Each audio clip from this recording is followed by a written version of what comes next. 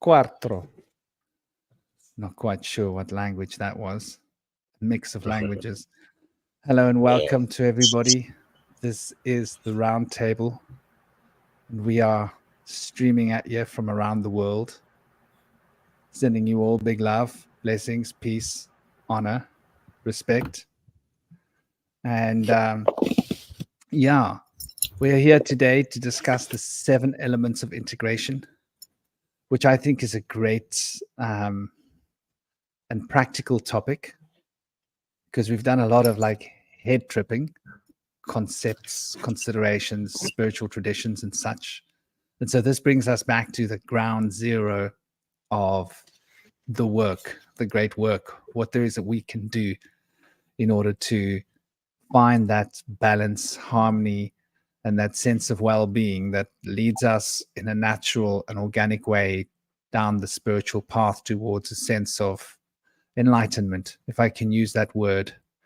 That word has been trampled into the dirt, and it has been hammered to bits, and it has been mutilated and mutated into a form of language that's very hard to put a grip on these days.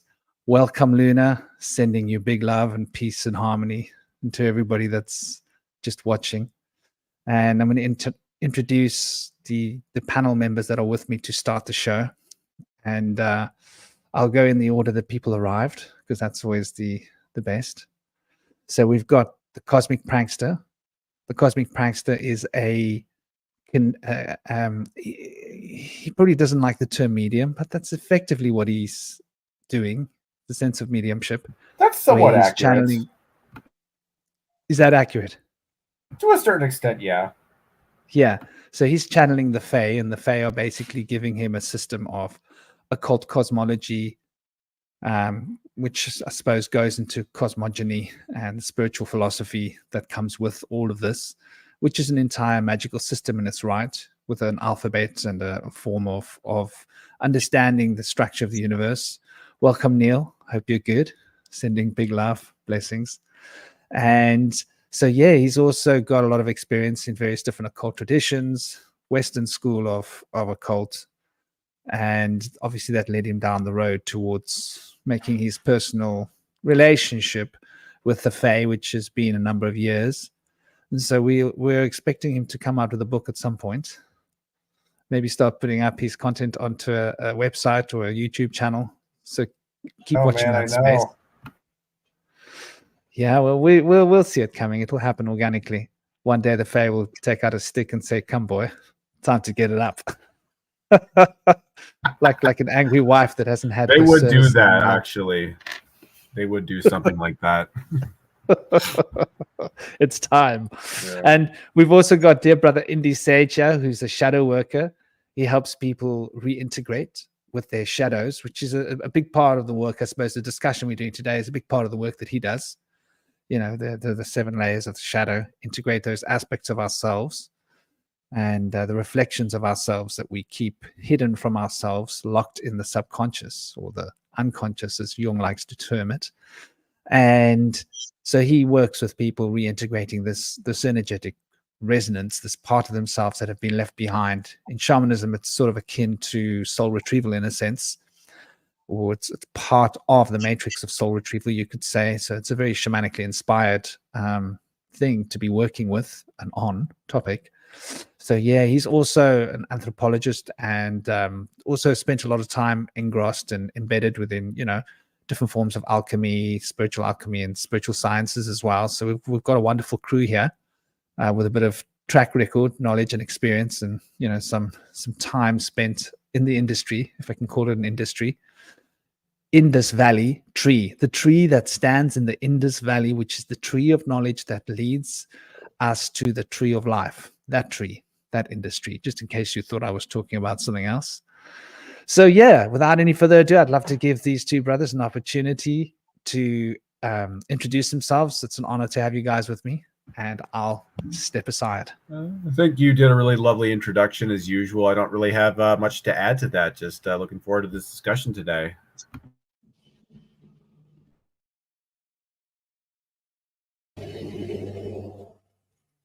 Yeah, thanks again for the lovely introduction, Franklin. It's going to be a great discussion. I put together a couple notes just before the show, a little system of alignment with the 7 chakras and putting these elements of integration in line. So I like to explore a little bit of that, and it mentioned some of the shadow work that I do in my system that I put together. But my system of shadow work is all about exemplifying Carl Jung's work and the simplicity and profundity of it all. It just it comes in a simple process. You ask yourself 3 questions: what upsets me, why, and when did it begin? And through that exploration, you can find your lost shadow. And through forgiveness, first for the self and then for others, and self-love, and then love for all, compassionate, unconditional love for all, and inner joy. It's a powerful process that replaces the inner turmoil that we carry when we're hiding from our shadow and pointing our fingers to the external world, thinking that our problems are coming from outside. But when we can practice self-mastery and gain mastery over ourselves, it can be a great joy for ourselves and the world around us, for our community, our family, and for the world. But yeah, this is going to be a great talk today, and I'm glad to have Cosmic Prankster on board with us today here. Start off the show. Well, thank you, dear brothers. I hope everybody can hear me okay. Is my audio kicking up again, or is it clear and solid? If you guys could let me know. It's good. It's good. Great. I was sounding a bit muffled earlier, so I got to try and keep it together. So yeah, I mean, fundamentally, the 7 elements of integration. I mean, if effectively there are 3, right? Effectively there are 3. But as we know mathematically, if you take 3 possibilities and you permute them, you take A, B, and C, how many combinations can you make out of A, B, C? There are 3 primary colors. How many colors can you make out of A, B, C? Well, it turns out you can make 7, right? And that's because A, B, C is 1, 2, 3. AB is 4. AC is 5. BC is 6. And ABC is 7. So there you have a very simple permutation numerologically. And numbers are rather fundamental, as you guys may have noticed from previous work that we've shared here on the round table. So the 7 fundamental principles are an esteemed projection of the 3. And the 3 are sort of rather fundamental states of being, So we can look at this like, what could we say are the 3 fundamental ones on one level? And you've got 3 different subgroups of 3 within the 7, which is rather interesting, because you will find you've got attitude, you've got your ideology and your worldview, you've got your harmonic resonance, you've got your feelings, you've got your patterns, you've got your desires, which is bound to karma, and the karmic wheel turns in accordance with one's desires. And then we have the rituals of life. We're all ritualistic, whether we realize it or not. Brushing your teeth at night before you go to sleep, that's a ritual, having a wash every day, that's a ritual. The work that we do is highly ritualistic.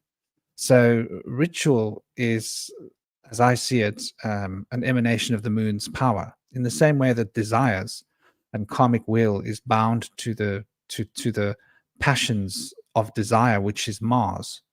In the same way that the patterns that recycle our worlds and keep us bound to this rhythm is the law of time, which is Saturn. And our feelings are a reflection of polarity. And that polarizing function in our local neck of the woods is the sun, for the sun produces the electrical force, and the magnetic field is a complement of this electric field, or what we consider the magnetic principle. that things move together. This all seems to be bound by the electric universe, which is essentially things becoming form, becoming solid. That life force that emanates to become an electromagnetic field that becomes solid, or we experience it as in a state of solidity. Then we've got the ideology and the worldview, which is sort of like where one's consciousness is looking at things from two perspectives: oneself internally and the world around oneself macrocosmically. And how does this microcosm fit into the macrocosm? That seems to be, in my perspective, an emanation of Mercury, the ability of the consciousness to see inside and outside, masculine and feminine at the same time. Hence, Mercurius, was the messenger of the gods that could traverse the entire tree of life, reach into the most divine spaces, but also become a worldly emanation and be able to dance between the physical and the spiritual with such grace.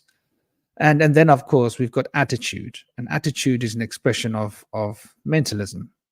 And so we've got the first principle of mentalism, which I see as Jupiter. Jupiter is got to do with that joviality, that expansiveness. And that is essentially the force that powers one's attitude, because it's where we are focused, where your mind goes, where your thoughts go, your energy flows, and it aligns all of the other powers to be focused on what we bear in our minds and our thoughts. So this principle of mentalism is fundamental. And the second worldview ideology is related to the second principle of Hermes, correspondence, the way I've sort of just jotted it down here randomly. And the harmonic resonance obviously is a reflection of the third principle of vibration. Harmonic resonance, that we are attuned to people around us and we are attracted to the people in our lives. And then, of course, the patterns that are reflecting the polarities, because this harmonic resonance produces movement, which is a polarity. And that polarity means swinging between two poles, which is the reflection of vibration, which means movement. Energy is born through movement. And the movement of energy is experienced as an emotional current, but we feel it. So these are our feelings. We feel our emotions. We think we're emotional when we're feeling, but emotions aren't necessarily what we're feeling. We are feeling the effects of our emotions. Sort of like when you stand outside and you feel the wind. Well, you're not actually feeling the wind. You're feeling the effects of the wind. The wind is something very abstract. And so these patterns then come into being due to the polarities of the harmonic resonance, which then creates these patterns of cycles of energy, because energy is oscillating and vibrating. It gets into tonal patterns. And these tonal patterns are the key to the universe. Vibration, the 3, 6, and the 9.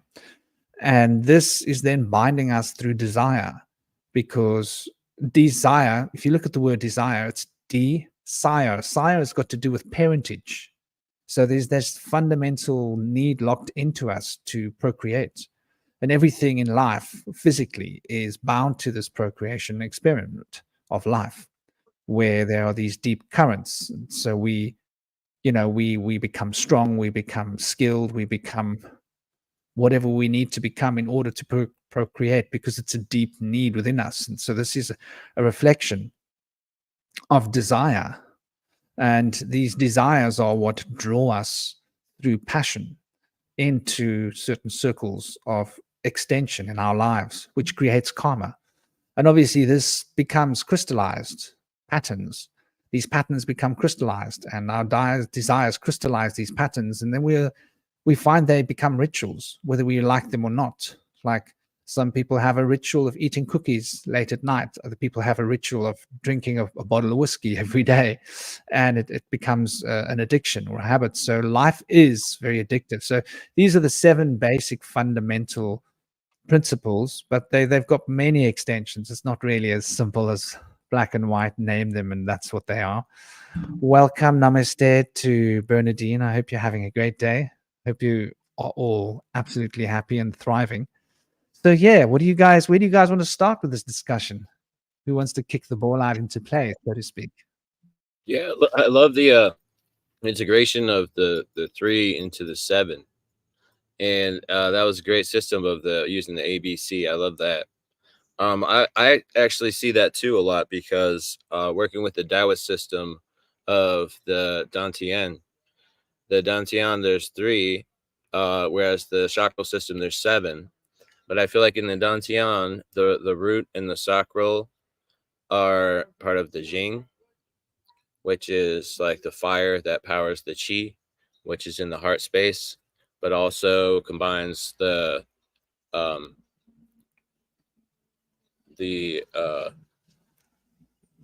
also combines the throat chakra and the solar plexus as well, in those 3 in the center. And then for the Shen, in the higher aspects, of the energetic bodies, we have the inner eye, or the third eye, and then the higher 7th chakra of the integration with the divine, that is exemplified by the Shen. The Shen is powered by the Qi, and through the Shen we can not only explore through the inner eye with the spirit body, through astral projection into the etheric realm, but also we can explore into the divine integration with oneness through the Shen, which is also integrated with 2 in the higher 2, 7 chakras. So it's a system of 2, 3, and 2.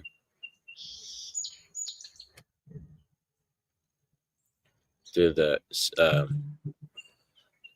through the integration of those 2, the synthesis, those 2 systems. So I guess with my system, I actually do see there is actually a bit of a parallel here. So with the way the self works in this sort of Fey cosmology, Zarfexology system or whatever, is that you sort of have, in a sense, you have 4 sort of perception nodes. So your first node, that's going to be your 5 sense reality, your present sort of physical reality, what you see with your actual physical eyes. This is what's called the Kith node. It's your sort of the bodily node. Then you have the Zith node, which is essentially the perception when you close your eyes, you visualize or use your imagination, you daydream, and that's known as the Zith node. Then there's the O node, which is more about is the gate node, and that deals with sort of just like feeling states. And this is just kind of like represented with like pure like abstract colors or just sort of feeling colors. And I mentioned that there's a sort of the 4th node, which is not actually technically a node because you don't really have any control or agency over it, but that this particular node splits into 4 different sections. So it's like you have the 3, and then you have, and if you do the math, it kind of adds up to 7 again, like Franklin was talking about earlier. So the 4th node is what's called the Vith node, and that's basically when you take all 3 of the nodes I mentioned earlier and then combine them into one meta node. And that basically, the analogy that I use is if you think of the 3 nodes as like some kind of device like a phone or a laptop, and the 4th node is kind of like the cord that plugs it to the internet or plugs it into the outlet into the wall in the same way. So we have the 3 aspects of ourselves that are individual and have free will, and then there's that 4th aspect, which is essentially what plugs us into the sort of the natural universe that we live in. So I guess there is a bit of a parallel with my system and what you're talking about here.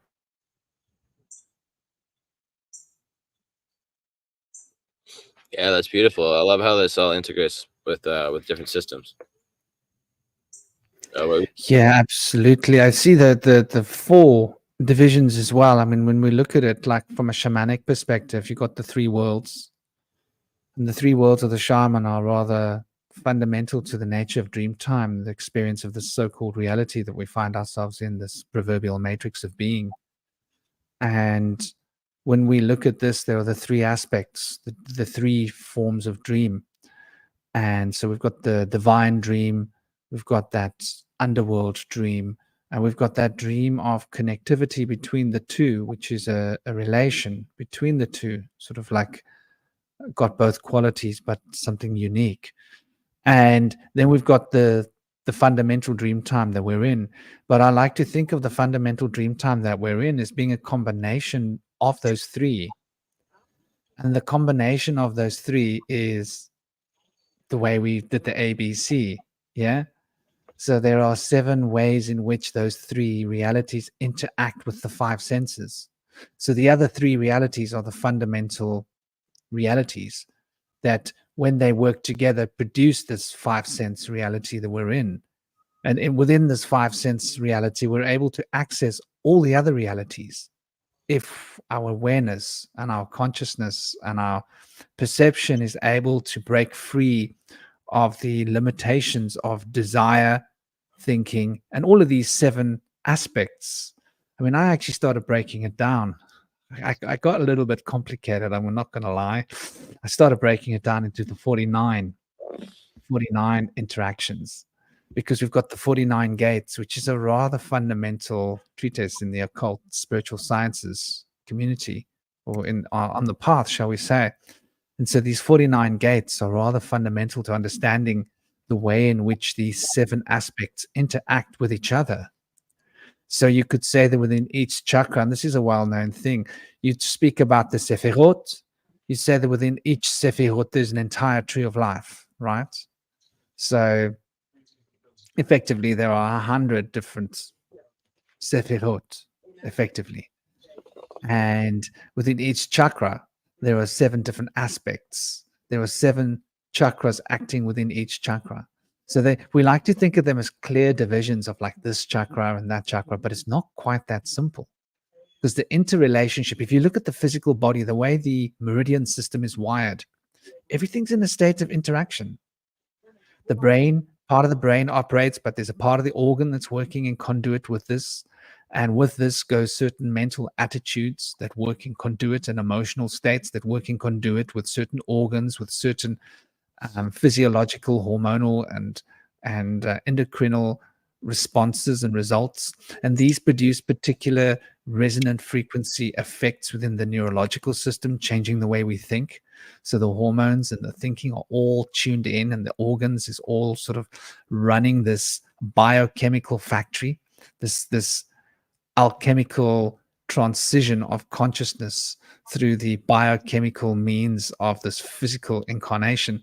And so we like to think of the chakras as all being nice and separate, and it's easy to consider, but it's not really like that. When we look at it, each chakra has within it all the other potencies of all the other chakras. The only thing is that the one chakra is bringing forth and actualizing and expressing outwardly one of the 7 qualities. So you can't see the others. As if you're looking through a doorway and there's 7 people standing in front of you, but every doorway they stand in a different pattern. So you can only really see the one standing in front. The others are like obscured and hidden. And the deeper you look into each chakra, you start to notice the different people hiding behind that person through the doorway when you start to really pay attention. But initially, when you look through the doorway, you see, if you've got 7 people, you've got Bob, Angela, Peter, John, Mary, Cynthia, Franklin, Gary, then you're going to see all these people, and there's 7 doorways, 7 patterns. It will look like each doorway is one person's doorway, but each photograph may be taken of all 7 people in one doorway, and you've really got to pay attention to recognize that all 7 people are in that doorway, just in a different pattern. And so I think this is a really great way to understand the chakra system. Namaste, dear Mexico. Lovely to have you here.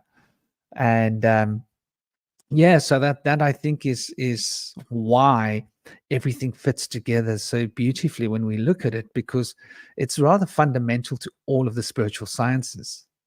But I'd love to hear. I see you guys have also got a lot of ideas. Let's crank it. Cool. Yeah, I wanted to mention that in the Druidic system, there's also a system of 3, much like the Norse system of Asgard, Midgard, and Jotunheim, which is a system of 3. We have in the Druidic system, there's earthly, otherworld, and celestial realms. And so the earthly realm is, they say, of sky, land, and sea, the mortal realm, in other words. The other world being the spirit realm, and the celestial realm being the realm of the gods and the stars. And so we see that there's multiple aspects to each of the realms. In the earthly realm, we have a trifurcation of sky, land, and sea. And in the celestial realm, there's the gods and the stars. So in this other world of the spirit realm, we have, it's a hidden parallel realm, accessible through dreams, vision, ritualistic practices, where the spirits of the departed reside and powerful magic can be found. So this sounds a lot to me like dealing a lot with many of the systems that Cosmic Prankster is working with, and with the Fae. So that's really interesting. But I wanted to go back to quickly go over the 7 stages of integration that I put together with the 7 chakras. And with the root chakra, we have integration with nature, integration with earth and moon and the tide. And that's really closely associated with the Jing of the Chinese system, which is strengthened through exercise, diet, and good sleep and things of the sort for the body. And then we have the sacral chakra is like the sacred union with a true close friend or spouse. Then in the third, we have integration with community through like vocation, pastimes, and with this like understanding others and developing the empathic self. And then we have number 4, integrating with the inner self, the inner child, or the shadow. Number 5, the authentic self, associated with the throat chakra. And this is also associated with ego death. And then for number 6, the ethereal self, where the spirit body can travel into astral projection into the otherworldly realms. And then finally, and then in 7th, crown chakra is associated with Shen, and the soul body, integration with the divine. So that was the little system I put together of 7 different bodies that we can integrate with. Some of which being like the earthly body, and then others like being the cosmic body things, and the physical body, and the energetic bodies within, as well as the community body. All right, it seems like you're fine with us here. Yes, namaste, dear brother. We've got our 4th member helping us kick the ball out there. This is Stein Fox, and it's great to have our Germanic and Norse contingency in the house. We've got a bit of a Taoist here. We've got a bit of a Vedic Kabbalist. I don't know what I call myself. We've got a channeler here of the Fae, and now we've got our Norse brother here, which is sort of like got all covers of the earth sort of like covered out, I think. And so he's a wonderful researcher, and of course a practitioner of Norse traditions, of religion, spirituality, magic. Call it what you will. We think of magic as being just like get what you want from spells and all that nonsense, but it's actually a spiritual tradition. It's really like when we look at what paganism is, which is where the magic that everybody's so fascinated about comes from.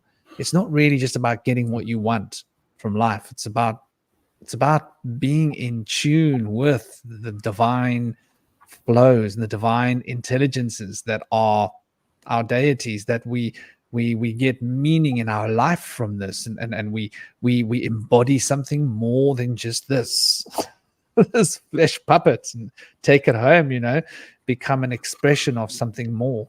So yeah, dear Stein Fox is a great podcaster. Go and check out his channel and look at my recommended YouTube channels. You'll find him there, and go and take a look at his stuff. He's done a lot of really interesting interviews, a lot of research. He works quite hard. He's a hard worker, so you'll find a lot of content.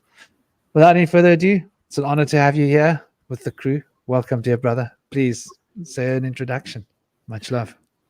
Yeah, well, thank you for those kind words. I I try. I most definitely try. I do work hard on the podcast, on the tribe, but it is my passion. It is the thing that I like to busy myself with most. So yeah, Franklin mentioned it's Stein Fox, head of the tribe of the Greyhorn Pagans, host of the Greyhorn Pagans podcasts, Germanic pagan researcher, father, husband, BJJ grappler, competitive. I may add, I have done some competitions. Yeah, I do a lot. I blog, I make podcasts. I actually have a recording later tonight, and also one airing later tonight, and I believe also one airing on Patreon later tonight. So I make a lot of content, a lot of very interesting content, and people seem to like it as well. So yeah, like very simply, if you want to find out everything about the tribe of the Greyhorn Pagans and the Greyhorn Pagans podcast, and of course, can't forget the Grove of Odin, which is still in the works. I mean, paperwork is done now. The actual work starts. Simply go to our website, www.greyhornpagans.com, and yeah, you can find everything there from, well, like I said, the tribe, the podcast, blogs, shops, books, you name it. Either I've done it, or the wifey, or any of our many members across the world, across the platforms. So, and as always, good to be here. Always happy to join on the roundtable, especially now that I have a better webcam, much better webcam, I should say. Image is a lot clearer, a lot sharper. So That's what looks different. Yeah, you definitely got yourself a good cam going there, brother. Good on you. Yeah, I need to get Sure myself do. an upgraded camera. I really need to do that. I'm just a lazy, bazy, hazy. Took about a little bit of squazy. Anyway, I'll get one. But yeah, so thank you for joining us. And I think that we're. Oh, I just want to say to everybody, I'm sorry to say that YouTube has taken down the dark arts. They took it down. But I'm trying everything that I can to find them on it. Trying it because they gave me a timestamp that says this is the timestamp where there was like violence being promoted or something. And I actually went and wrote out a transcript for everything that's said well before that timestamp, right through after. I sent it to them, and they just basically ignored it. And here's the thing. They did a review. You can have a review process, and the review process took quicker than it takes to watch the video. So I got to figure out who do I complain to when I believe that there has been not due diligence, because you cannot review a video in less time than it takes to watch the video, right? That's true. How are you supposed to do a real? So I've got actual hard evidence of the fact that they didn't do due diligence, and they didn't follow up or respond to any of the things that I actually said to them. So I'm going to have to go and send them more messages, and don't know where that's going to get us. But anyway, if we could just watch our P's and Q's, watch our words, no K words. We'll have to be really careful how we speak. This YouTube is becoming more and more butt pain engineerings. Yeah. But it is what it is. And it's all an automated process as well. Like it's all like run by a very badly scripted AI. I mean, they demonetized my they demonetized my entire channel because of lack of original content, apparently. You serious? Yeah. Seriously? Because I was apparently you don't even use music. Do you use music? I I do, but I have gotten the rights for my intro, or at least gotten permission, not necessarily the rights, but I've gotten permission, and I use I do use licensed music for my my outro on the podcast, but that is like, you can use it, just give me credit. Yeah, but you're basically talking. It's like, how's that not original? I don't get that. That's very weird. I think because in a pretty short window, I posted 3 shorts, like a minute long shorts, which weren't original, and then YouTube was like, haha, got you there. And they also You learned from that, didn't you?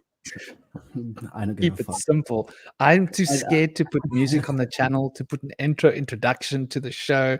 That's why we are just running on bones, because like bare bones. Because I'm just like, I'm trying not to give them any fuel to be able to flag us up, because you They- play a track and they go, haha. Yeah, they also took down one of my Ragnarok videos, one of my Ragnarok roundtables, which we did at the very beginning of the tribe of the podcast. So that's like what is it, like 3-year-old video, and they found a little clip of Josh, Child of Ash, the tribal thing, mentioning something about the shots that they were giving out at that time, and they were like, "Ha, that's medical misinformation. Fuck your video." Sure. Okay. Well, Yeah, but I mean, luckily, That's why luckily quickly. everything is. I mean, everything's backed up on Rumble. I'd say like 70-80% is backed up on Odyssey. So that's why I try to like share it across multiple platforms, so that I at least have a backup somewhere. And I mean, YouTube demonetizing my channels, I'm a little over 700 subs, so Well, it's good on not you. it's not really hurting me. It's not like I was, like I am or was doing YouTube for a living. But still, to demonetize a channel when I was at, what was I at? Like, Well, it basically gives you 556. it gives you less rights, doesn't it? Because when you are in the partner program, there's more options that you've got, isn't there, for Yeah, your show. So it I sort of believe makes it a little so. bit harder to work within this dynamic, doesn't it? Yeah, and the best thing is with the too little original content, or too much content that appears on too many other channels, they won't even tell me what it is. They're just like, you have too little original content.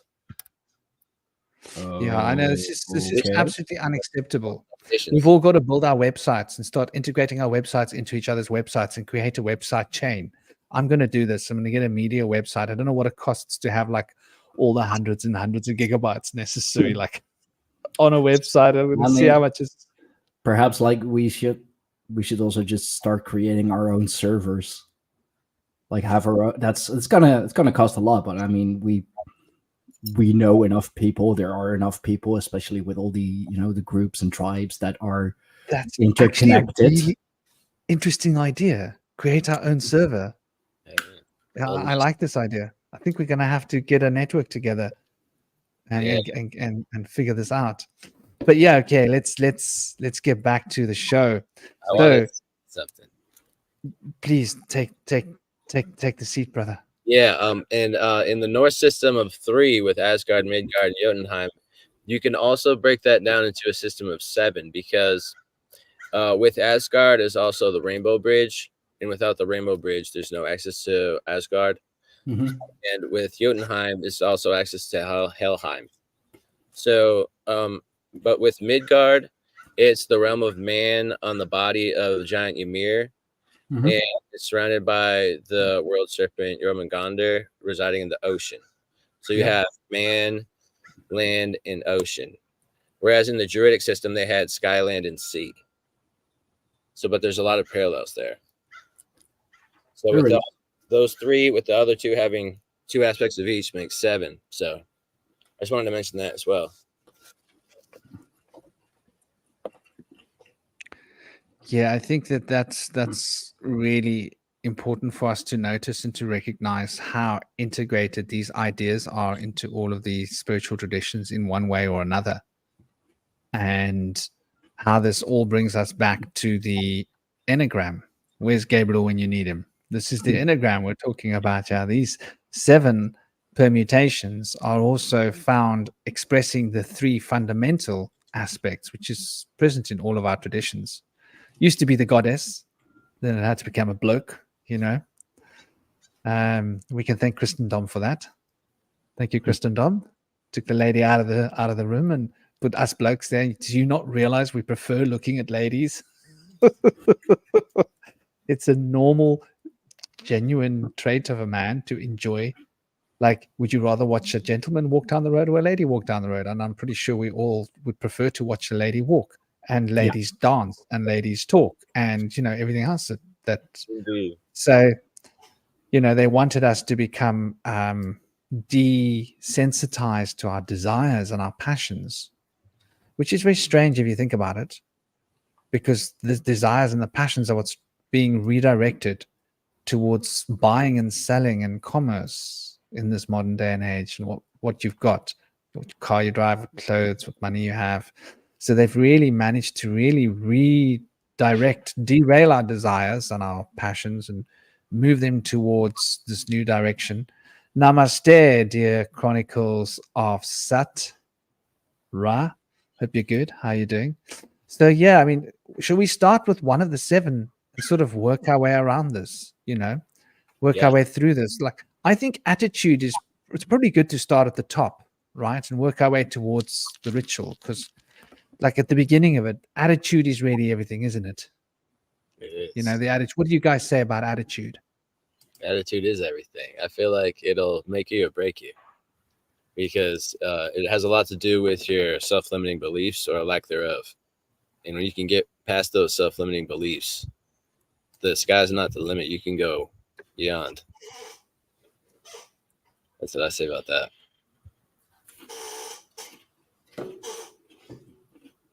To elaborate, like, when you have self-limiting beliefs, you can't imagine something being possible. Whereas when you can transcend that limitation, you can not only imagine it, you start to do it. And a lot of people might get in your way and say, that's impossible, you need to stop. But they say that if somebody's doing the impossible, don't get in their way. Because doubt can seed failure. But without that doubt, it's so much as possible. It just takes diligence. And Buddha once said that with diligence, I have greater luck. Diligence being just being able to persevere through challenges and continue. But at the same time, you have to make sure that attitude doesn't cross over into ego. Attitude, self-confidence, that's good. Of course, that's good. But if you take it a little too far, then you end up at ego, which is too much of an attitude, thinking too highly of yourself. But yeah, attitude is everything. Your attitude towards something, whatever it may be, it's everything. It really, yeah. I mean, like you already said it. Like it makes or breaks you. You gotta have a good attitude, and especially in this world, you gotta have a little bit of an attitude. Because people will walk all over you. Yeah. Especially nowadays, with everyone being so incredibly sensitive. They'll walk all over you. Just I mean, we've seen it even with platforms like YouTube. Too sensitive. Because we have a bit of an attitude sometimes. And I they feel don't like it. The efficacious attitude is to have smile on your face and show your resilience with the smile. When you can say no with a smile, instead of having it get under your skin, you showing attitude, so to speak. I feel like being able to laugh it off or keep a positive spirit through it all is the attitude that's preferred in the workplace, like on the corporate structure. And in the world, I think a lot of people do prefer the positive attitude, even though it may be inauthentic sometimes. And you have to wonder if when we have like these servers coming to us and they're working for tips and they always have this smile. I gave this girl a tip the other day, and as soon as I gave her the tip, the smile just dropped. And I was like, who is that? She's a different person now. And I thought to myself, wow, some people are just, authentically happy and they share that and they get good tips. And some people have to put on an act, and that's tough to do. Yeah. I've had to do that before. It's not easy. That's really only the case in the States, though, where servers work for tips and where you get that fake smile and that fake attitude. Here in Europe, we actually pay our people. In the Netherlands, even though food and bev is still it's still a rough job, we actually do pay our people, and tips are extra. So, and you still get that smile, but it's a little more genuine, little less fake. The attitude is the same. Gosh, us Dutchies we do have an attitude sometimes. It's the Germanic directness. The Dutch have that. The Germans have that. We're very, very direct. So that can sometimes and is sometimes mistaken for attitude, but it's more so of a cultural thing. Yeah, totally. And I think a lot of people, like, we don't realize. Let's look at what attitude is. Let's break down the word. And I always like to break it down using the metaphors. Basically look at the Paleo Hebrew, which comes from the Chaldean, which comes from the ciphers, the pictures from which these alphabetical English letters are made, so we can get an idea of the English words. Well, many of the languages are all connected in old times. They all come from pictograms fundamentally. And there were different ways of expressing these pictograms, but they all have a similar sort of a meaning, which is why we see this connection between all the languages. So if we look at, the way I see it is you've got three parts of this word. You've got at, you've got id, you've got ood. So at is obviously the bull, representing life force and the intelligence of creation flowing through life, that power. And the T represents the Tau cross, which represents the contract of time, represents the finality and where everything comes together in a point of contraction. And so at represents, in a sense, the beginning of life force, bringing the intelligence of life into the material points of time in a contract, the beginning and the end, the alpha and the omega, at. So when you say the word at, you're saying alpha and omega, essentially. And id, well, id is the finger of the divine, which is pointing down at us, which represents the seed of potential within us, which is humanity, which is purity, which is generation, but it's in its unmanifested form. It's abstract, but it is the source, the id. And then the d represents a door. So where that unlimited potential that is bringing identity through a door towards the world is your id. So if we look in modern psychology, what is your id? Your id are your desire body structures and your self-identification imprint, if I can use that word.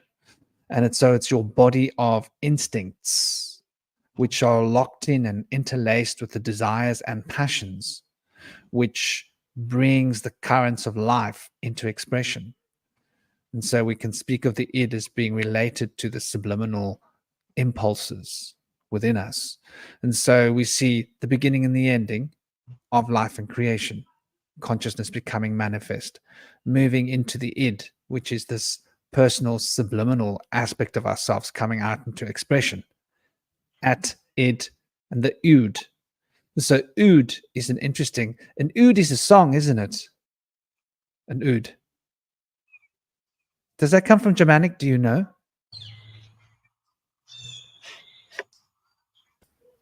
Oud.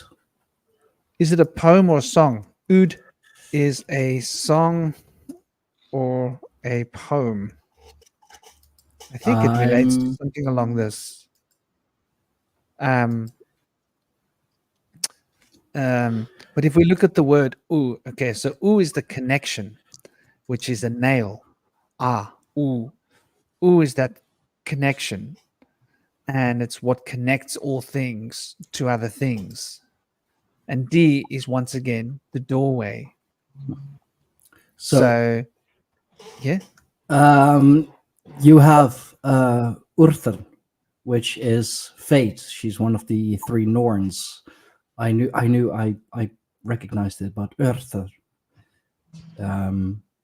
She's the Norn of fate in the Norse Germanic mythology. So it does line up, but it's spelled a little differently. I mean, in like regular English, you could spell it U or D for sure. But yeah, so, and also the well of Urt is where the Norns reside underneath the Yggdrasil. So the well is a symbol of interconnectedness of life and the universe. So it is both the well as it is one of the Norns. Yeah, thanks for adding that, brother. That's beautiful. That well. And I suppose that well is sort of also representative of like the conglomeration of these different.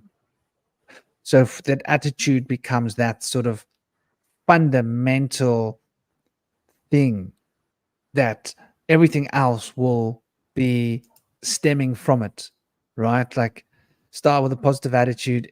It's funny. Somebody was talking to me the other day, and this person was mentioning to me something about a round table, and I was just really fascinated by their experience of the round table, of one particular show that they were talking about.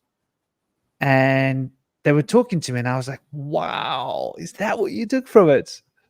And but with back, engineering, realizing what this person was going through in their personal life gives me an insight into, you could walk into a situation where a woman is giving birth, and you could be, oh my gosh, this is the mysteries of life. This is divinity in motion. This is the spiritual apex of creation in front of my eyes. I am witnessing divinity becoming flesh. Oh my gosh, this is amazing. Or you could go in there and go, ooh, this woman keeps making a noise, and this place is all like, ooh, it's all messy. Oh, it's a screaming little child. You know what I mean? You could have two very different experiences of the same reality. And literally the whole reality would be different based on that attitude. That attitude will dictate how you experience reality in its most fundamental way, which is why they say like everything stems from the sphere of mentalism. From that mentalism, the mindset, everything is a reflection of this. And so it's sort of, I think, rather fundamental. And I think another thing about attitude that we don't realize is that we don't recognize how it's a choice. And that's interesting. We think of our attitude as being a result of things that have happened to us. But something that Indy was saying earlier about that smiling disposition, you get some people where it doesn't matter what's going on in their lives. They're going to be like jolly and smiling and giggly and see the funny side of things. And you get other people and they're going to be like pessimistic and, nothing's great. And the pessimistic person could have like $10 million in the bank. right? And be living in like a $5 million house and not have to work and just have like trust funds and be able to travel the world, not have to ever spend winter anywhere, and be able to just live the life of leisure and have abundance wherever they go and never ever have to worry about money or anything. But life is a dreary, boring. The other person could be working like 12-hour shifts, like 5-6 shifts a week just to get by. And that person will be like treasuring life where, there is no equity, I think, when it comes to attitude. I think attitude is like a reflection of our inner. It's something very spiritual. It's very dynamically manifesting through where we come from. I don't believe we come from here. What do you guys think about that? I think that attitude is tremendously impacted by gut health. They found that when people heal their gut health, it also heals their attitude. If they had like years of maybe decades of depression or panic attacks or PTSD, it can be alleviated sometimes with fixing your gut health, probiotics, prebiotics, postbiotics, and such. That's really important. I think a lot of kids are born now with a cesarean. They don't get inoculated with the probiotics from the birth canal, and they that can really compromise their gut health, and that really impacts the attitude through the polyvagal nerve. So if our gut is out of whack and we're eating some foods that are really bad for us, but we continue on, it can really make it hard to carry a smile for people sometimes. I think people that have a lot of money might overeat potentially, and overeating can shorten your lifespan and lead to worse health in before death as well throughout your life. So they found that people that eat less and fast do tremendously well. And sometimes people do that because they have to. They're suffering. They can't afford to eat that much. But it's better to eat less than to overeat, especially like fatty foods that can lead to like things like gout and stuff. I think a lot of those people have a hard time because they overdo it. They can afford to eat. Yeah, you see that with a lot of the technocratic elite. People like Musk, Gates. They're all very well. I mean, I'm Dutch. Let's just be blunt. They're fat. They're really, really fat, or like just super unhealthy. Gut and everything sticking out. When at the same time they have these billions and billions. Maybe not on the bank, but for sure in in equity, in assets. So you would think that with that money they can provide like really good for themselves. They can hire the best nutritionist. They can hire the the top 1%, like personal trainer. But for some reason they don't, and those people are absolutely miserable. They have multi-hundred-million-dollar homes, multi-billion dollars in assets, but they're quite literally fat and miserable. So wealthiest people on earth, I do believe,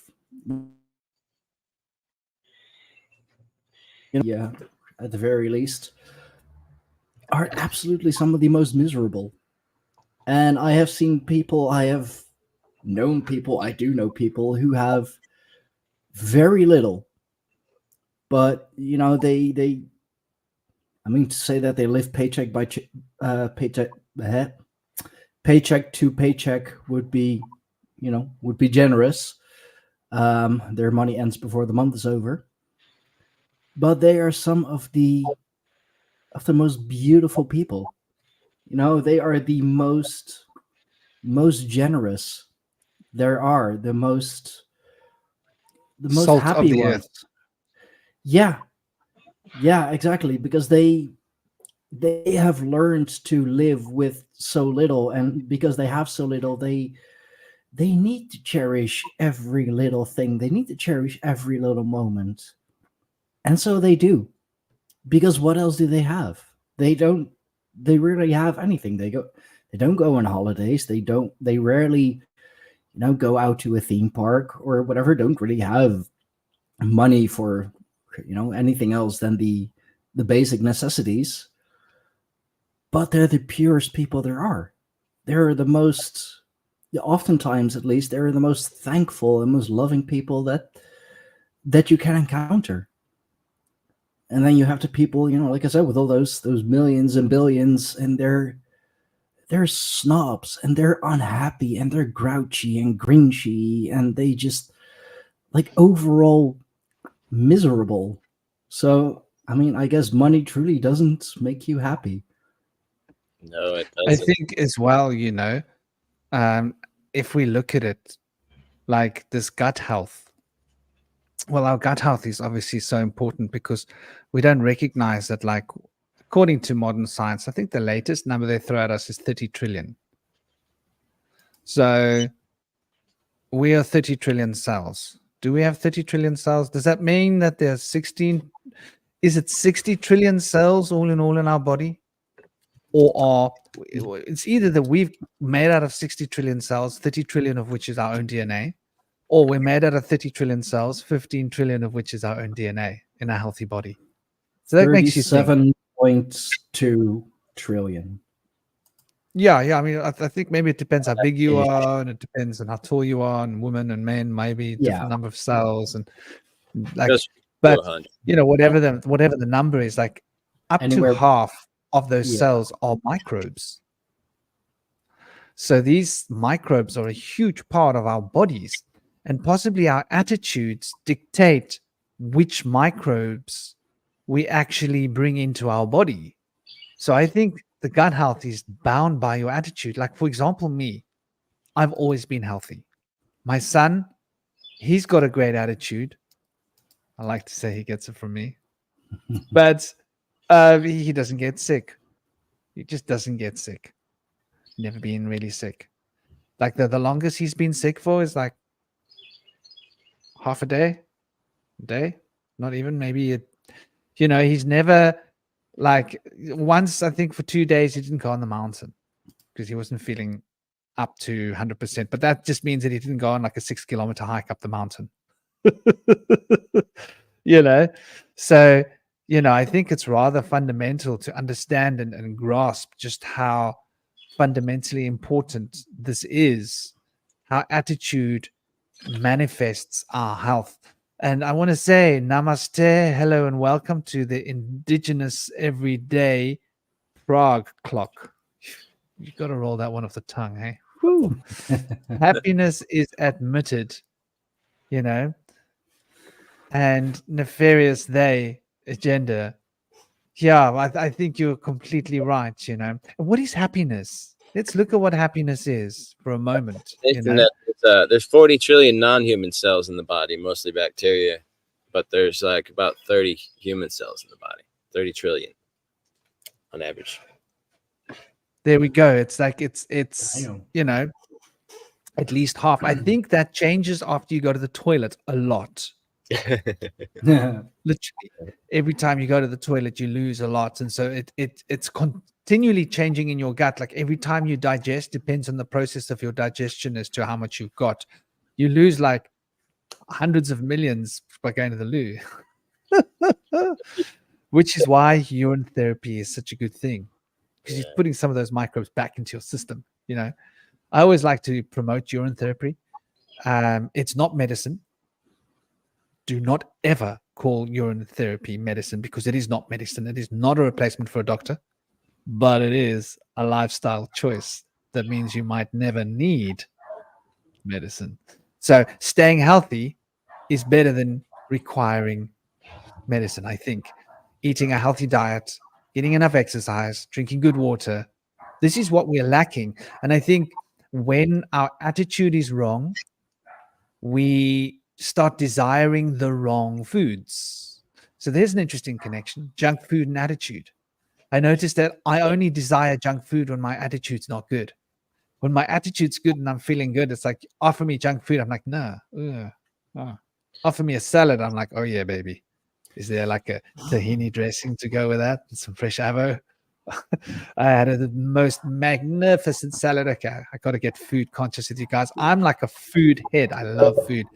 So today I took 2 big brown mushrooms, sliced them up. I grilled them with what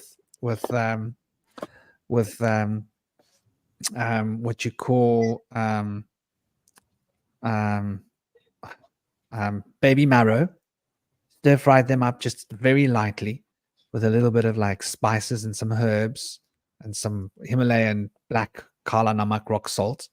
Then I built myself a big plate of 2 different kinds of lettuces. I did it Israeli salad style, crunched it up, broke it up really fine, and had these tiny, tiny little tomatoes, a whole lot of them.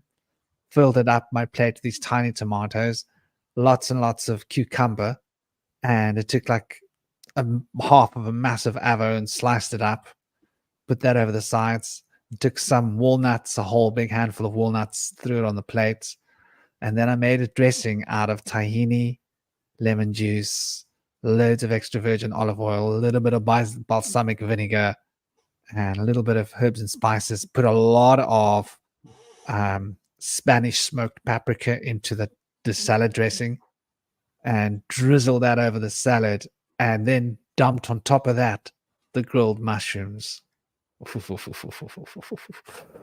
My point is, you are what you eat. You want to have good gut health, eat well. And when you start getting hungry and you start thinking, I feel like lettuce, I feel like cucumber, I feel like raw spinach and lightly braised mushrooms with lovely green vegetables, and the thing that's calling to your taste buds is sesame and nuts, then you know your attitude's good. If you feel like eating something stodgy like bread, there's something not right, because that bread generates sugars in your gut that are going to feed the wrong type of microbes. When you eat leaves and you eat lots of like more raw food part of your diet, I think we don't eat enough raw food in our diet. When I'm not one that says you should just eat raw food, even though, got a shout out for those of you in the UK, the Festival of Life, best raw food festival in the world. I'm not just saying that because I used to be a coordinator, but it's in Holborn. You guys missed it. You missed it. Was this month? Missed it.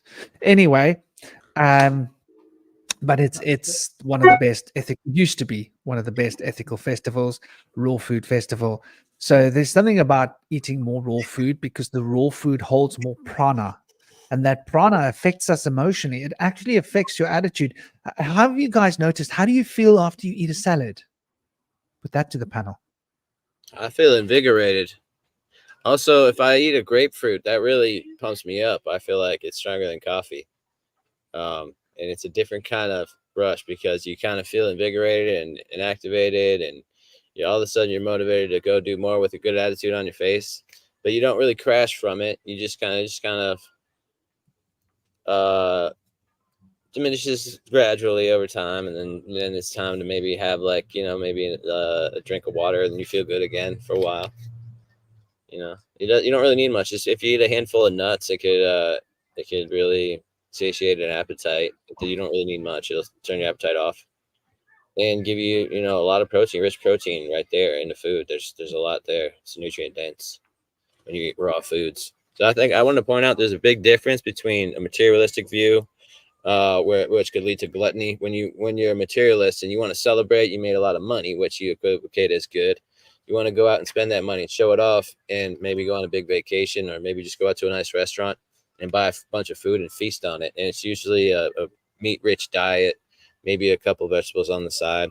Whereas if you have kind of a spiritual attitude in life and you want to celebrate life, maybe you just made an amazing painting that you're really proud of and you gave it to a friend, or maybe you sold it for a low price, but you're really excited to have given that to somebody that really appreciates it. Or you did something great, and you just feel good, or you went on an adventure and you feel good, you want to celebrate. You might go out and you might do something like go dancing, or go on an adventure somewhere with somebody, and go on a hike to a waterfall to celebrate that. Or you might even go on like a yoga and meditation retreat or something. But your diet would be more catered towards a customized, balanced, like fiber-rich diet with raw vegetables, fruits, nuts, and seeds, and things like that. And you want to customize it to your personal needs and whatever your predispositions might be. You want to, try to not eat things that are going to harm you, and try to stay with things that are going to help you. For everybody, that's different, and your blood type plays into that, as well as other things as well. So it's good to be able to end up with that on that side where you have that spiritual attitude, but you're not necessarily going to have financial abundance there.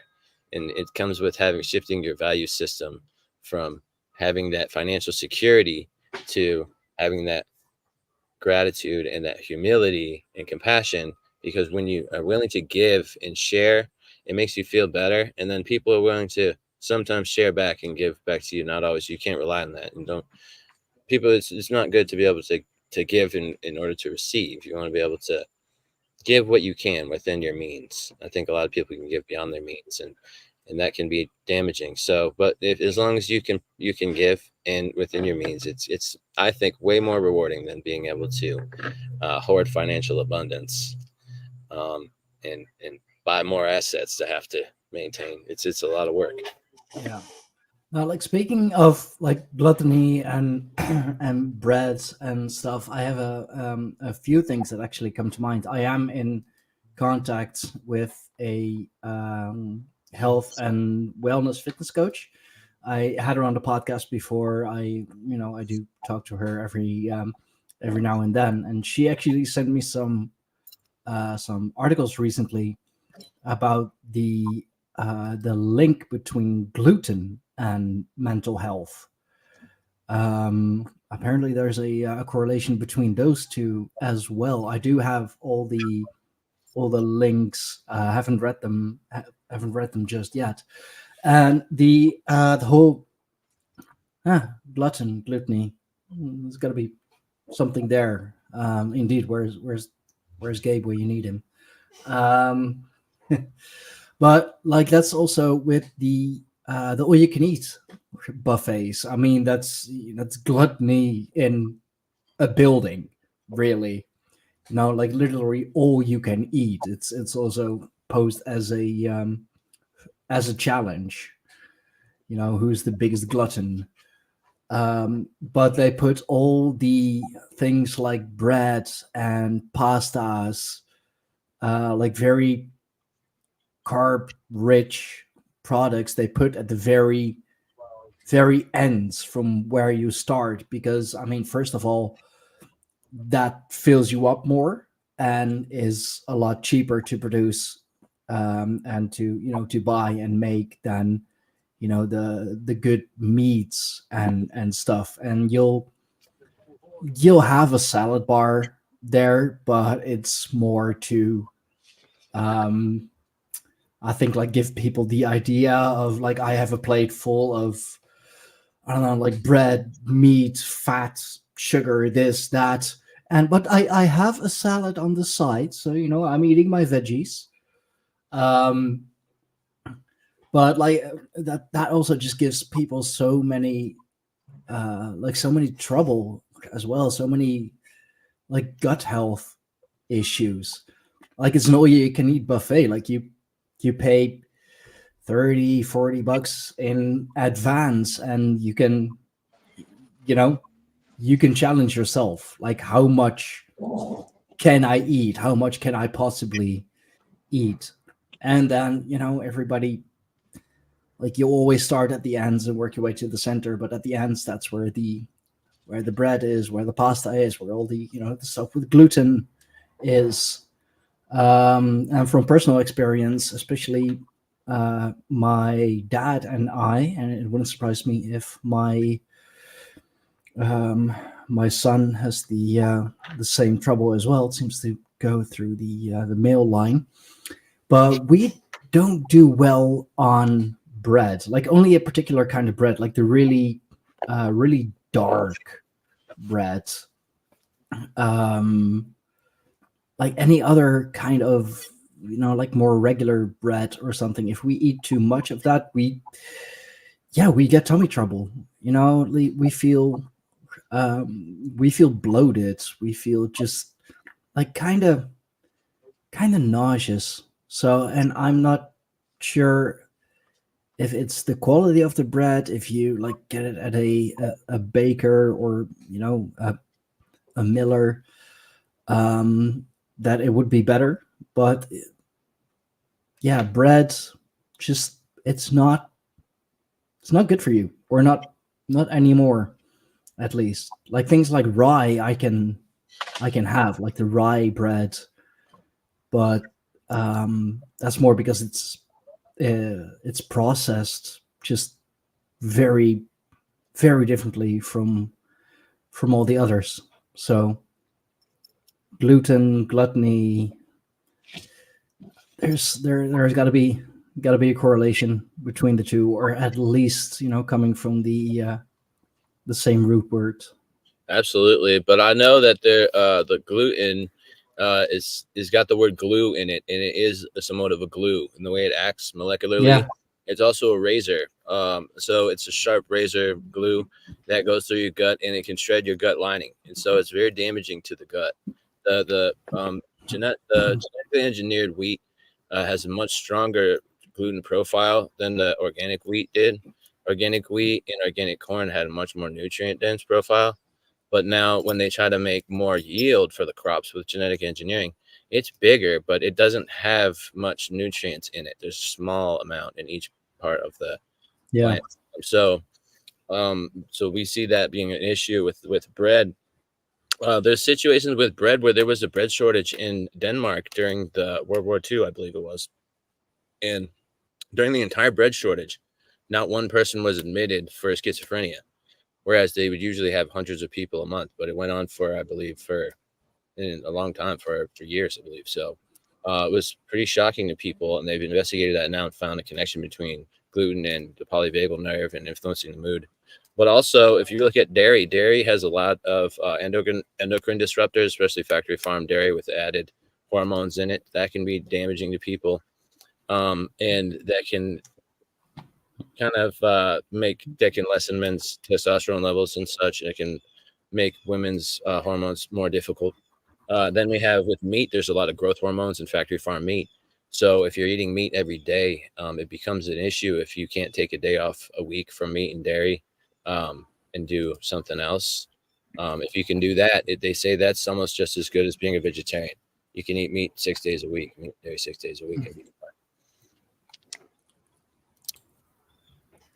Go and just I'd like to say, in indigenous everyday Prague clock has brought up an interesting point, saying respectfully disagree about buffets being innately gluttonous, i.e., diversity of choice isn't gluttonous. If so, then nature is gluttonous, i.e., the forest is all you can eat buffet. Yeah, Well, that's absolutely true. I'm just saying that it's I mean, the forest isn't all you can eat buffet, like literally with all the types of animals and plants and herbs and whatever. But like buffets, like especially the all you can eat buffets are, they're not there for health. They're not there, they're there to overeat. They're there to satisfy your gluttonous lust to yeah. So I understand what you're getting at, but there is still very much a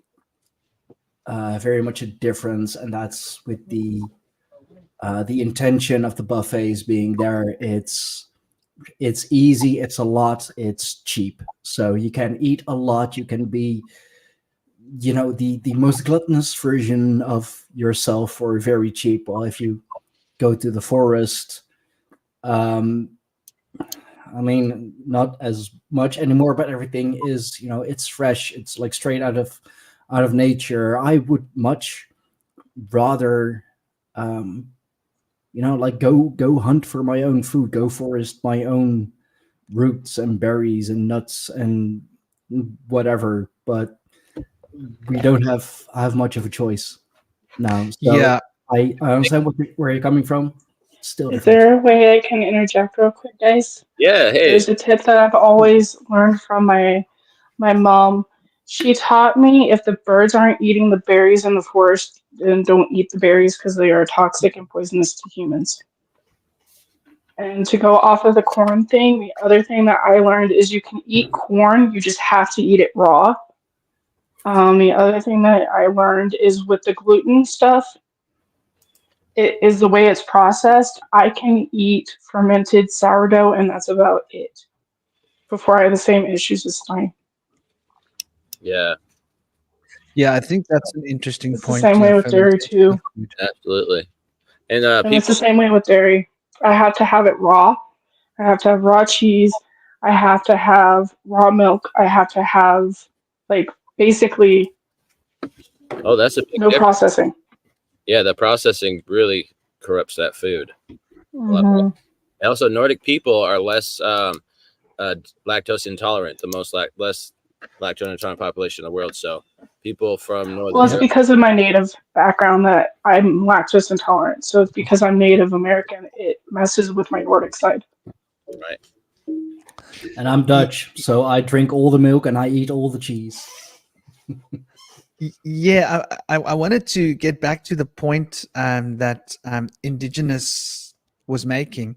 Was it may be an all-you-can-eat buffet on the forest floor, but what you might notice is that there's a general tendency in creatures to have their foods that they like to eat. And so even though there's an all-you-can-eat buffet, there's certain creatures eating certain foods, other creatures eating other foods. Except for one. Monkeys are generally eating what they can get in the trees, fruits and such.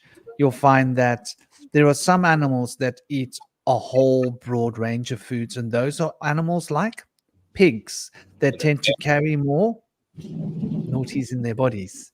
So there is something about mixing too many foods at once that actually is degenerative towards health, because And it creates a cacophony like music.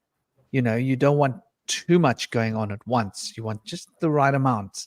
You have too many instruments all playing different things. It's going to create, there has to be a certain structure. So I think that even though buffets are not necessarily gluttonous, myself, put me in front of a buffet, I'm probably going to overeat. yeah, I want to taste that. I want to taste that. I want to taste all these foods because our desires are being activated. We wouldn't normally have such a broader range. And in Ayurvedic cooking, they tend to be very strict. 2 vegetables to a dish, and 2 vegetable dishes to a plate, and 1 protein dish. So your plate of food should be 4 vegetables, 1 protein, and so that's like a very simple way of cooking, but that's like a very health conscious. Vedic cooking is very much about longevity, and the people that eat like this do tend to live over 100 years old, and they do tend to have a good attitude towards life. So there is something towards. I don't think buffet is necessarily gluttonous, like you say, but unfortunately, it tends to make us all overeat, and I don't think it's necessarily good for the gut. And I think that what's bad for the gut is bad for the attitude.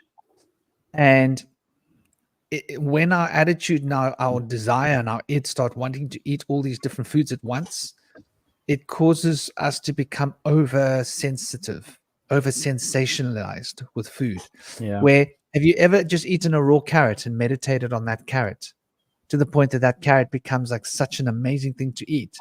But if you're eating like a carrot with like too many things, like that salad I had today was almost over the top, but it wasn't.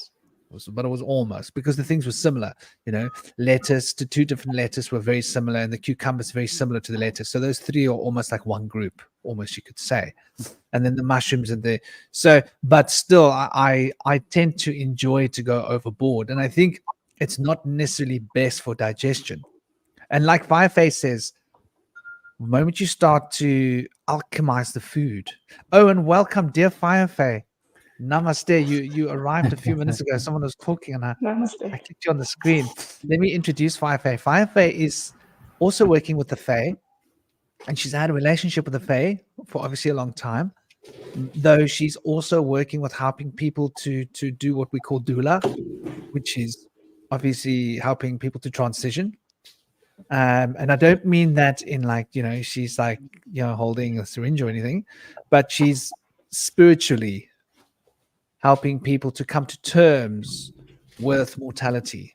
People that are, And I'm helping them come to terms with it. I'm also the advocate that helps the families be able to help their loved one cross. And as my oldest put it, I am actually helping give birth to a soul to the other side rather than giving birth to a life. that's a lovely way to put it. Well, welcome, dear Firefay. Thank And you. it's an honor to have you here. Thanks for joining. And yeah, I mean, food and attitude. Gosh, I love food. I love food almost too much. Mexico will tell you when I'm in my kitchen. That's I'm the happiest you can get me. Put food in my hands, a knife, a pot, a pan, a stove, and lots of ingredients, and I'm like, I become reborn. I love food, so I actually have to learn to temper my enjoyment of food because I have this beautiful relationship with food. It's because I love cooking. I do all the cooking in my home for my boy, right? Even though I'm the one who's working all the time, I do all the cooking because I want to make sure that he eats well. And his mom, like, I don't agree. Like she's happy to just give him sandwiches, and I'm like, my dad would not have put up with that. My dad would have been, no, you're not eating sandwiches. You're eating a plate of food. Like proper old fashioned. You get the foods, you chop them fresh, you make the food fresh, and you eat the food fresh. So I'm always cooking for my boy. But at least he's healthy and he's strong. And that's why part of the reason he's got such a positive attitude. Look, my little boy, because of the way he eats, and I think there's a connection here. He'll walk up to a group of people he doesn't know. He's not shy. There's no inhibitions. He's 8 years old. He'll walk up to a group of 10, 15 other children playing. He's not shy. He'll walk up and like blah, blah, blah, blah, blah. He stands his own. He's not inhibited in any way, not emotionally, not psychologically. He's not afraid of what people are going to think of him. He's very outward. He's very social. He's like a little celebrity where I live in Simonstown. Everybody knows him. Like I had a guy walk up to us just and say, "Hey, Joshua, how you doing?" And I'm like, "Who's this guy? I don't recognize him. This guy must have seen Joshua one day when he was walking out with his mom." I'm just saying, like, he gets to know everybody. Everybody knows my boy. My boy is better known in Simonstown than I am, and I manage the local Seaforth WhatsApp social group. Yeah. But I think gut health is the key to a good attitude. So, eating the right foods. Like I've actually kicked bread to the curb. And you're right about the. I think they've changed the kind of wheat that they grow. So if you're not fermenting the wheat to make sourdough, you're probably poisoning yourself. At least when you're fermenting something, there are microbes that are eating and changing and alchemizing what you've got. So you're not getting what they've grown. But I think like certain of the flours, like you say, rye, I don't think rye is a super big GMO industry. And because of that, No. rye is good. It's never been one of the it's never really been popular as a bread. I mean, it was in the Middle Ages because it was very easy, very cheap to grow. Because in the so in the Middle Ages, like pretty much every bread was rye bread, and it was also very rough bread. So which also helped with dental health because they didn't have to brush their teeth as often because with very tough rye breads, like it got all the bits and pieces out. But yeah, I do believe that rye bread, rye, barley, like those kind of things, it's not as popular indeed. I'm not Don't sure. you remember there was one day where we were comparing my bread to your bread in the Oh, God, ingredients yeah. list? Oh yeah, or It's even just supposed to show you how crazy it is from being like homemade in a bakery to I get at the store and it's like added sugar, alcohol, and you're like, this is at a health food store and you're selling me something with added sugar, alcohol. Yeah, Yeah. They say my It's German gross. friends say that American bread is more like cake. It's much It softer is. and sugary and more sugar. The German bread come in a can sometimes is much more like drier and more heartier. It's got more like seeds and nuts in it and stuff. Yeah. No, Yeah. that's absolutely true. I mean, many um many, well, quote unquote, food items from the United States are prohibited uh, to being imported and sold in Europe because of the health risk, because of the processing that has gone into the food. So like just so many American staples of of food, of the standardized American diet, you can't get in Europe because it is simply prohibited, because it's you can't import them because they're not good for you. You were And surprised by the diet when you came to visit too, darling, because it was fried and it was salty, and you're like, is this the American oh diet? Just salt god, and yeah. butter and fat?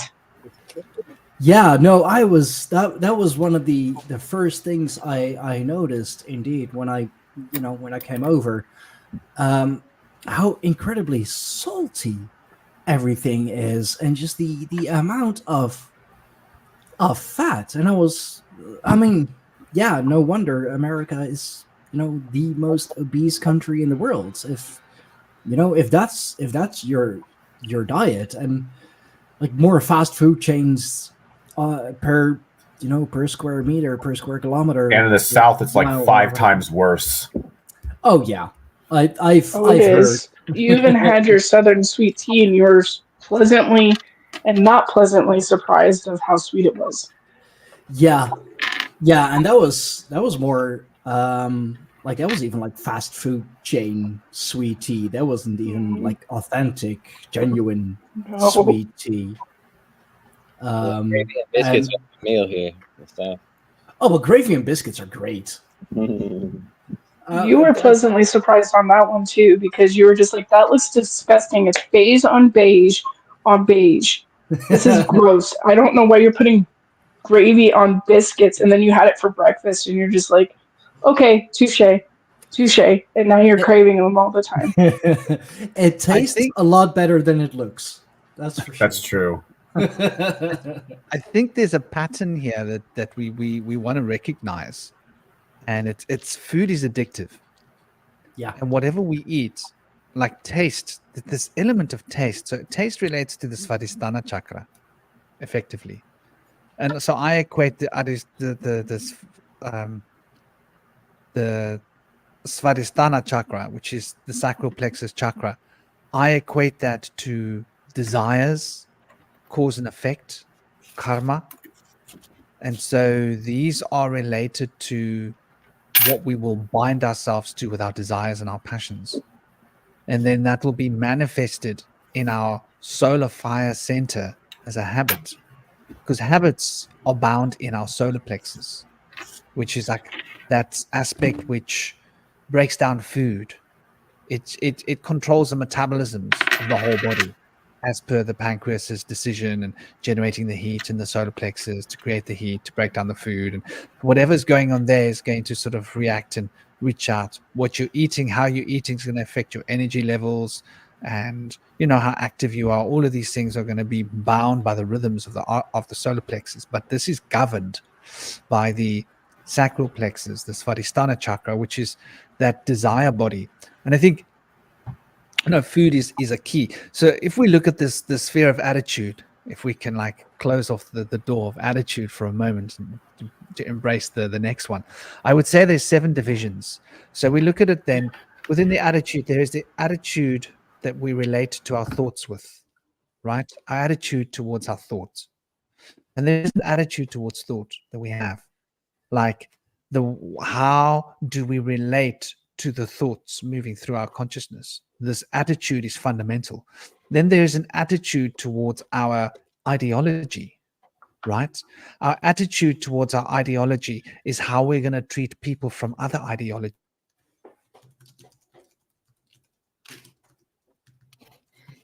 And we're going to treat people from other ideologies is based upon this attitude towards ideology.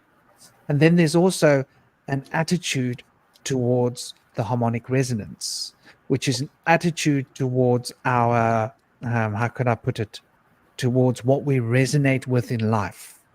So let's say someone's similar to you, you will either resent them or love them, right?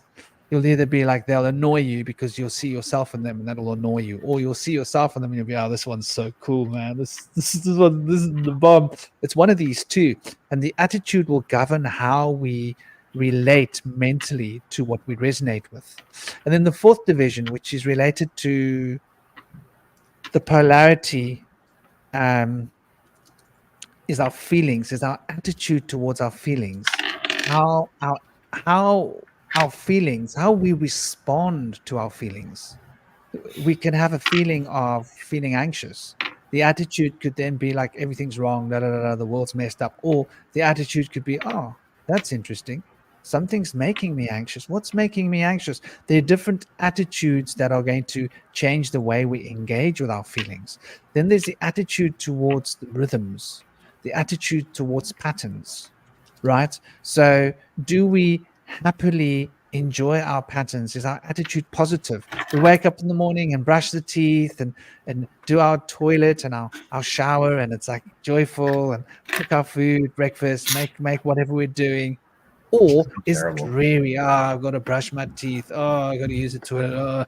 These attitudes are the key. So there's an attitude to the way in which we enact our patterns in our life and the rhythm. Then there's an attitude towards our desires, right? Like, you see food you like, and is your attitude positive? Like, wow, that food looks amazing. Oh, wow, look at that. Was your attitude like, oh, I like that food? No, I mustn't like that food. It's horrible. You see, there's two different ways to react to desire. So that attitude governs how we're going to color the desire. And then, of course, there's the attitude towards the rituals in our lives, right? Do we embrace the rituals? Is it an inclusive attitude, or is it an exclusive attitude that my rituals make me better than you? You see, or my rituals make me special. Our rituals in our clique make us better than those. So there's all of these 7 different divisions within the sphere of attitude, as I see it, and I think this attitude is like really far-reaching into all other 7 aspects in this way. So yeah, I mean, the next thing is ideology and worldview. Is there anything else you guys want to say about attitude, or do you guys want to jump into? I wanted to throw something out to the group that was kind of a interesting idea. If you guys ever experimented with eating substances in the astral plane, this is something that I've been dealing with. And like, when I sort of like mentally project myself to the Fey realm where they live, I've actually like ingested things like, astrally. And what I've kind of found is that your astral body has its own like digestive system. You can take in energy, imbibe it, feel it go inside your body, and like, proliferate through your bloodstream. So it's that I've even had like instances where like, I think they had this plant that Vivuka gave me, this thing called Vladoli Vu. And it was strange. I remember eating it and having this like vision of these like this weird place with these golden triangles, and just being in this really strange like state of mind. And I guess maybe that's probably part of my my synesthesia, that I can taste color and sound. And I just kind of wanted to bring that up because I found that sometimes I think that another strategy to deal with desire is instead of just abstaining from it in the physical mundane world, perhaps you can also use the astral as a way to mediate certain desires that can't necessarily be fulfilled in the physical world. And I think one of the reasons why we have such a difficult time doing that is because most of Western society deems the imagination and dreams to be unreal. And because we believe that our dreams and our fantasies are unreal, they don't fulfill us. They don't actually sustain us when we actually have a certain experience, or we say, oh, it's just a dream.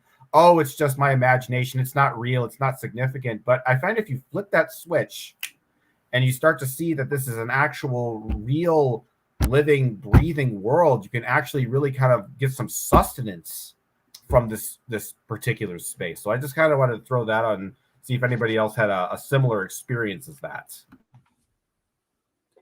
Yeah, I mean, I've more had the experience of drinking waters. I don't know what I call it. Water life.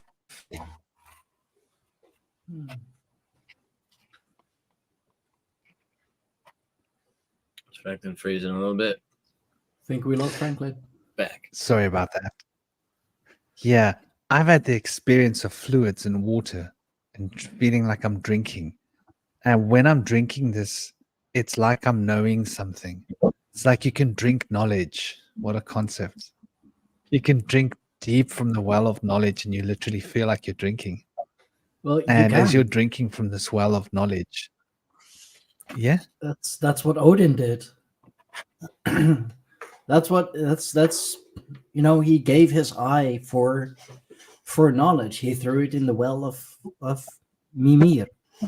And he definitely he drank from that well. He drank the waters, and he drank the waters of poetry, making him also the grandest poet there is. So there is, you know, definitely also in the Norse Germanic sagas, there is something about drinking the water that, you know, that does something to you. You know, whether it be from the well of knowledge, the well of Urt, the well or the waters of poetry. It was one of the challenges laid before Thor. He got a horn of horn of drink, and he was told, you know, go finish this one, go finish it, just try.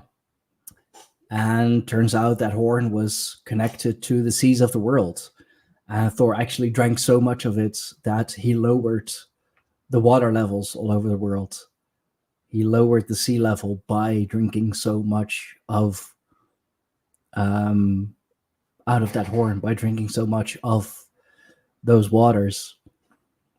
And so, yeah, water, there's something to it. Like even in the Greek myths, I believe, the Greek stories of especially Narcissus, it was when he saw his reflection in the water that, you know, that he fell in love with, or that he was so enamored by the reflection in the well, the reflection in the water. Just wells and water in general, especially in the European myths, there is so much to do with it. You see it in so many stories, whether it be the well of Frau Holle, the waters that Odin drank from, the lowering of the sea levels because of the challenge that was laid before Thor. And that is all, well, mostly on the higher planes, of course, maybe with exception of the story of Narcissus, assuming that, you know, mythologies are closer to actual history than our actual history. And it's also just water and watery surfaces. There's also a lot of that. Like when you, this is more occult, but I'm also, you know, good friends with some occultists. They say that if they are crossing the abyss, or like trying to cross the abyss, that everything becomes like watery, in the sense, like if you're driving on the road on a very hot day, like the road in front of you kind of seems like to shimmer. It seems like watery. They see the same thing when, attempting to cross the abyss, or when they are in a very very deep meditative trance. So I believe that that's when we're in the etheric plane, it looks like here, but when we're in the astral plane, the way I can describe the astral plane is being in the blue ocean, but like yeah, deep in the ocean, where you don't know which way is up, you don't know which way is left, you know which way is right. It's just you're in this big ocean. That's like the astral plane, and whatever you so like moving from the etheric into the astral plane is like moving into the element of water, where the etheric plane is like being in the air. It's like you're in the air, like you're here where we are, and you can move around, and everything looks similar. Like there's a similar look to things. But then you go out, and it's like moving into the astral. So I think like when we transition between the etheric and the astral, there's this powerful watery element, which is why I think the Taoists speak like the way they do about the element of water being the divine plane. So let's get into it. Let's get into the next thing. I see that the ticker tocker clocker waka is going tick tock tick tack tuckling on the clock clack. So worldview ideology is an embodiment of the second principle of correspondence of the Hermetic 7 principles. And ideology and worldview is obviously so fundamental. What are your guys' thoughts on this? And obviously it's an emanation of the mental attitude, but it's a lot more crystallized. Well, what are your thoughts on that? Ideologies and worldview. So it's kind of hard to see. I actually, with my system, I've been sort of like figuring out how to map like different types of worldviews. And there's actually sort of like actually 7 sort of different types of worldviews. One that's just like sort of completely inaccessible, but there's 6 main types. So there's sort of like 3 believing type worldviews, and there are 3 skeptical type believing worldviews. And it's by understanding sort of the relationship between them, you can kind of learn to look outside of all of them and get a larger picture as to what the universe is. I think the thing about worldviews is they're very insular. When you have a certain perceptual worldview or a certain lens in the way you see the world, you can't see anything outside of that bubble. So the idea in Zarfexology, I know you guys are a little familiar, but maybe not the chat and the audience. So the idea is that it looks at the universe as a series of universe bubbles, and worldviews are like a sort of like a larger bubble. But the more you believe that bubble is real, the harder it is to escape from it. So in the system, they're called Zurfixes. There's the 7 Zurfixes, and there's essentially 4 levels of intensity. And the further you go into it, the further away you get from the universe around you at large. So if you think of like, let's just take Christianity, for example. No shade towards Christianity, but there's somebody who is, like someone who would be like in a level 1 position would just be like, oh, I call myself a Christian, but I'm really open-minded. I don't necessarily know it's the truth or not, but it fits right for me. Versus a level 4 of a Christian, it's like, oh my God, Christ is coming. We must kill all the non-believers. And you get to that extreme point, and the further you get in. So the way I look at worldviews is I look at them as places. If you think of the astral plane, and I know you mentioned before, right before you started this tangent, Franklin, the idea that the astral plane, that once you get into it, it's like the ocean, you can't really navigate it. Well, that's one of the things that's been kind of what I've been working on with my system, is actually sort of developing like a map and a compass where you can figure out a way to kind of like, okay, I know I'm in this particular coordinate within the what I call the Zarfex. So that's kind of like the larger, where all these universes kind of interconnect into one big thing. And you kind of have a and the way you kind of have a guidepost to is you got to have a center to your universe, to the Zarfex, in which you kind of you have a reference point towards. So you have a sort of a compass, like, oh, here's the physical world, and here's the astral world, and there's a part where it all kind of like coincides together like a kind of omega point. You can tell how near and far you are away from said point. So Yeah, this is something that I can really talk about in terms of worldviews and stuff. And but I think that my strategy in terms of dealing with it is to look at worldviews as if they're places. And one of the interesting things the Fae tell me about these Zerfites is that the way to transcend them is not to be skeptical and say, oh, they don't exist. Because the problem with that, what I've found is that if you try to dismantle one worldview, you'll get trapped in another. So let's go back to the Christianity thing, for example. It's like, okay, I'm a Christian, but I don't want to be in this Christian Zerfites anymore. So I'm going to use science and logic and reason and evidence to escape this particular Zerfites. Well, but now it's like, okay, you've escaped the Christian Zerfites, but guess what? Now you're trapped in the atheist Zerfites. Now you're in the Zerfites of materialism, and you're in a whole other thing. Or then maybe you'll go into, oh, and then I need to go into a more believing, maybe I'll get into mysticism, but then that'll have its own problems. And so the idea is, instead of being skeptical, which is where you just kind of, or you try to take apart other belief systems and say that, because the problem is if you kind of like, you get rid of one, you strengthen another one. It's kind of like this back and forth Hydra head kind of ideal. So what Slizithia, she's the Fae who, teaches me all of this stuff. She's like the main kind of like teacher. She's the expert in the magic in their world.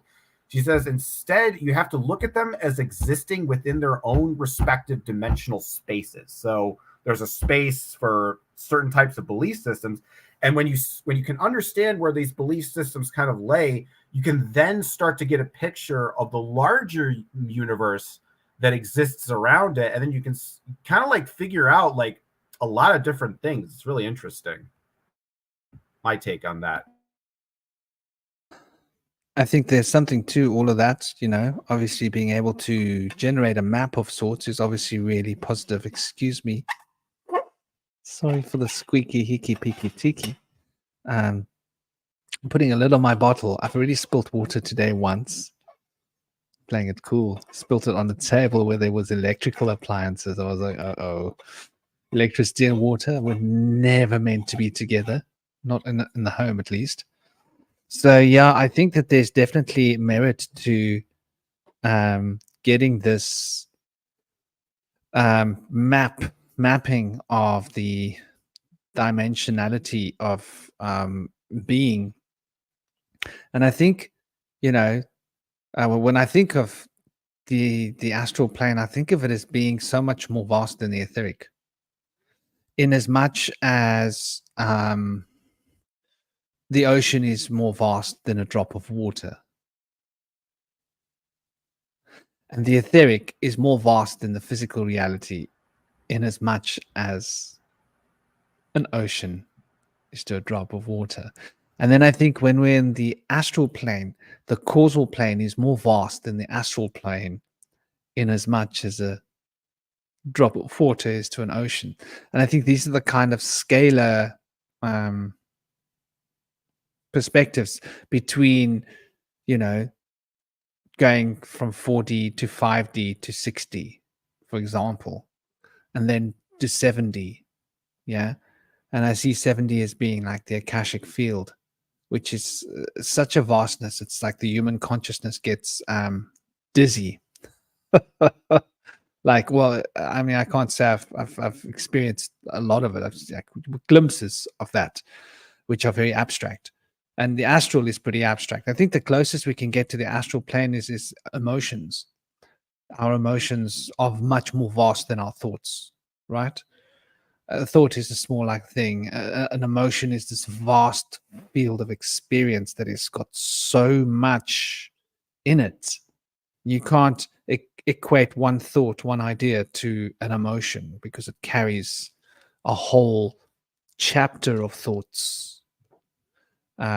in it, chapters of chapters within chapters of thoughts. But getting to the worldview, I think the worldview is really fundamentally an expression of attitude, obviously. And if we look at, if we break it down and we go to the idea of this worldview concept, right? Then we look at it like, okay, so we've got our our ideology towards thought. And so how we idealize certain mental programs and ideas and thoughts, and how we are susceptible to ideologies would be one aspect of our ideologies and our worldview. Another one would be how our ideologies and our worldview, how our ideologies reflect our worldview, which is a very interesting concept, very subtle, that like really brings us home to like nitty gritty of understanding the second principle, I think. And then how our ideologies relate to what we resonate with, and how we then choose to change our circle. For example, give you a classic example. Someone may be resonating with another person. It might be a romantic setting. This man and this woman are like born to be together. They'll be soulmates. But he comes from that religion. She comes from this religion. His skin color is this color. Her skin color is that color. Her family won't accept him because he's not from their religion. And his family won't accept her because he's not from that skin color. All this other layers of nonsense can get between resonance. And so the way in which our ideologies can cut us off from being in resonance with what we're in resonance with, or strengthen that resonance, is very interesting. And that's another aspect of how the ideologies play out in our psyche. And if we look at the fourth division, then we see how our ideology plays out towards feelings, right? Do we idealize certain feelings? Do we idealize being happy? Do we, because we idealize being happy and joyful, do we demonize sorrow? And so sorrow is a bad thing, where actually sorrow can be beautiful, and it can be as inspiring as being joyful if our ideology and our worldview is embracive towards all emotions. So we become exclusive towards certain emotions based upon our ideology, and our worldview is thus limiting us. And when we look at it towards the patterns in our lives, we can idealize, we can have an ideology and idolize certain patterns within ourselves and say, well, this patterns that I'm in is really good. This about me is really good. These cycles that I've been through in life make me special. Those cycles that you've been through in life make you less than me. Those patterns that you're living out make you less and more. So it adds to the judgmentality, I think, when we look at that ideology as it relates to the Manipura, or the solar plexus power, which is the patterns and the cycles and the laws of time. And when we apply that ideology to our sacral plexus, to the cause and effect and the karmic relations, then we have an ideologies of certain karmic effects. And we could become judgmental towards people that are suffering. Well, they must have bad karma because they did bad stuff in their last life. And so the mind can build up and over increase this whole sort of ideological perspective, which is our imprisoning worldview that causes us to become very judgmental. And it can relate to our bodies. We could idolize a certain kind of a body type, and then we could resent our own bodies because our bodies aren't that. How many women suffer from this because of Hollywood? Sorry, brother, you wanted to say something. Oh yeah, I just wanted to mention that the ideology of our views toward authority has a big impact on our worldviews, and that can be influenced by our views of our parents. Those are our first creators, and so they're our first authority as well. So the way that we view our parents can have a big impact on how we view authority figures. Oftentimes, people who have a defiant attitude will come into more of a questioning type of attitude of being, and through questioning things more, it can lead you into deeper levels of hidden wisdom. But other people seem to be more compliant and conforming, don't really question things, will not really be able to access the higher wisdom and things that's kind of hidden from the surface. So that can play a part as well. You know, I think kind of relating back to the earlier discussion on food and desire, The one thing we have to think about when it comes to ideologies is that the reason people cling to ideologies is that they offer comfort. So many ideologies have some kind of a comforting belief system. It's like, oh, we have, this God is going to take care of everything. Science will explain this, and everything is explained. And I realized, this is something that's been my enterprise even before I was working with the Fae, but especially now. I think that when it comes to dealing with ideology and sort of like removing it from our lives so that we can see the world in a more accurate way, the true antidote to ideology, well, the postmodernists got the wrong. They thought that, nihilism and relativism was the way to get past ideology. But I kind of found out that in itself is its own ideology because to me, if you like when people say that, oh, the universe has no meaning, I ask them, how do you know that? Like, how do you have a God's eye point of view of the universe and you just know it's meaningless? You've only lived on this one speck of dirt called Earth in this infinite vast universe that you haven't even touched or seen or explored, and you just know life is meaningless. I kind of think that, to me, so relating it back to that, the real antidote to ideological thinking is pure mystery. And mystery has been something that's been a very important, it's something that people in philosophy don't really talk about, the importance of having a sense of mystery in your life. I mean, I know obviously, it's good to have a sense of structure, but to have that openness of mystery, of the unknown, to look into some space and let your imagination conjure up what might be on the other side of that thing, is something that I think is a very important thing, not just for occultists and spiritual people, but I think for humanity in general.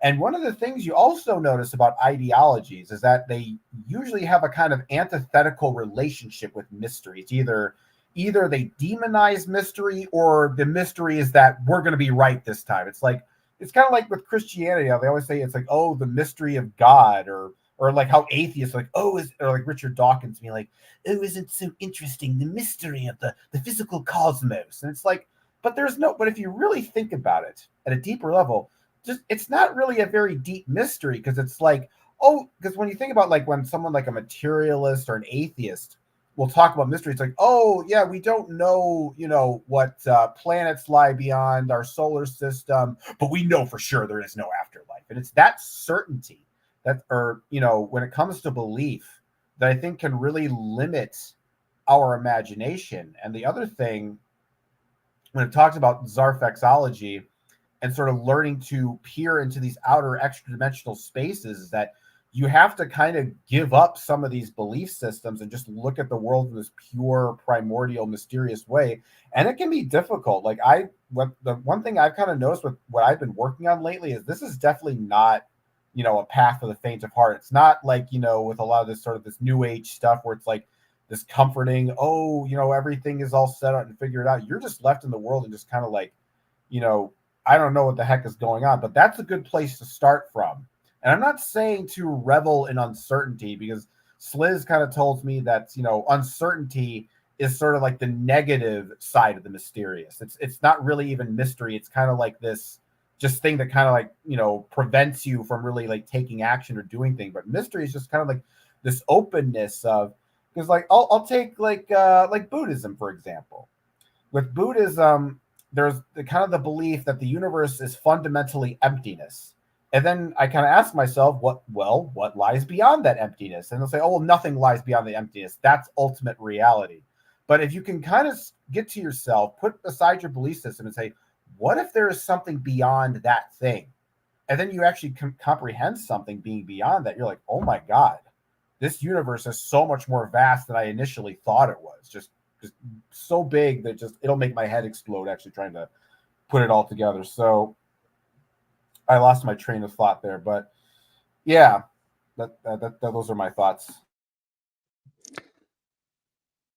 Mystery is not really celebrated in philosophy or religions for the most part, but actually in Taoism it is. And in Taoist, ancient philosophical Taoism, it's celebrated that there's a mystery is the creating force of all things that we see here in this world, which are manifested as aspects of yin and yang. But the mysterious force beneath them is not speculated upon. So it's proposed that it's not good to speculate upon realms beyond the ones that we are here in now. And so we want to embrace living here fully while we're here. Before we get to another realm, if we go to another realm, it might be difficult for people to understand here when we come back from it and hard to put it into words. So it's better sometimes to leave those other mysterious realms as a mystery so that when people can discover them for themselves, they will be able to make it their own. And it's very important to be able to do that because it allows for a lot more ambiguity where much more different viewpoints and attitudes and worldviews can fit into understanding and embracing a mystery together. So that's something that's very rare to see. Usually mystery is glorified or demonized. The mystery of people that are sneaking around doing something behind people's backs, or the mysteries that you have to be able to reach a certain level to be able to have them be revealed to you. But mystery is meant to confuse and obscure. Like sometimes they use uncertainty to kind of like make you self-doubt and make you question yourself. There's also that dimension too. Just wanted to add that. Yes, so that's a big thing too. That's the Babylonian mystery schools is all about that. The psyops, the war on consciousness is all about the mysteries too. So in the West, mystery is really seen in a negative light, whereas in the East, mystery can be seen more of a positive light in Eastern mysticism. Also probably in Western mysticism as well, beneath the surface of Western mainstream.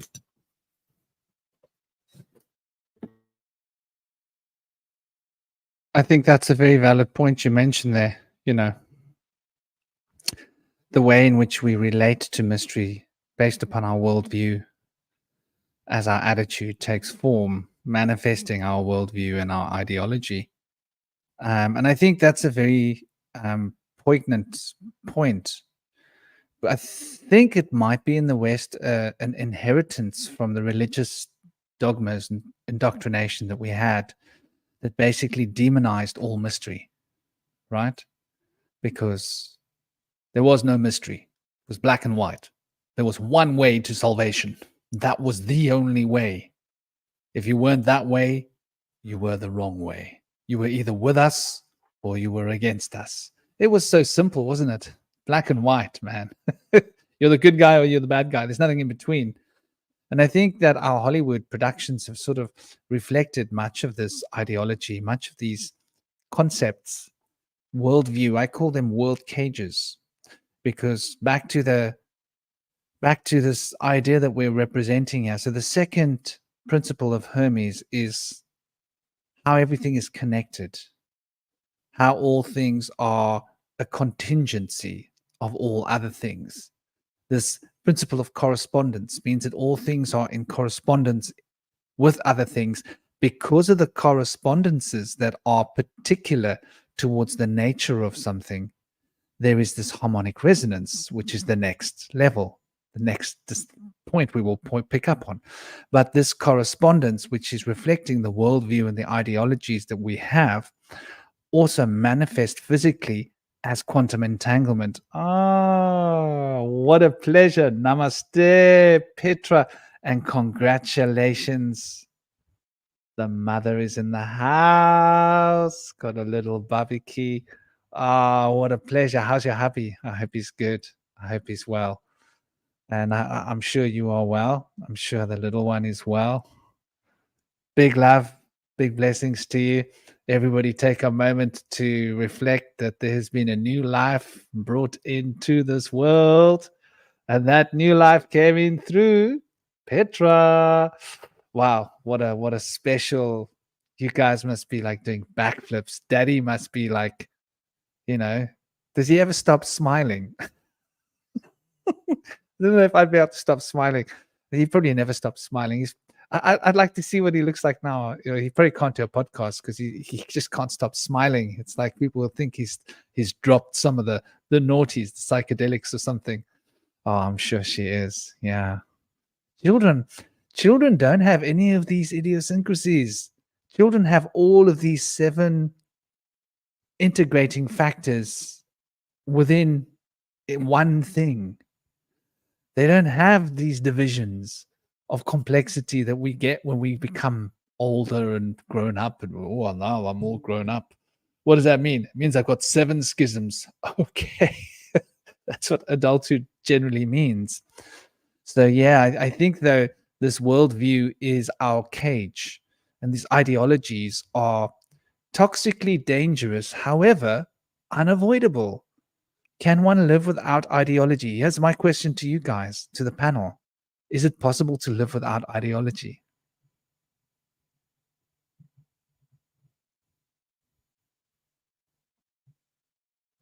The skeptics try to live without ideology, but in doing so, they create an ideology of skepticism. So it's hard to get away from it. When people try to deny to be in anything, but even if they do so, they're in their own boat sometimes. When do you see that? You guys have any other examples of people who try to get away from it? Yeah, Cosmic mentioned this nothingness. Yeah. Which is a popularized idea of Buddhism. I don't believe it has anything to do. I don't believe it's real Buddhism. I believe it's what I call New Age pop Buddhism. It's got rhythm. It's got its own jive. It's got its own theme song. You know, this idea of nothingness. In Japanese It Buddhism, doesn't make. something called the Wa. It's considered the Sorry. The Wa. In traditional Bushido worldview, they see as something as the Wa, being the nothingness. And I think in Buddhism, what they're ascribing to do with transcendental meditation is to be able to ascend away from reincarnation into nirvana and then enter into nothingness where they're no longer in the cycle. Is that just a popular view? But I know that the Wa is the principle of nothingness.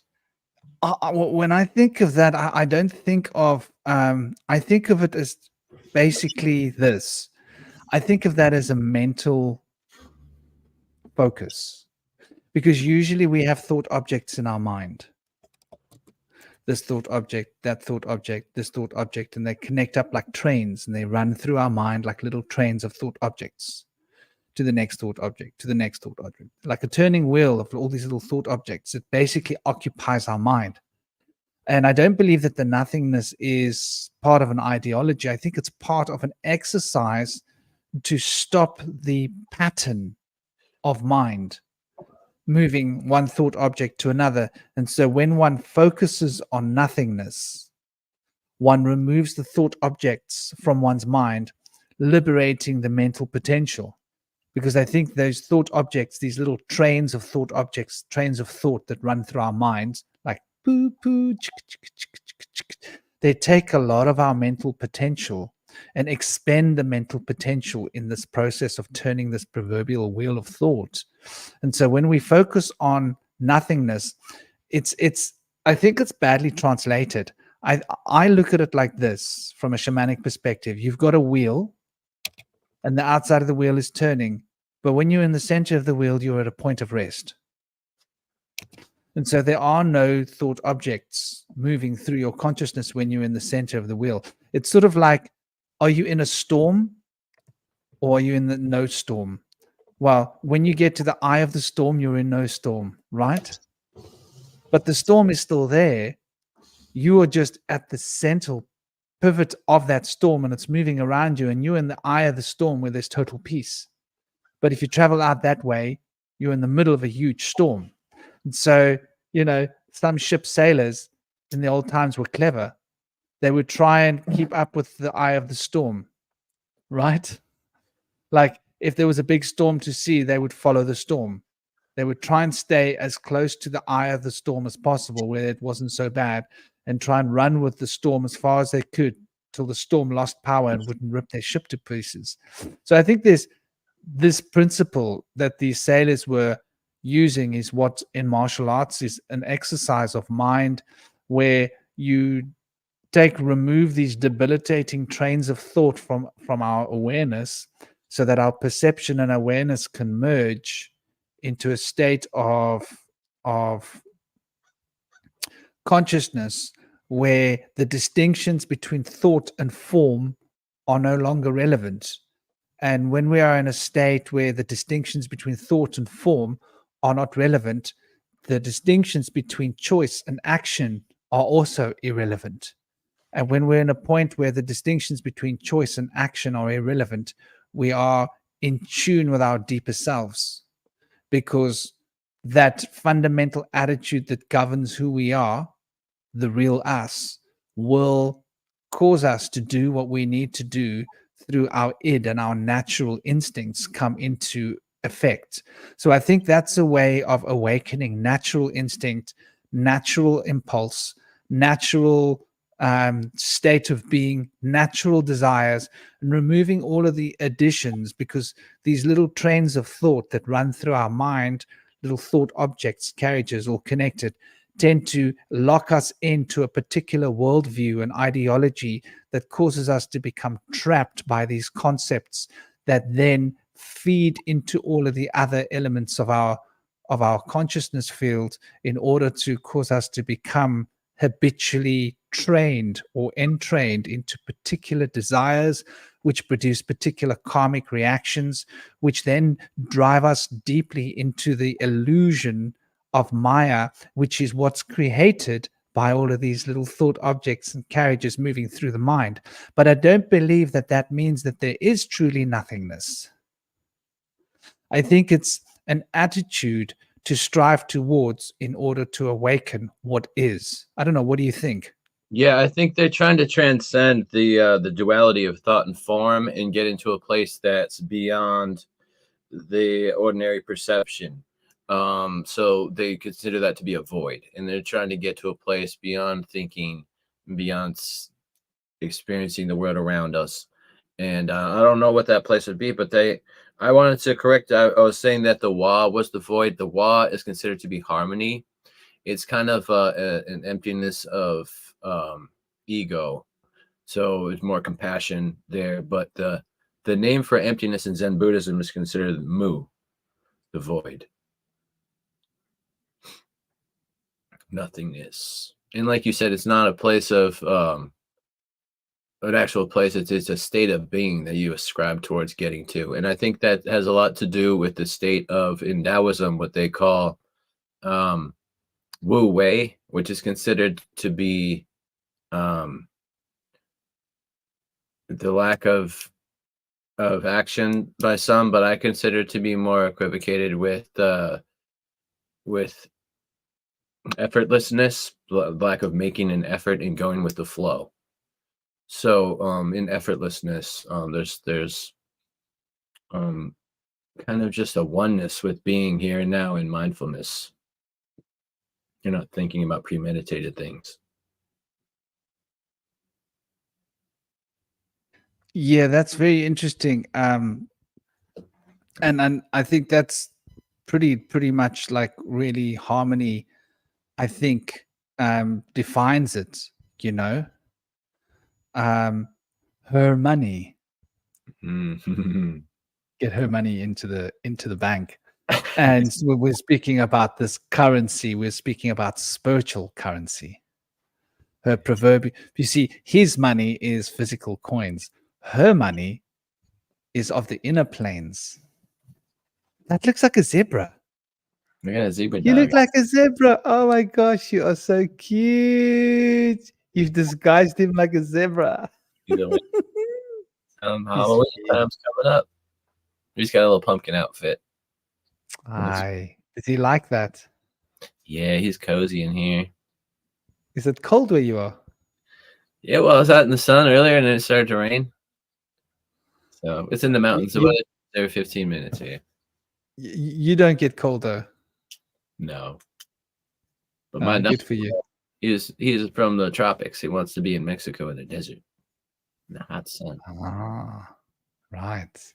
Yeah. Right. Yeah, man. He's beautiful. He's a lovely little guy. He's a good little guy. And I think, you know, what Mexico said about Maya is quite interesting, you know.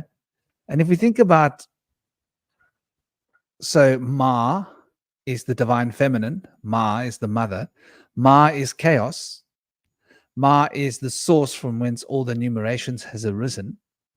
Ma is water. Maim is water. But Ma is a more abstract form that is more than water, is that proverbial mental substance from which water comes, life force itself. And Ea is the name of Enki. We can't escape Enki, can we? Maya, right? So we got Ea in there, which is the first name of Enki. So you see this in every language. You just cannot escape these two syllables.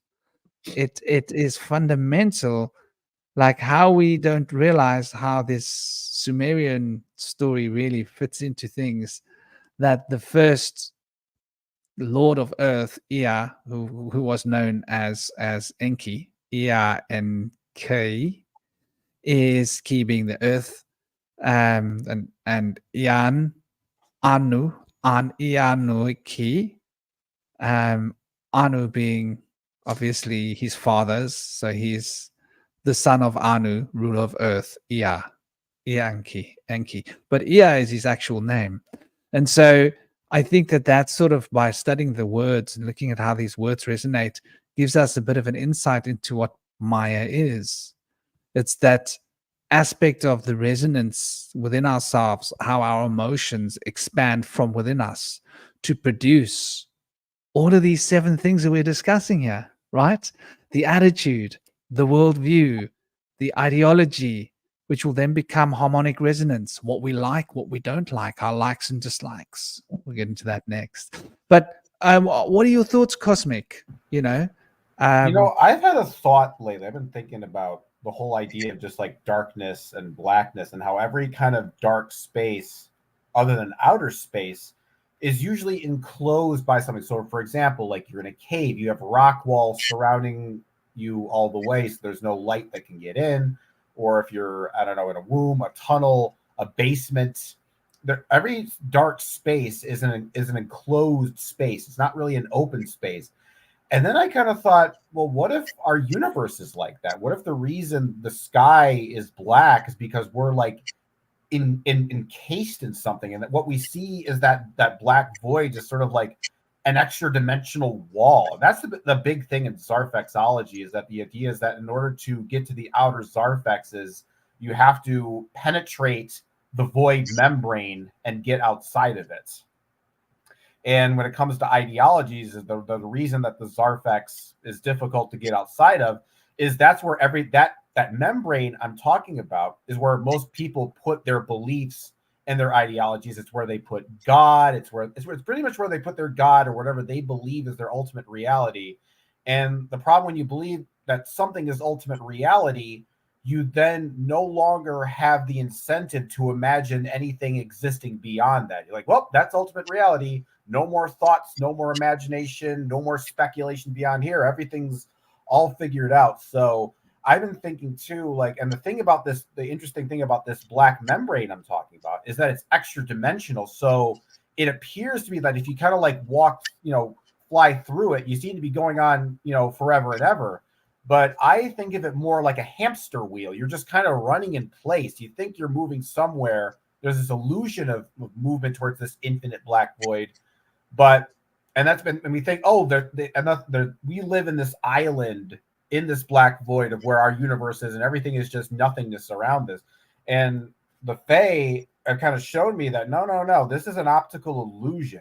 All you're seeing is a sort of like a sphere with a sort of a black casing around it that has like a kind of a mirror effect where the light kind of, it's like when you take 2 mirrors in a bathroom, you one facing forward and the other like behind it, and it creates this infinite tunnel, and then it creates that kind of effect. So the idea is when you open yourself up to pure mystery, you're supposed to basically pierce that membrane. You get to the outer Zarfexes. And one of the interesting things instead of seeing space as this sort of this black void, I see these just like, it's almost like this infinite like space of just like colored spheres, almost kind of like a children's ball pit that sort of go. And that's like another type of infinity that you can look at. So there's like the infinity of the black void plane, which is where the solid Zarfexes live in.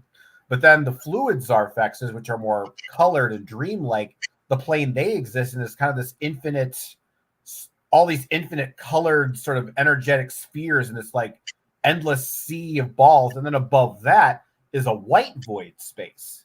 And so when you start looking at the universe, that's one of the things that's been interesting about what I've been doing with the Zarfexology thing is basically figuring out what are the worlds that exist outside of the human collective unconsciousness and the human dream realm. And I think the utility in looking at that and recognizing the vastness of that space is those old ideologies no longer have as much power and influence over you because you realize how small they are on a cosmic scale.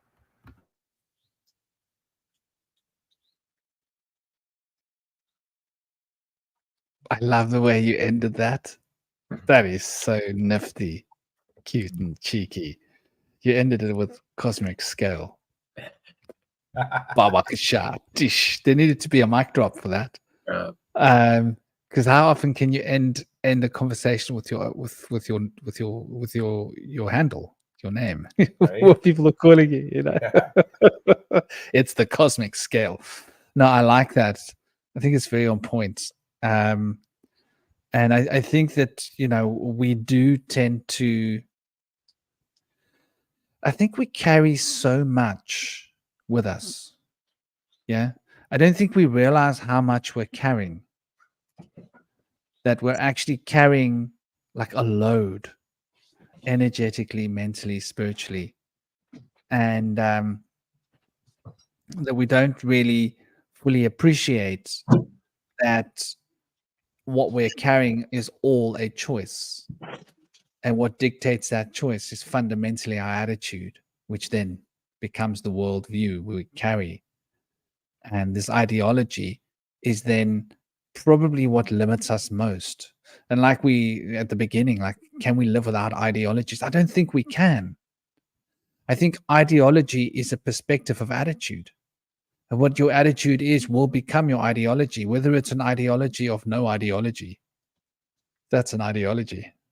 Yeah, it's still an ideal. I think as humans, we strive towards something more than ourselves.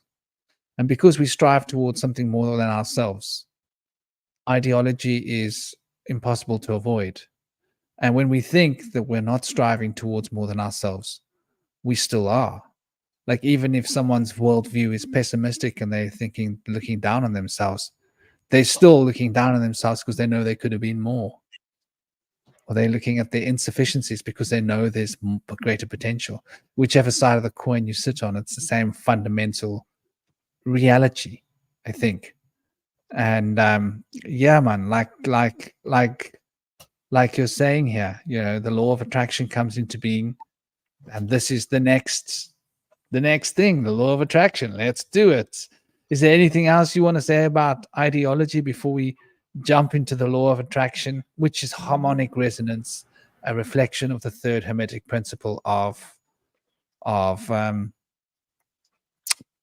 vibration, which obviously is your throat chakra, your Visuddhi chakra. And just to get a clear idea, ideology comes into our third eye chakra. So it's a very high frequency. Like, it's got to do with perfection, about becoming perfect, who we really are, our true spiritual essence. And obviously the attitude governs the spiritual essence, which then becomes the law of attraction that we will resonate with. It's actually funny you mentioned that, Franklin, because the way it works in my system, when you talk about ideologies, basically work in the third eye, or I think it's called the Ajna chakra, right? So in Zarfexology, the idea is, I mentioned at the beginning of this roundtable, that we have these three basic nodes: the Kuth, Zith, and O. So Zith is the node of basically visualization and the imagination. And the idea is that the Zerfikes hijacks that node and takes claim for it for itself. So when you take an ideology, you are basically kind of like limiting your imagination. If you think of imagination as pure space, just pure mental conscious space, an ideology is like basically building a fence around a certain parameter in your imagination. Say, no, you can't go beyond this fence. You can't go beyond this wall. This part of the imagination is totally off limits. And so I think what they think when it comes to ideology, it's learning to break down those astral walls, so to speak, those astral firewalls in the cosmic internet.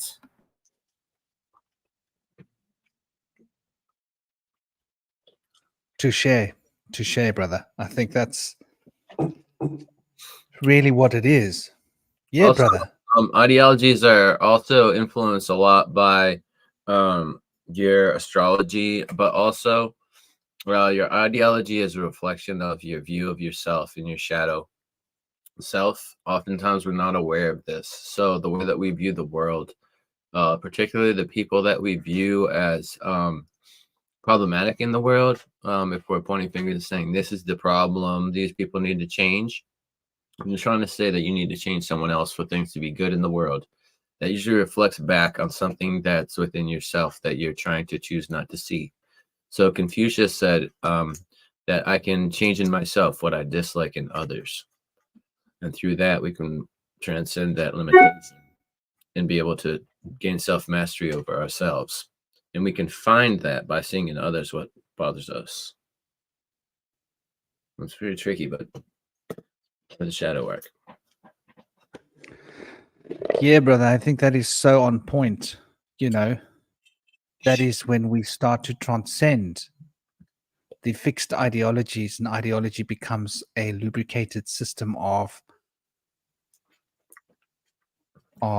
alchemical growth, where the ideology is growing with us in a constant state of change and flux. The moment an ideology gets stuck and solid, it becomes his story.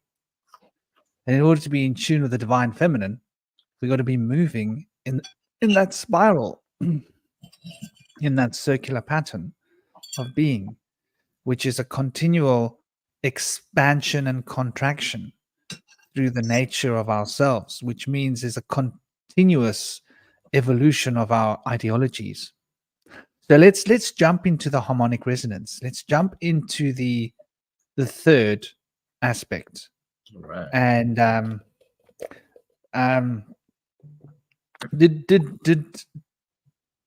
did I run through the 7 divisions of ideology? Did I do that?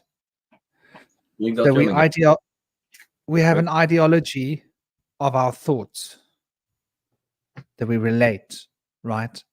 And we idealize certain kinds of thinking principles and certain kinds of beliefs and ideas and demonize others. Then we idealize certain concepts that relate to ideologies. And this is becoming like the religious dogmatism that we've noticed, the perfection and the non-perfection. And so the certain ideologies become approved and certain become denied. And so there's a judgmentality. And then the other ideology is related to the ideology of that which we like and don't like. That harmonic resonance that we see as ideal, the connections that we relate to, the connections that we don't relate to. Sometimes there's a harmonic resonance with someone that we can't really deal with, but there's a harmonic resonance pulling us together, and we don't want to learn the lesson that is being brought to us by this field of harmonic resonance, which is manifesting through the sphere of vibration. And then the ideology of feelings, how we idealize certain emotional states and not others, and how we idealize the nature of certain patterns and cycles in our lives. So I think this ideology, in the same way that the attitude, it affects and infects every other aspect of our 7 trade system of cosmological alignment and philosophy.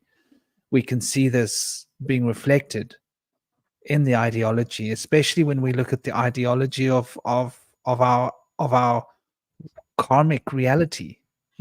What we want for our futures, what we want for our kids. We forget that life is a continual lesson. Life is an opportunity to grow and to learn, but we still have an ideal future planned for our kids. We see this as parents. We don't want our children to learn life through hard knocks. But if we look at ourselves, the best lessons we often learned were through the hard knocks. And so life is this constant journey through experience and expression. But getting into the field of harmonic resonance, that which we attune to, that which we don't attune to. What would you guys say about that? Um, and I think the harmonic resonance is very, for example, there's a harmonic resonance that brings us together, right? We all have similar, whatever, something that we're interested in that converge in a zone where we can meet.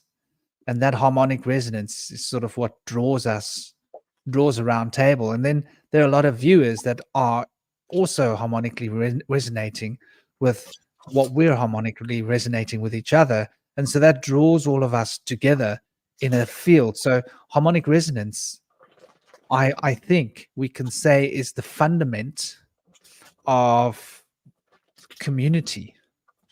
Shall we start with that? What are your thoughts?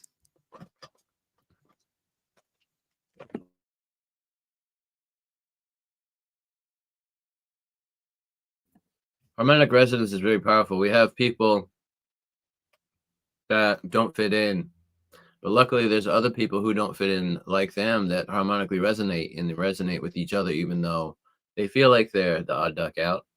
But luckily there's always going to be somebody that is going to resonate with an individual, even if you're in a rare group of energetic exertion. But whatever your lifestyle is, what your fashion sense is, can influence people that are going to seek out resonance. And oftentimes there's different people that look alike but have key values differences.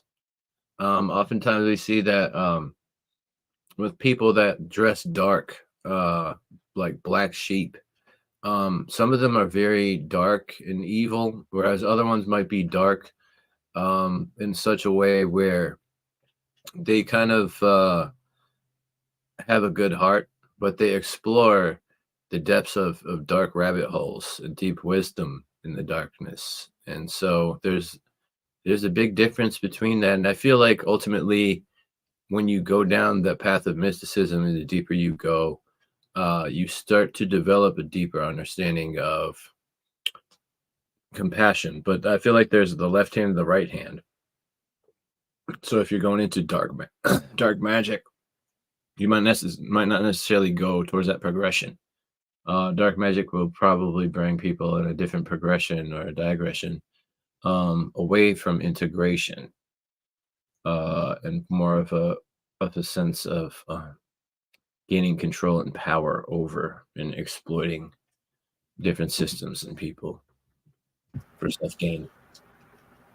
I guess I kind of frame it as, I think different people have different spiritual temperaments, or they kind of have different specialties. I think everybody kind of like, I think it's interesting if you think of souls as being unique and distinctive, and when you look at it that way, you kind of recognize that everybody has a different role they play. Everybody brings something different, to the table. And I think when you kind of realize that in temperament, you can also see that reflect in not just the clothing people wear, the type of music they listen to. It seems interesting that if somebody has a sort of a dark disposition towards life, they probably are more likely to wear darker clothes, listen to like dark, industrial music or something like that. I don't know. I don't really have a sense of the style. I'm kind of like both colorful and dark at the same time. Like normally, like during the fall, I'll have like a rainbow colored tie-dye shirt, but I'll have a very dark black windbreaker that kind of goes on top of that. So I kind of I like to embrace the colorful and the dark at the same time. So, but I think you recognize it. You won't just see it just with music, but with food, with pretty much everything. Because I think that in a lot of ways, like I was mentioning earlier about the idea of, ingesting sort of astral energies, I think that we kind of feed on certain colors and tastes and sounds that sort of best, reinforce that individual temperament or soul type, if you will. Like, you certain like if you're, let's say you're a green soul, let's just to kind of like to make it an abstract. Well, you're going to probably like green foods, green sounding music that evokes the color green, philosophies that have a green sort of flair to it. And you kind of like, I guess if you think about like with animals, like they ingest certain things that like best suit what they're doing. Because some animals like that, they'll eat something and like that's their thing, that's it. But other animals, that same substance or plant might be totally poisonous because it doesn't fit with their overall makeup. It's like it's not really a part of them. So I think then when you bring it back to the whole harmonic resonance idea, I think the kind of the importance of that is sort of to recognize what your temperament is, what kind of soul you have. So then you can figure out, oh, this is how I can meaningfully contribute to the world around me. It's like everybody has something, distinctive. That's why, like, I don't like when spirituality gets too anti-individualistic, because I think that when we get too focused on, the one, and you kind of deny that people have these sort of individual selves or egos, you don't really take people at their best and their most, their maximum efficiency in terms of bringing change to the world and, making things happen. It's like if you're good at one thing, let's say you're good at making music, you're good at making food, or you have a certain, spiritual temperament. Maybe you're someone that's more intellectual, but maybe you're someone that's more emotional. Maybe you're someone more logical. Maybe you're someone more spiritual. But each one of these temperaments is like one like piece of the puzzle. It's one thing that kind of like contributes to the others. So I don't know. I guess that's my thoughts on that. I kind of lost my train of thought.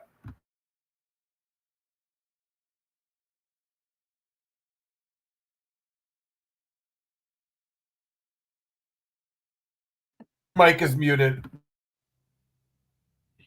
Still muted, Franklin. Can't hear you.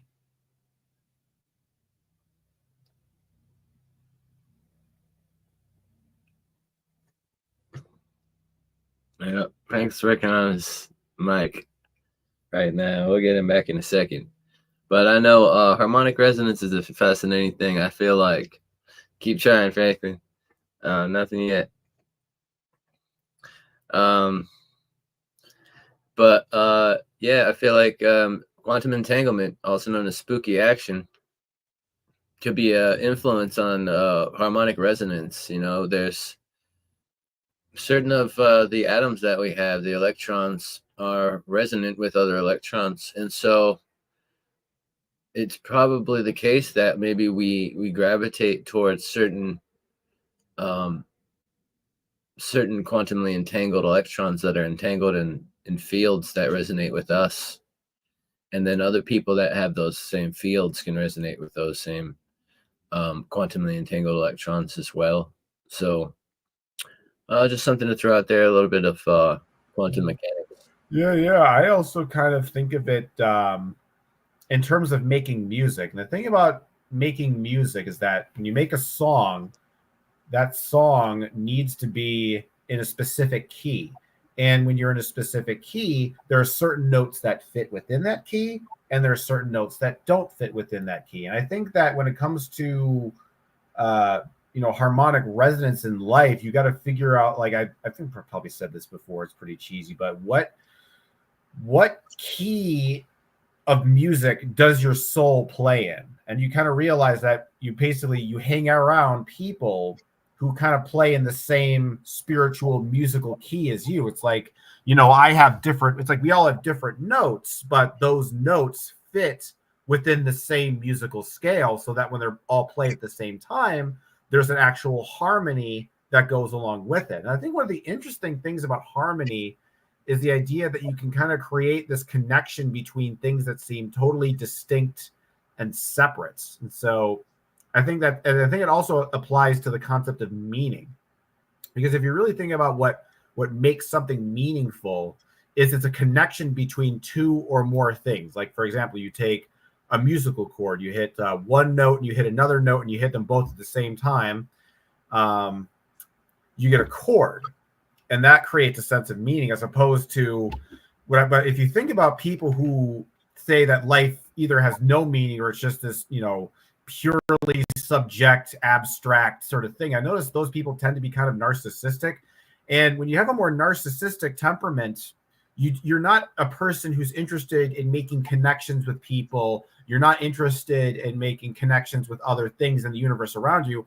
All you really care about is your own self-gratification. So then meaning for them no longer is this like a connection between 2 points. It becomes a singular fixed point, which is like why I think some people will say, oh, they're content with things being meaningless, is because, well, they're not really the type of person that connects with other people anyway, because they already have a dark, they already have a dark, evil or nihilistic point of view. And so they actually, this is something that's been interesting that I've kind of realized, is that they actually interpret meaning through a completely different lens.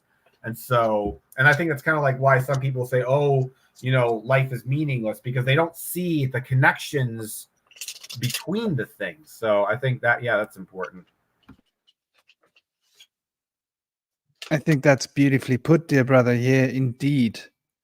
I think seeing the connection between things is, once again, that's our ideology, our world cage. When our world cage isn't tight, we can see the connections, and the harmonic resonance is the teacher, is the reflection of this. And obviously, depending upon our ideology and our worldview, which is based upon our attitude, our harmonic resonance will then be in phase with a particular thing, right? And like you say, if one has a harmonic resonance that isn't positive, please tell me if my volume turns off. I'm being very careful not to bump the cable. If one's ideologies become confused, then one cuts oneself off from harmonic resonance. And once again, somebody else mentioned the harmonic resonance here in the form of what were the words? It's really popular these days. You hear it everywhere. The law of attraction. Yes. Quantum entanglement. Yeah, absolutely. Yeah. Though I see it as like the vibration, like the vibe, what vibe you carry. And are we vibing with each other? Yeah. And like, how was the vibe? Everybody's sort of connected in this harmonic spectrum. And I think the analogy of music is really beautiful, Cosmic. That there's this idea that we're all singing the song of ourselves. And when we're in the right environment with the right people, the songs of ourselves become a harmonic expression. And we can then sing together. And I think that's like what's been a big part of the round table.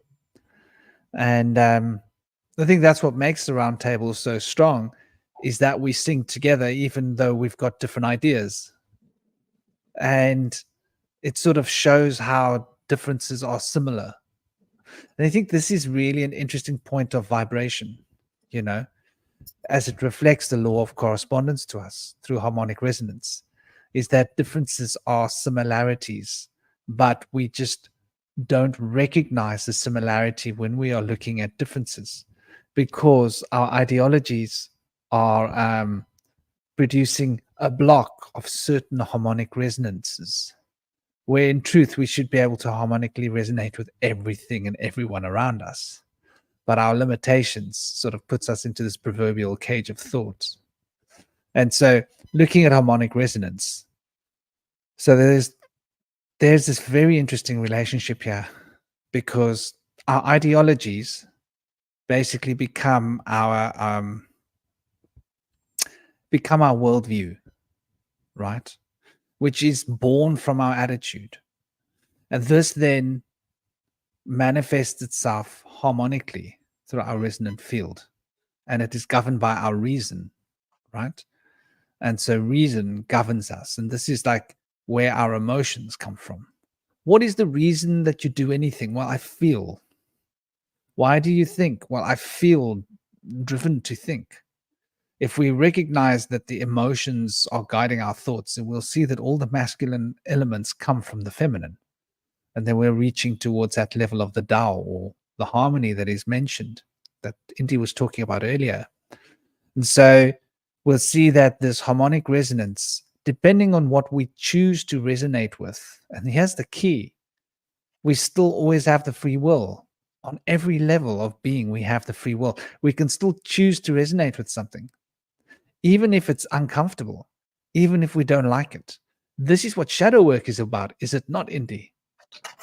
Choosing to resonate with the uncomfortable parts of ourselves because we know it's a part of ourselves and we know that we can, so we do it, and we force the resonance, like, oh, but I want to eat chocolate cake. No, I'm going to force myself to resonate with salads and fruit until the desire to eat chocolate cake is forgotten, because you start realizing that blueberries are actually quite nice, and so are strawberries. Exactly. Oh, speaking of blueberries, I got more than 5-pound boxes of blueberries. This guy rocked up at my gate yesterday with these blueberries, Those things about and his prices were unreal. He had come directly from the farms, from Stellenbosch Farms. Did you freeze them? And he was like at my gate. My son said, "Hey, what are you doing?" My son's really funny. Oh gosh, yesterday my son starts shouting at people outside the gate because we've got so many tourists walking past our gate. Okay, this is disgusting. Do you know that the tourists defecate in front of my house by my gate? Oh God, no. They travel all the way from their own countries to come and defecate in front of my house. Oh, you gotta get a dog out there to spook him. Oh, I do. I've got a son. There you go. He goes and he shouts at them. He says, "What do you think you're doing in front of my gate?" Yeah. And he saw that guy and said, "What are you doing?" "Oh, you got stuff here. Okay, you're not using it." And I heard Joshua, so I went out to see like who's he talking to at the gate. And this guy had all these blueberries. Joshua came to said, "He's got blueberries. He's got blueberries." I was like, "Okay, I've got to check this out." And so he had these big boxes, which were like a half a kilogram, more than a pound. And I looked at them. I was like, "How much you want for them?" And he was like, "We're standing for like, by US standards, about $2-3 a box." Whoa, good deal. I was like, "What?" I pay like a lot more than double that if I'm buying in bulk from a supermarket, or I can pay triple that. Do you know what I mean? Mm-hmm. Because you normally come in smaller containers. The smaller the container you buy, the more you pay. Blueberries aren't cheap here. So anyway, I was like, okay, I'm definitely, how many can we eat? I'm doing the math. Like, I don't want to get so much that we're going to throw it away, or that we're not going to go to waste, or that it's going to go off. And then I realized, hold on, I can freeze some of it. And so I ended up getting five of these boxes, which is like the equivalent of 2.5 kilograms. What is that? Is that almost 6 pounds? Yeah. It's about 6 pounds of blueberries. Wow. So anyway, my point is, I'm schooling my son to get away from, hi, look at that. Hey? Buddy.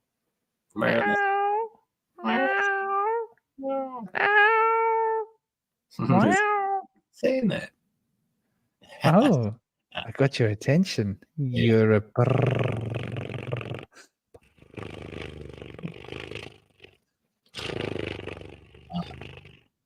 You gotta love the kitties, huh? That's Yeah, good. they are definitely special. Harmonic resonance purr. It's good for the body. That's an interesting point. How cats do that. And that's actually a very powerful health remedy. Yeah, the purring of a cat.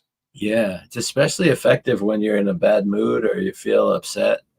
It can really calm you down quickly. It's a good feeling of being comforted too.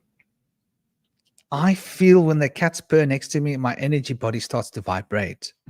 And I feel like tingles throughout my whole body. And it actually makes me feel like pretty giddy, like I've enjoyed some higher grade or something, you know? And so that's quite interesting. I love cats, man. Yeah, man. Awesome.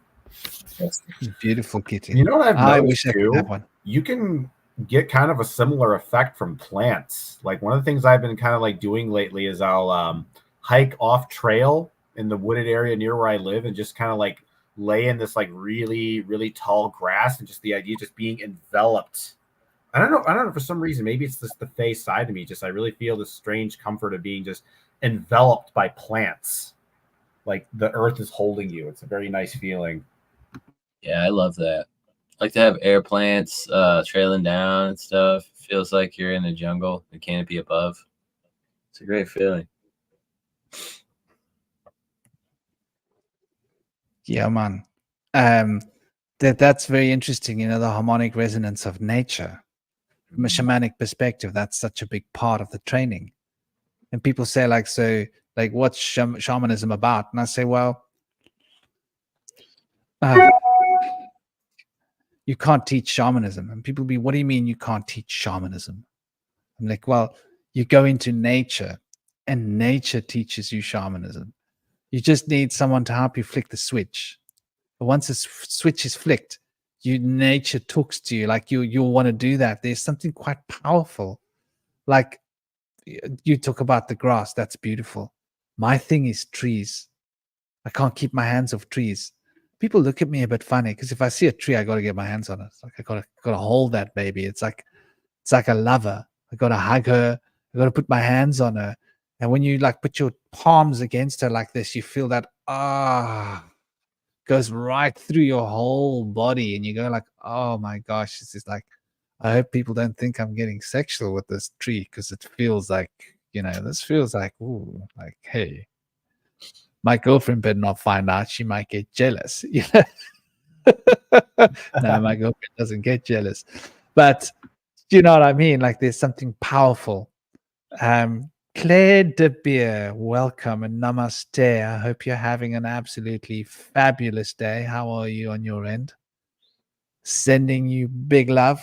And yeah, I mean, I do think that there is so much to be seen when we look at this field of harmonic resonance and how important. And like we haven't, the elephant in the room, technology.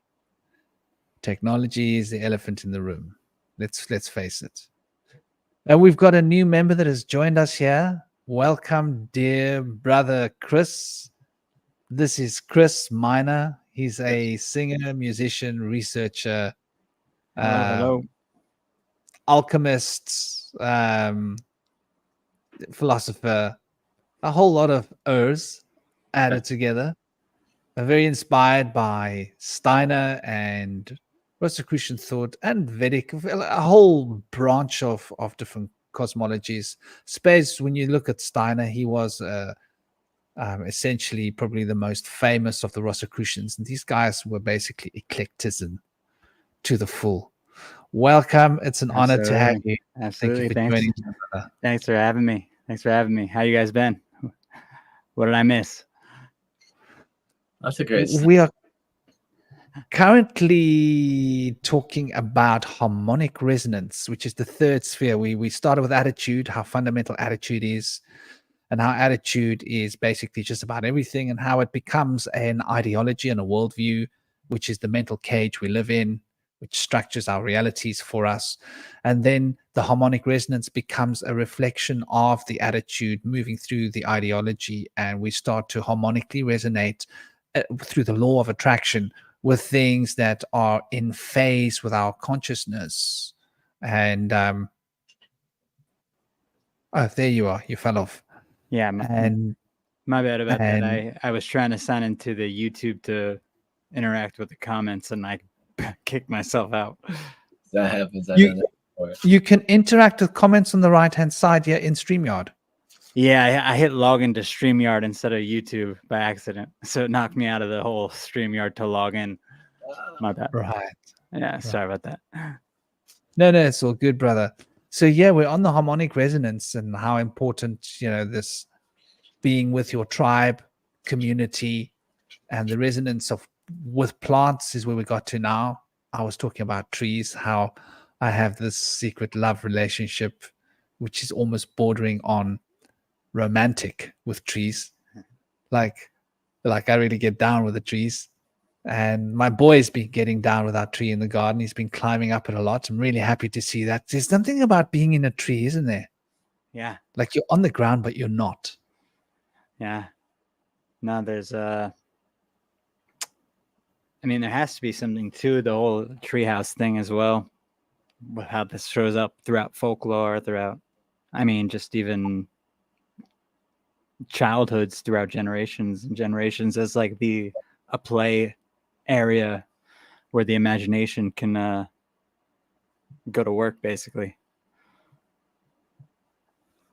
Yeah, trees are amazing. They're very wise, ancient beings, and humans have a lot to do with trees. We stand up on our 2 feet tall, straight up, and that concept or aspect is called the opposite of gravity, levity.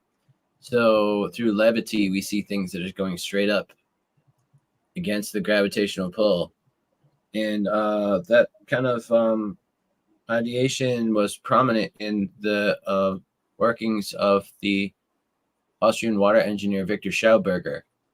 So through the principle of levity, we can do a lot of things. We can make water go up in the air against gravity through an egg shape by merging 2 streams.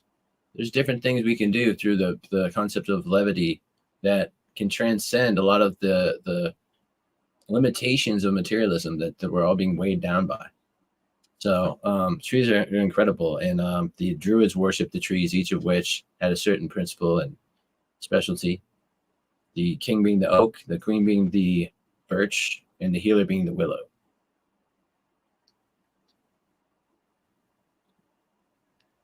Yeah, I think that's an important point of distinction. The harmonic resonance with nature and how it has become a powerful series of symbols that we relate to on abstract levels. And it's a way in which this abstract perception of ourselves within reality is able to be reflected. There is nothing better than a tree, is there, as a symbol of being, because it sort of carries us, the branches, the leaves. I was talking to someone today. It was, where is he? Come on, where are you, brother? Are you sitting quietly, hiding away in the chat? He's probably busy.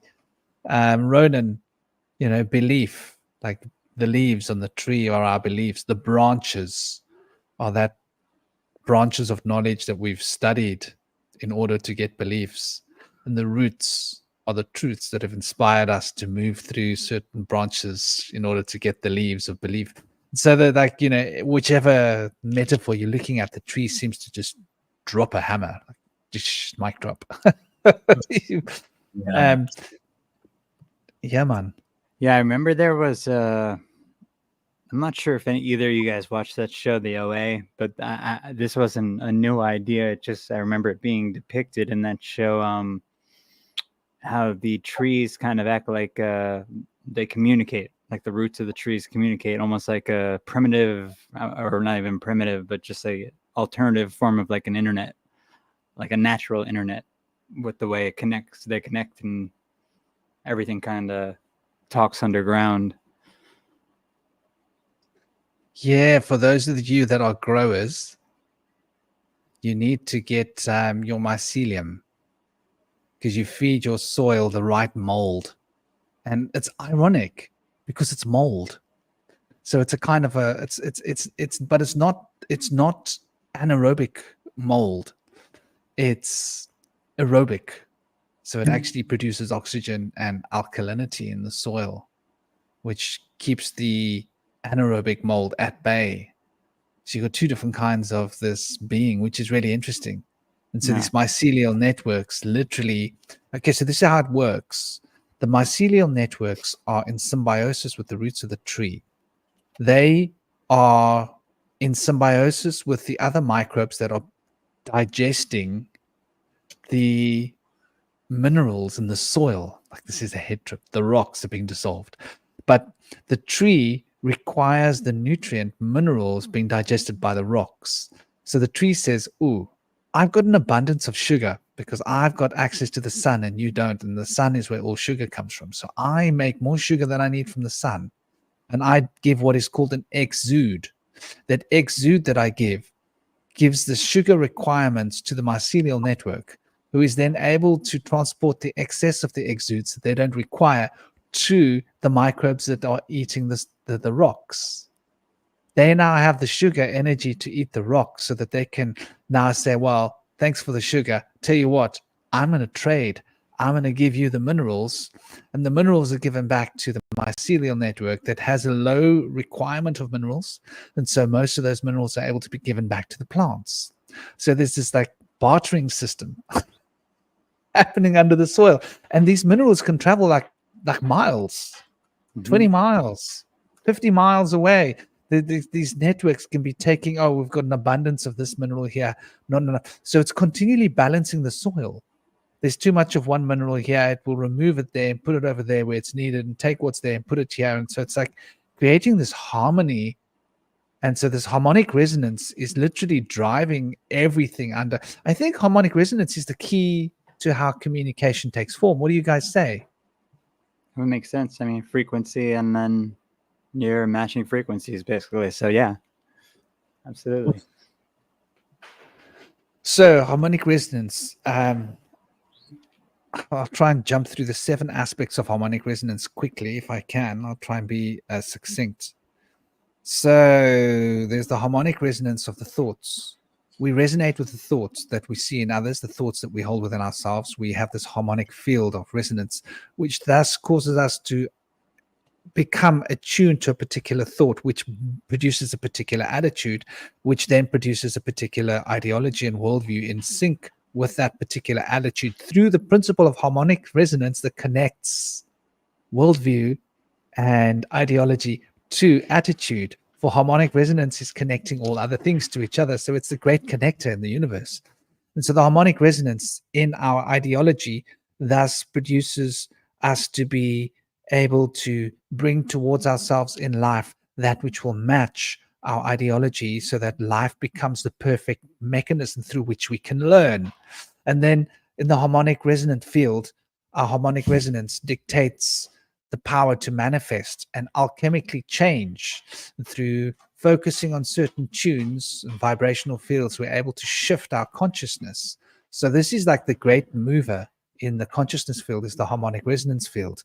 And on that 3rd level of harmonic resonance, which relates to the 3rd principle of Hermes and the Visuddhi throat chakra, that is the key of alchemy. That is the key of transmutation, transformation, often referred to as the violet ray in many traditions, in the throat chakra. So the harmonic resonance of the heart relates to the feelings. And so the feelings produce a harmonic resonance between myself and someone else. So if you need to be hurt, you will attract a hurter towards you. If you need to hurt someone, you will attract someone towards you that needs to be hurt. If you're a lover, you will attract someone towards you to love you. If you're in tune with compassion, you will attract someone towards you to mete out the compassion, so that can become the generation of resonance between yourself. And so the feelings that we hold harmonically resonate us towards other people and animals and plants and nature. And so we then start this polarization, and the polarization of the heart produces that which we are able to assimilate on a deep spiritual level. And then the harmonic resonance of the patterns of our lives and the cycles of time that are moving puts us in a harmonic resonant field of cycles. And so this helps us to become more grounded in a sense, because the cycles give us a purpose and a meaning. So the harmonic resonance in the sphere of the solar power relates to self-expression, but the harmonic resonance of that expression of the self gives us a pathway towards the purpose that we require in life. And then the harmonic resonance relating to the karmic reality, which is that aspect of our self which is cause and effect, relating to our passions and our desires, cause us to tune our passions and our desires as per our harmonic resonance, or it should be, if it's not in dislocation. And so in a perfect world, your harmonic resonance is your body knows what food it needs to eat, and your desires are in tune with those foods that are required to produce health and balance and harmony within the body. If it's not trained to become disassociated or disconnected in some way, which is often the result in this worldly world of advertising. And then, of course, the harmonic resonance as it relates to the sphere of our physical bodies and how we harmonically resonate our bodies through our thoughts and our consciousness and our attitudes and our worldviews and ideologies, and how the law of attraction produces the desires that resonate below with that which is above, through this polarizing effect of the heart that is bound by this patterns and cycles of the lords of time, organizing us to be in this field of perpetual repetition, repeat, peat being soil, clay, earth, repeat. We're constantly resonating back up and down towards the body, and our self is expressing it. So I think all 7 of these spheres are essentially connected to each other, through each other, to other spheres within the world, and connecting that which is within ourselves to that which is without ourselves through the field of harmonic resonance, because the harmonic resonance is the pitch of the universe, that proverbial Om. I don't know. What do you guys think? I'm sorry if I'm getting heavy mouthed. I'm with you, man. I agree with everything I heard. I think you're spot on. I mean, I missed a little bit of it because my internet, of course, is bouncing me on and off every time something important is said. I don't know why it keeps doing this. I literally just had a guy out here to try to fix it. Speaking of frequencies being scattered, it's just getting worse and worse. Frequencies. Yeah. I like that word. Yeah. It's exactly what we're talking about. And frequencies, technology and harmonic resonance. Any ideas about that? Any words to say about that? Well, that's where You've we're done a bit of research into that with phones and stuff, haven't you? We're about to be headed into that. I think that's going to be one of the big issues we're going to have to all sort of face eventually with this biodigital convergence coming up, and everything they're looking to do by 2045. It all seems to be frequency based.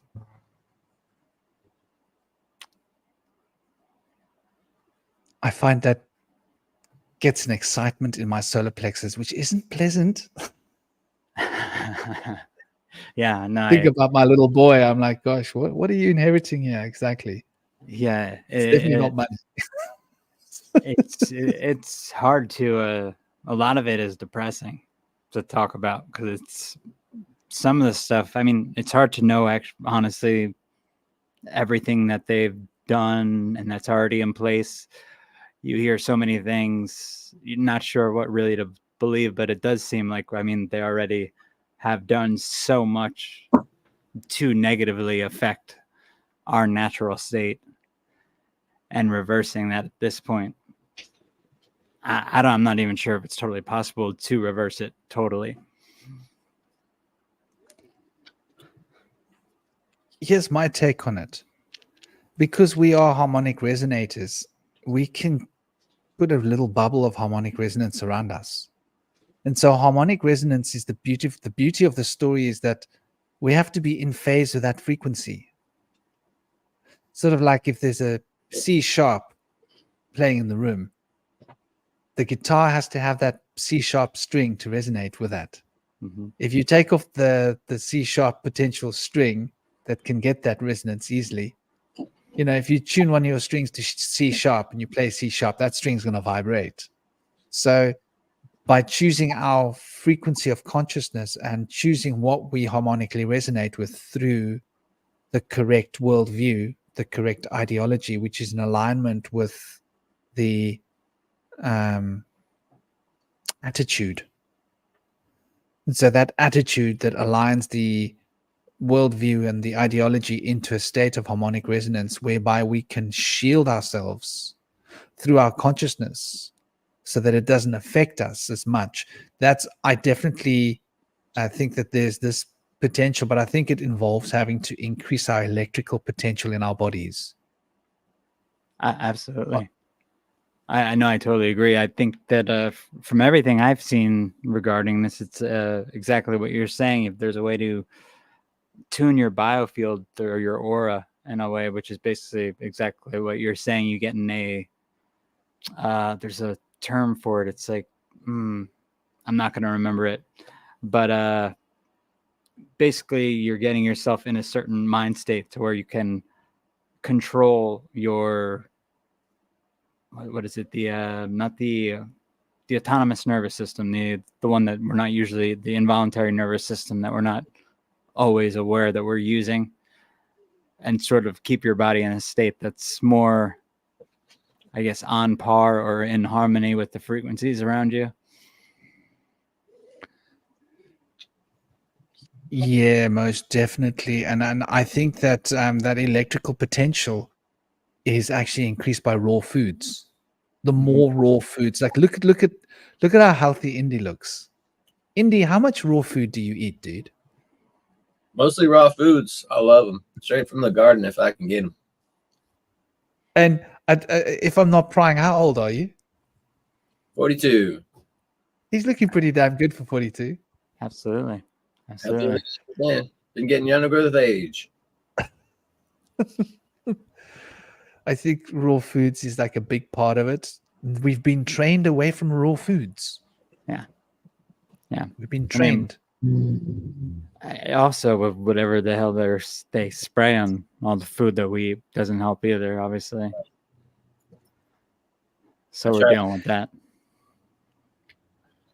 Pesticides and stuff. They say that the gluten's bad, but I think the pesticides on the gluten play a big part in that. Yeah. When it's on the grass, there's going to be a lot of pesticides or herbicides and fungicides on there. Yep. And then we get the heavy metals from above, whatever they're doing for various, I know it's various reasons. I mean, from everything from military applications to weather, they're always messing with stuff in the sky. But that lands on our food. When I was young, my emotions were more rambunctious than what they are today. Technology would break around me. Did you Just ever have I always had this thing that happened with street lights, and I know people have probably heard about this, where the street lights would go out. I was just talking about this with my girlfriend the other day. She had never heard of it. I was like, there's like a book that it came up on, like I was watching Mysterious Universe, I think, and they were talking about the book Sliders, which is, I think, the only book that I've ever heard that's been written about this street light thing, where the street lights go out every time you either drive or walk under them. And I had that like my whole life. I thought it was the weirdest thing ever until I thought there was just me. And I was like, oh, wait, there's actually a book on it. I thought that was super interesting. There are a bunch of reasons that they were proposing for why that happens. But yeah, my friends would talk about that. And I was really skeptical, but I would keep going for walks with them to the bar each weekend. And I noticed there's definitely something going on there. Yeah. It picks up on some energies below for sure. Yeah, but it's weird. I had a friend that she worked as a she worked along with some people that were doing exorcisms, but she was able to commune with angels. And when she was talking to the angels, the lights would always flicker. Interesting. That's interesting. Yeah. What about you, Franklin? Yeah, that light thing. Gosh, I used to hitchhike a lot when I was young, and we used to walk. And I used to like play with my friends. I used to say, watch this. This light's going to turn off. And we'll walk and the light will turn off. I say, watch this light. And then they'd start turning on. When you get down the road, you look back, they turn on again. Yeah. I'd say, let's go back. Yeah, it's weird, right? It's bizarre. It's bizarre. I remember having friends really freaked out because like we were young. We'd enjoy a little bit of like can of bus. And so like he'd be like, no dude, this is freaking me out. No dude, this is weird. But I mean it's always been like that. I couldn't wear watches when I was a child, and my mom went through this whole like more expensive until it was to the point where I'm, by today's standards, like I'm strapping like a $500,000 watch to my hands. It's just turning off in like a day. Like, Really, that's interesting. back to the shop, get a new one, same one, replacement, turning off in like 2 days. Go back and nothing wrong, not a scratch, not a bump. And I went through like about 10, 12 watches like this over a course of about a year, 6 months. More. Touch people's hand and have there be a spark. Oh, Sorry, brother. Do you ever get a spark when you Yeah. touch people's hand? I used to have that more often than now, but yeah. It's usually a sign that you have high copper-rich blood, and so the copper in your blood can affect electronic components. I had a That's friend interesting. that had this really bad, and unluckily, I brought him to my house one time to hang out, and he just tried to turn the power on, and it would never turn on again. So all my stereo components were completely shot that day, and he explained it to me. But he had O negative blood, or H negative blood, and the research I've done on that shows that they have a lot of copper in their blood. It can carry an electric charge. And I had a girl that touched my iPod one time at a music festival. She wanted to look at it, and she gave it back to me. It never played again.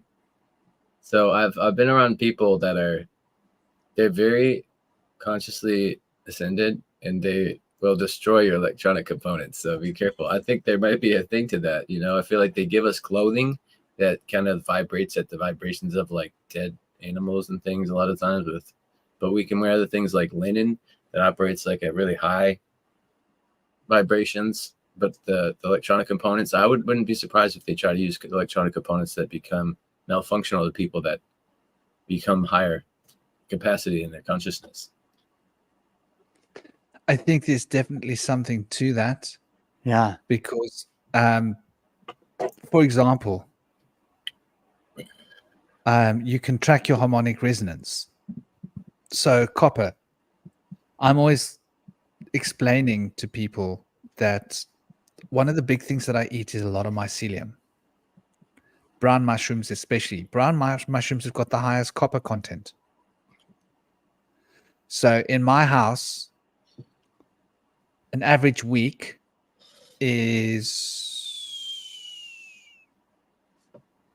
1 to 2 pounds of mushrooms. There are 3 people living here. Wow. Copper. Stuff. I've always loved mushrooms my whole life. I can't get enough of them. Mushroom. Oh, I love mushrooms. And I mean like nutritious ones, like food mushrooms. Yeah. I loved a lot of different kinds of mushrooms in my life, but we're talking now about brown mushrooms. What's your kind? Is the brown mushroom your favorite? Well, brown mushroom, yeah. It's got the most copper. I didn't know why I love brown mushrooms the most. I've had those before. My favorite is the chanterelle. Have you had those before?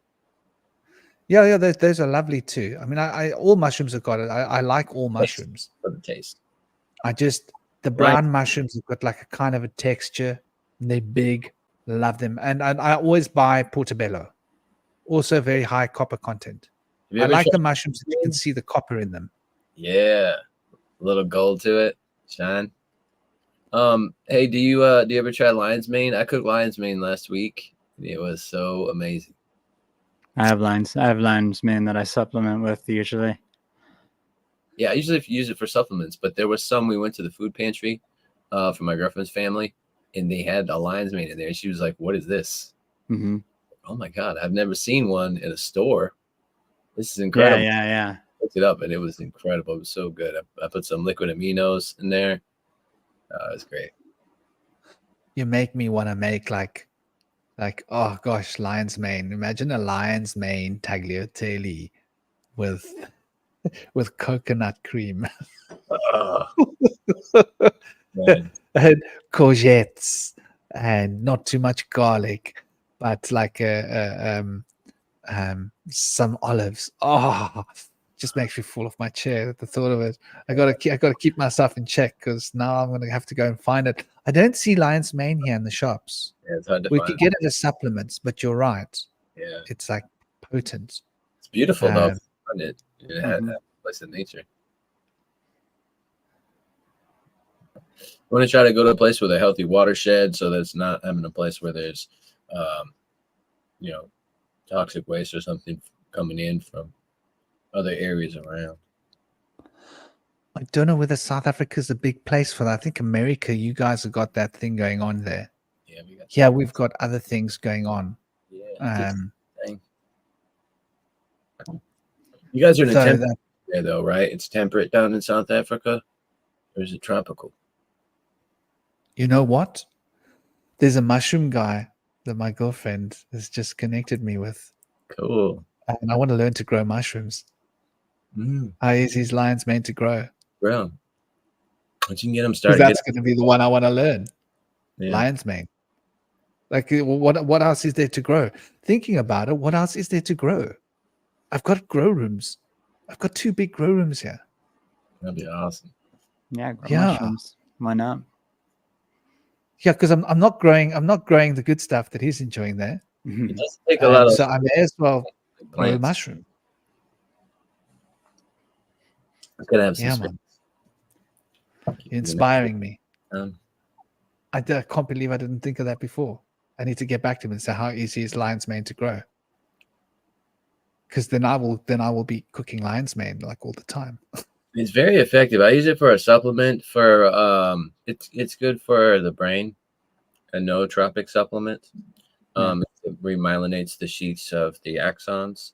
So I was able to use it to recover lost memories, which is really, really life impacting. I don't really have too much memory in my childhood, but it started to come back when I started to take lion's mane. I think it's supposed to be good for the central nervous system too. So like you know, like if you have diabetes or something, it starts in the tips of your fingers or your toes, like the lion's mane will like push nutrients to the very furthest points in your body, I'm pretty sure. Yeah, it's helped me with that. I had lost feeling in my right hand from shoveling manure at the cow farm for a while. They had a shovel with no handle, and I just kept pushing the butt of the shovel in my hand to the point where I completely lost feeling in my hand. Yeah, it'll help like rebuild the those nerves and everything like that. Yeah, those connections. Yeah, that's really, so a lot of people don't believe it's possible, but you can get feeling back in places that have lost it. Absolutely. Yeah, man. So like copper, I think copper is I think you guys are onto something with the copper, because I've always been like explaining that I think like my bones are so heavy because they're full of copper. Yeah. I mean, I eat a decent amount of iron, but I eat like a lot of copper. And it means that your bones they don't break so easily because copper's got a bit of bend to it. Yeah. So it makes you very heavy, very strong, very solid. I think copper weighs more than steel. Am I right or wrong? Find out. Per substance, because it's closer to gold than steel is. I mean than iron. I mean, I could be wrong. Copper affects metabolism by influencing the activity of the enzymes and directly affecting osteoblasts and osteoclasts. So it really is essential for bone growth and maintenance. That's probably why my boy is so healthy. Because if you've got good bones and good bone marrow, then your body will be strong. Your muscles and your tendons and everything will be strong.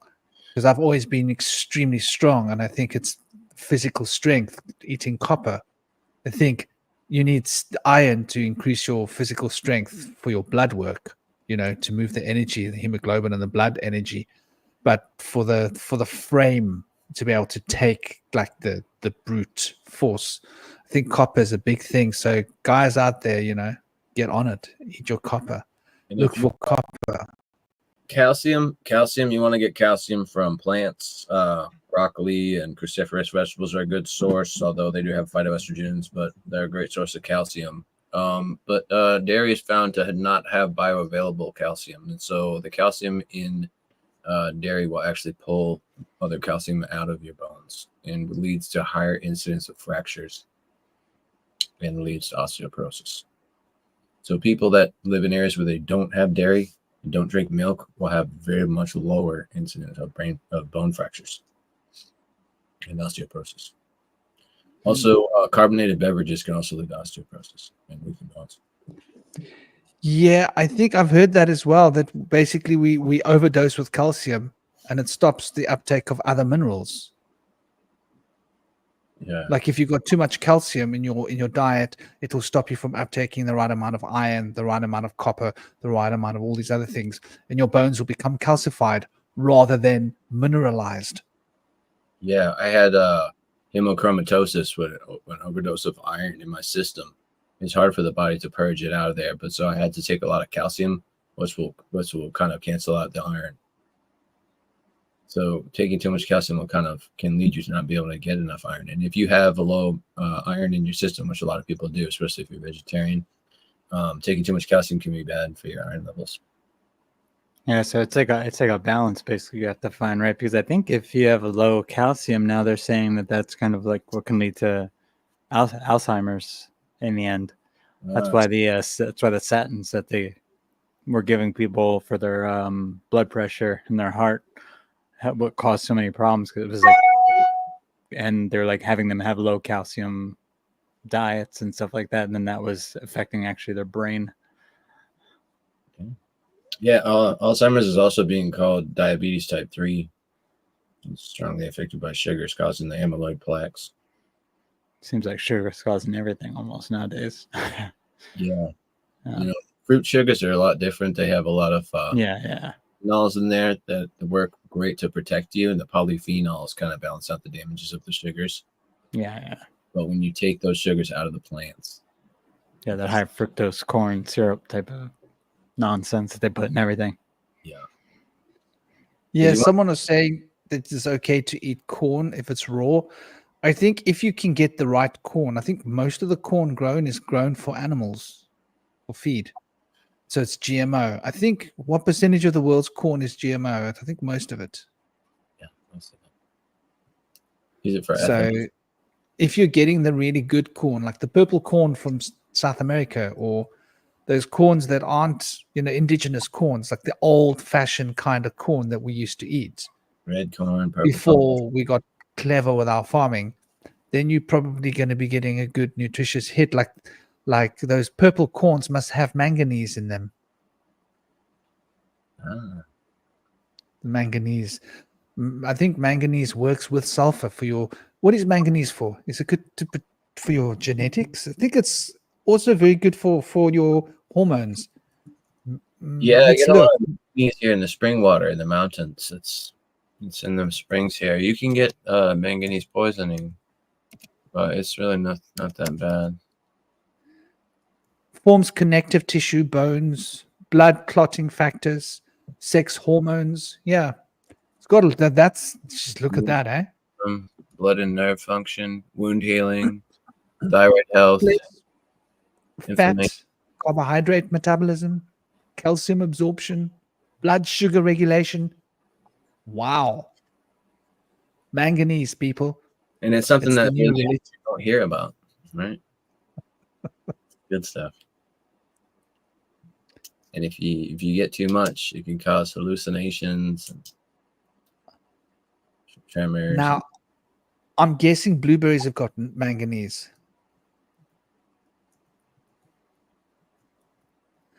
Blueberries, it contains many minerals like blueberries. Okay. I'm guessing eggplant, aubergine.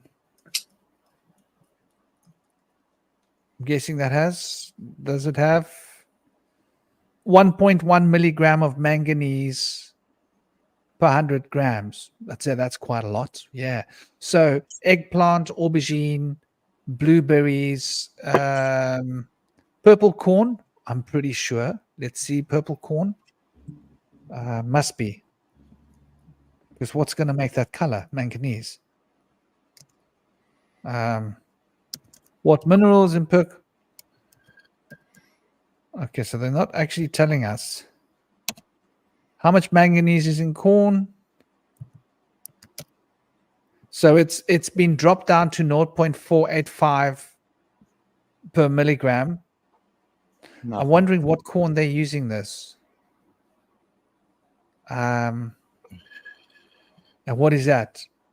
0.485 what? They're not really telling me very clearly there.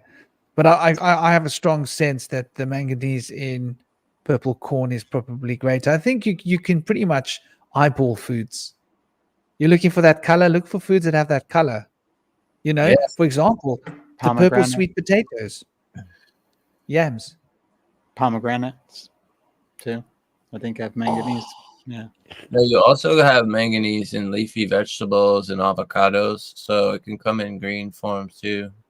But you'll see it in like purple potatoes and purple grasses and grains.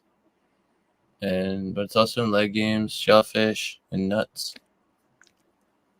A lot of tropical fruits have manganese. Yeah, so those are all foods I like to eat. That's why I've got good bones. Like literally, if you saw me when I'm really, really, really thin, even when I've been like fasting and stuff, like I've always looked 10 kilograms lighter than what I am. Like, you know, I've always looked way lighter than what I am. So now I'm a little bit bulkier than I should be. But I weigh a lot more than that. When I'm really, really, really like slim to the max, then I'm 80, 85 kilos, right? What's 7 pounds? But I'm only 5'9". What's kilos and pounds? 2.2. So 85 is about 160, 180, Yeah. almost 200 pounds. Okay. Yeah. So I weigh 200 pounds, but I'm not a big guy. You're 5'9". Yeah. Yeah. No, yeah. I'm. But that's when I'm looking like I'm really thin, almost like a woman's body. Interesting. When I'm bulk out, my weight is like now it must be 240 pounds, 230 pounds. Really? Yeah. So like I if my muscles get bigger and stuff, then obviously I put on more weight. And I climb the mountain every day, so my muscles are quite strong and my bones get a lot of, you know. But I think eating copper and manganese and all of these things, and I'm always cooking eggplant. Like always love eggplant. Eggplant and mushrooms. So there's like two of my favorite things to cook. The great meat substance. And go figure. It's the manganese, dude. I crave this stuff. But yeah, what we harmonically resonate with, what foods we desire, I think is really important to see what foods you like. What colors do you love? I love those blue, violet, indigo colors, magenta colors. Love them. I see blueberries and my eyes go like, oh. Me too. Yeah, I know there's a lot of thought on the food and maybe even the color and things like that you're attracted to being based on where you're born. I don't know how much of that is true, and I don't know if you guys have heard anything regarding that. How do they associate the colors with locations? They do associate the colors with location. Is it like the colors means a certain place, or how does it work? Oh, I more so. I think it's the food. I've 100% heard that like you may be more attracted to foods that are grown in the area where you're from. Yeah, and it may actually be better for your body. I don't know. I'm attracted to Asian foods, and I feel a strong connection to past lives in Asia, familiarity with culture and things. My ex-wife was like crazy about citrus, but she was from England. I've always been crazy about bananas. I like citrus too. I like oranges and mostly just oranges, mangoes. I'm more crazy about apples and apples and bananas. Yeah. That potassium hit. So, but we grow citrus here in South Africa. It's been a big thing. What else do we grow here? We've always had a lot of stuff. I mean, okay, now that we've got olives in South Africa, it's good because I've always loved olives. We didn't always have a big olive industry here, but the olives, South Africa's been winning all the olive oil prizes, like in various different competitions. We're growing some pretty good olives, and like extra virgin olive oil is like, it's a big part of my daily.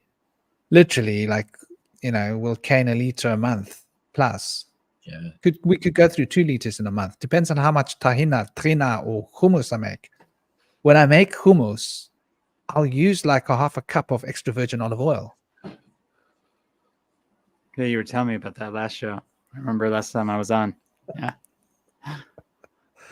I'm not shy when it comes to olive oil, man. I just go wild with the stuff, but it's good for you. And people say you shouldn't eat so much fat. I think when you're eating like extra virgin fats, it increases your body's ability to take in nutrients. Yeah, you want to have a And- balanced fat diet. Because you have too many of the regular inflammatory fats that they have with like regular processed foods, restaurant food and things. It's just going to keep adding up, and you're going to have way too much of the inflammatory fats causing a lot of inflammation. Whereas if you have things like olive oil, you might be having a lot of fats, but it's anti-inflammatory. So those fats are taking your inflammation down, and it's going to balance out. You're going to get exposed to other fats from other things. But there's a thing where you can have a diet where you avoid certain things that are also necessary, called ororexia, which is the gold eating disorder, where you avoid anti-inflammatory fats or you avoid salt. And if you avoid salt, it can lead to seizures, and you need some amount of inflammatory fats. So you want to have a balanced diet. And if you can have more of those fats that are like fish oil, which have been proven to prevent heart disease now by peer-reviewed studies. The first time vitamins have been proven to have healing benefits now. So if you have olive oil, grapeseed oil, or avocado oil, or then you have it's a lot like fish oil, that's going to help your fat profile. Takes down inflammation in the body and stuff, so it's really helpful for the immune system. And golden information, man. This is the stuff that people really need to know. Yeah, because there's so much disinformation out there about food, and it's because it's an industry. Have you seen the new the food pyramid they were putting out over the past, I think, like 2022, to when the craziness was like peak crazy during lockdowns and COVID and everything, and they switched the food pyramid up? It was insane. Tell us about it. I mean, Jesus, what did they have on it? It was like, I think they had foods like Pop-Tarts and and things like that, like a certain like Frosted Flakes higher than like red meat, like higher than meat. It was like it was bizarre. It was, they probably still have it. We could check it and see what the current one is. Let me see if I can find it. 58 Put these cereals and starches like high up on there. It's really bad. I mean, for people that have A, B, or AB blood types, yeah, you do want to have more starches in your diet and things, but people with blood type O, you really don't need that stuff as much. They don't really factor that into these food pyramids at all. Well, it's like the way they had it set up with the new one, it was almost like you would never recommend some of the foods on it. It was like the most unhealthy foods you could imagine. Yeah, you want to be wise with your starches and stuff. A lot of this processed foods is just terrible. It's mostly enriched wheat flour, genetically engineered wheat and stuff. So, that's if you can get organic wheat, that's way better. And it's just like if you could get raw milk and stuff, and organic meat, it's a big difference. Trying to see if I could actually find the sheet that had it on it, but yeah, I think this is a thing though, because people are waking up. They're trying to ensure. I think there's a financial stake in the farming industry, in big companies, certain big GMO companies, like we know who, Santos, and basically they own that market share. So they must have people that can influence this food pyramid. Like, we want that on the top of the food pyramid. Why? Because we grow it.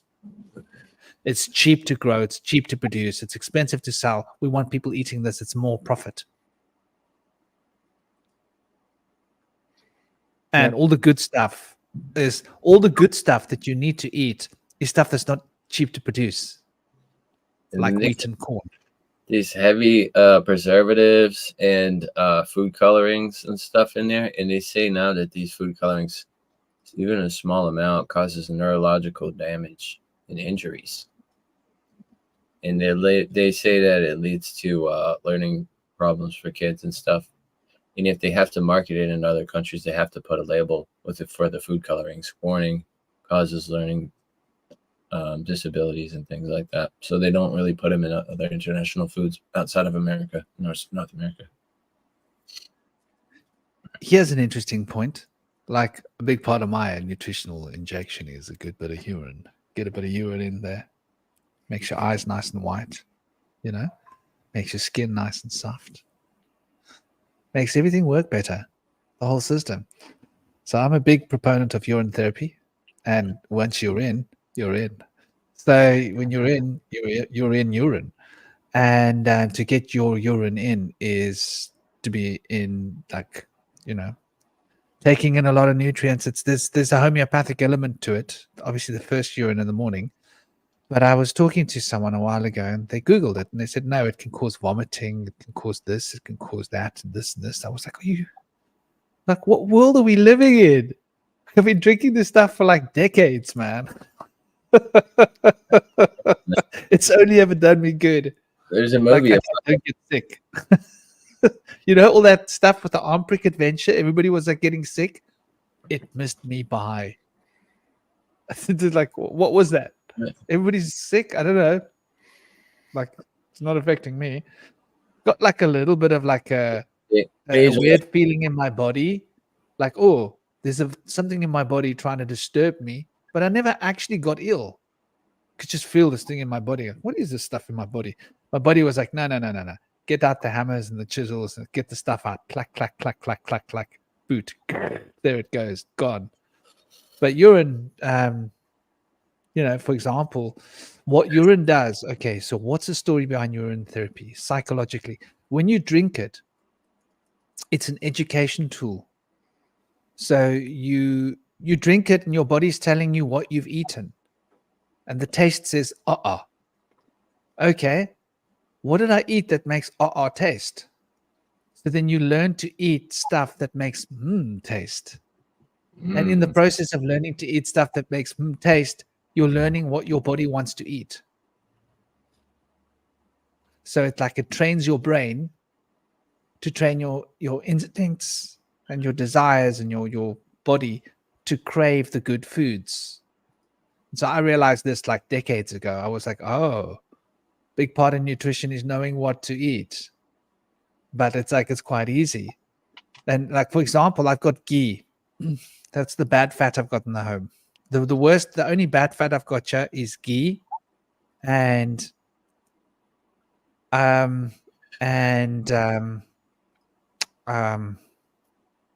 yellow flowers, those big yellow flowers, oil. Because I use extra virgin coconut, but it's never fried. It's eaten raw. And extra virgin olive oil, but it's never fried. It's eaten raw. Because there's no point frying olive oil, right?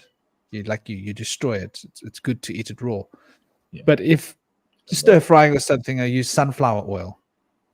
Just a little bit of sunflower oil. Because the sunflowers are local. They're grown here, they're locally produced, so it makes sense to use a local produced thing rather than import. And the olive oils are locally produced. The coconuts aren't.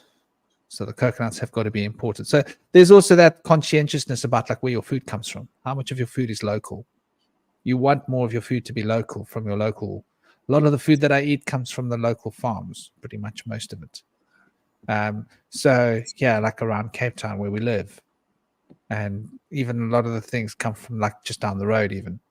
So, the blueberries I'm eating comes from about 100 kilometers away, 70-80 miles from me.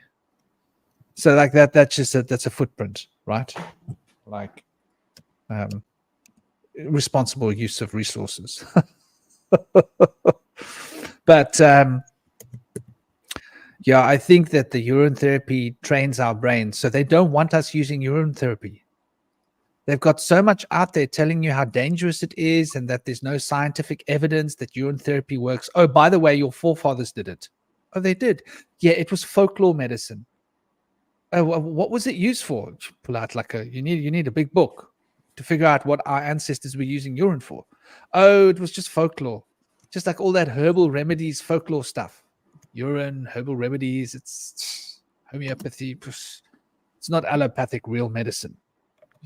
That's the attitude being presented. And so, I wouldn't say urine therapy is medicine. I wouldn't call it that. I would just call it a lifestyle enhancement tool that teaches you to become conscientious about food. And you'll know, like, if you're eating the wrong thing, you won't be able to drink it. Like, I had some blue cheese on my salad today. I'm going to admit it. Put a bit of blue cheese on there. Because, like, I got blue cheese for a blue cheese pasta. My boy loves blue cheese. Some part of me loves blue cheese too. I shouldn't be eating it. I'm not quite a vegan. I do have a bit of dairy, but blue cheese is mostly like fermented, isn't it? It's like it's so whatever you're eating is so far away from what came out of a cow, and it's turned into it's changed color, like literally. It's so I'm gonna be testing my urine in the morning to see what the blue cheese did. To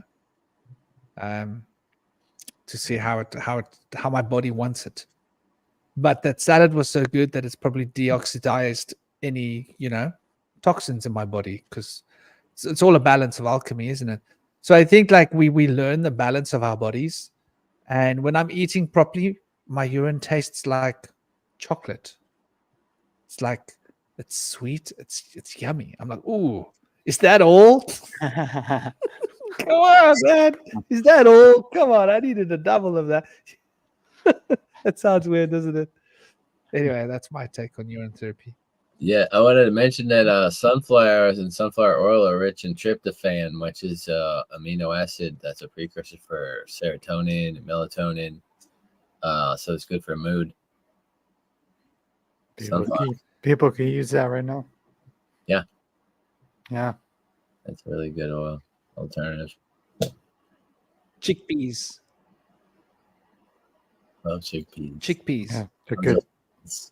Yeah, I eat a lot of chickpeas. Yeah, this is how you enhance your attitude. Tryptophan. Yeah.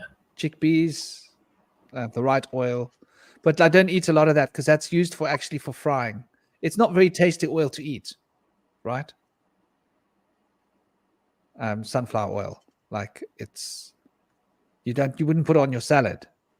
Like I'd rather put extra virgin oil. And if I make a curry, after I'm finished cooking my curry, I'm going to spoon extra virgin coconut oil into it to stir it in raw, to get that coconutty flavor. If you cook it, it changes the oil, right? Yeah. Changes the good fats into bad fats. What do you use the coconuts actually for? Sorry? What do you use the sunflower oil for? Stir fry. Stir fry. Yeah. It can handle a fair amount of heat, sunflower oil. So if you're doing a stir fry, you don't have to worry about like if you try and cook with olive oil, you got to watch the heat. Olive oil burns very quickly. Coconut oil burns even quicker. Peanut oil, I don't even know why people are cooking with peanut oil. Peanuts have got more protein in it than chicken. Did you know that? So, I put peanut butter into my smoothie. Almond butter is real good. Oof. It's expensive, but it's good. Love it. Yeah, man. Sorry about it. Got this chocolate peanut butter now. I got chocolate sunflower butter. It's really good. I'm like addicted to it. You guys ever had that chocolate peanut butter? That's munchy foods. Gotta be careful with that stuff. You see, I'm not eating bread. I've basically just decided I'm not eating bread anymore because I'm just done with bread. Very rarely do I eat bread. And when I eat bread, it's like too lightly toasted, whole grain, raw brown bread with olive oil. I'll soak olive oil into the toast, and I'll soak it up, like drizzle a little over it, let it mix, get absorbed, and drizzle a little bit more. I'll load it full of extra virgin olive oil, and then I'll slice avocado onto it and put black Himalayan rock salt. It's a fetish. And avocado has got a lot of vitamin E, especially close to the skin, which boosts testosterone, which makes your bone structure stronger. So, like, a lot of men are not manly enough because I don't think they're eating the right foods, which makes a man not want to be a man. If that makes sense. Yeah, I mean, look what's happening around the world right now, especially around America. All the younger kids are all confused. Yeah. The xenoestrogens play a role in it. I learned a little while ago. Was it you that was telling me? Who was it that was telling me that even the slips, cash receipts, you're absorbing xenoestrogens from cash receipts, credit card slips? Did you know that? Yeah, I was talking about that.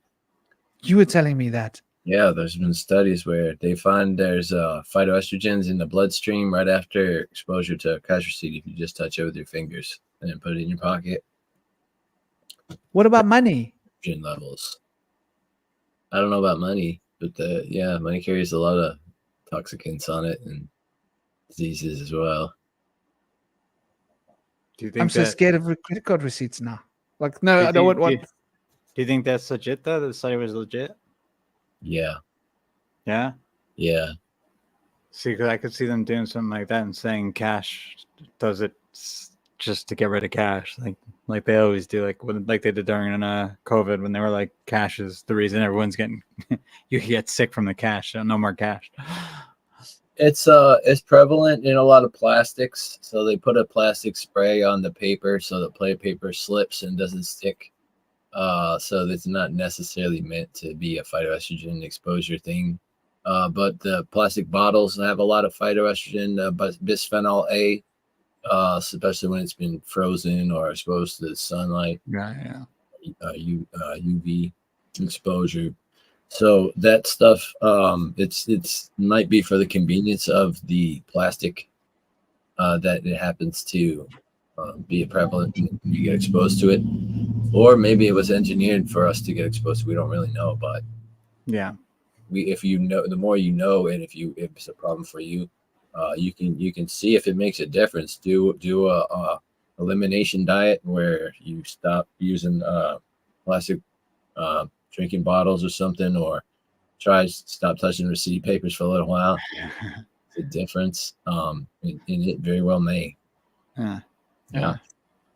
I stopped drinking plastic bottles a while ago. Yeah, same. Made a big difference for me. So to lose that like 5 or 10 pounds I was always trying to lose, I never could. Really.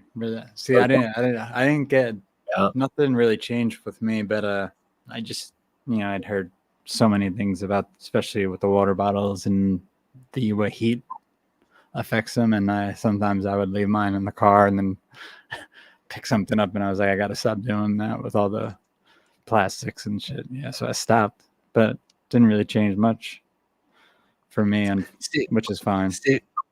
Seriously, invest in a copper bottle.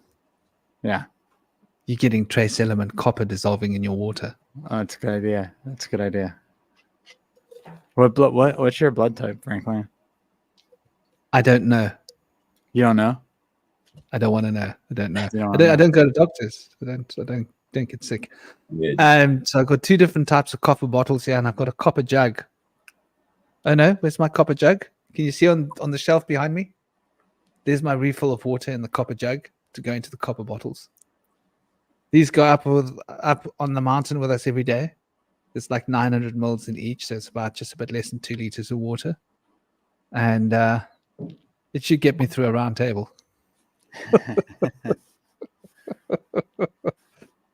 So, like, I'm copper obsessed. I want to get copper pots. They're just so expensive. Yeah. Like, Yes. the only place that sells copper pots is selling for like 10 times the price. And to be honest, my son's mom doesn't. She doesn't look after things. So, like, when I buy like expensive stuff, they get trashed. So I just settle for steel pots. Just because, like, okay, you can trash. With a pot, if you take a hot pot and put it into cold water, it warps the bottom of the pot.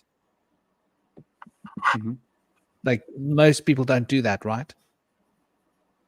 And like, I can repeat it like a mantra till I'm purple in the face, but it will still happen. And so the pots get ruined. Yeah. Never put cold water into a hot pot. To me, it's just like obvious. Like, okay, you don't do that, But to me, it's also obvious not to like feed my son sandwiches at night. You see, I'm here doing this. So my son comes to me now. What his mom gave him was bread lightly toasted with raw honey and banana on it. He won't eat that when dad's around. You know what I mean? Like, I'm too on it. I'm like, no. Like, what are we gonna eat? I've got a fridge full of food. I've got like really good stuff in the fridge, like all sorts of food. I've got orange sweet potatoes. I've got purple red sweet potatoes. I've got different kinds of mushrooms. I've got 3 different kinds of mushrooms in the fridge. Shiitake as well. Brown mushrooms, portobello mushrooms, green beans. What else have I got? I got courgettes. I've got different kinds of yogurt. Blue cheese. Got a food order coming tomorrow. But I'm just saying I've got like a lot of different foods. I've got those bread things, beetroots, purple onions, lettuce, different kinds of lettuce. My point is cabbage, red cabbage, white cabbage. That's what she chooses to feed him. I'm like, it hurts me. Like, this is why I'm cooking all the time in the house. Speak of him when he arrives.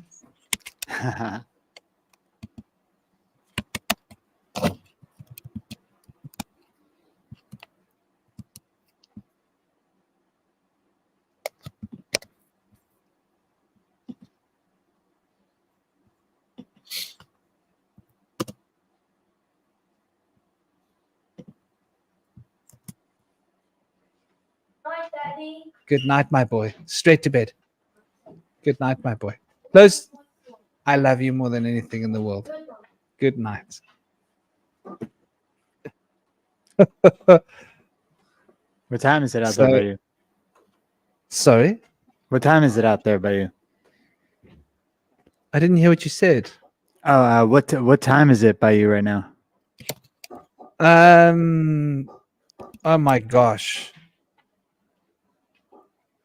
It's 10 o'clock. Is it 10 o'clock? Yeah, that makes sense. Right? Yeah. Yeah, because it's 1 here, so 1:11. It's 10 o'clock. And my 8-year-old's still awake. You see, this is why I get annoyed. It doesn't happen on my watch. Like, whenever I'm doing podcasting, things get slack in the house. He's not eating proper supper. He's staying up till late. So, like, thank God his dad keeps it real. It's 8:30. It's bedtime, buddy. Gosh, no. Anyway, but that's what it is. People change. Harmonic resonance is interesting. We all adjust. She changed. We're not in the same field of resonance. The only reason she's in this house, we've been separated for 5 years, is because she has nowhere else to go. So, Wow. I'm not going to make her go nowhere. She's the mother of my child, so she's got her side. But like I've got bolts in my doors on my side of the house. Like she can't come Really? here. It's like Fort Knox. She's not welcome here. No, she isn't. We're not friends. Oh, jeez. She's my son's mother. She Oh. lives here. She has nowhere to go. Fine. She's a fundamentalist Christian, and waiting for the rapture, and tries to preach at me. I'm like, I'm not doing it. Like, do you know what I mean? Like, I'm all for everybody enjoying their own religion, but like, you know, Yeah. don't try and push it on my son or me or something. Give him his choice to experience what he wants to, and he'll figure out what he wants to be. If he wants to be a Sikh or a Buddhist or a whatever he wants to be, let him be it. You know, I'm game. Like, as long as it's not the inverted, like pointing down pentagram, I'm good to go. Anyway.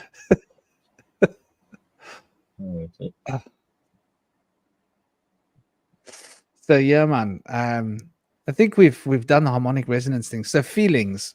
Okay, so feelings. Wow, feelings is a big one, huh?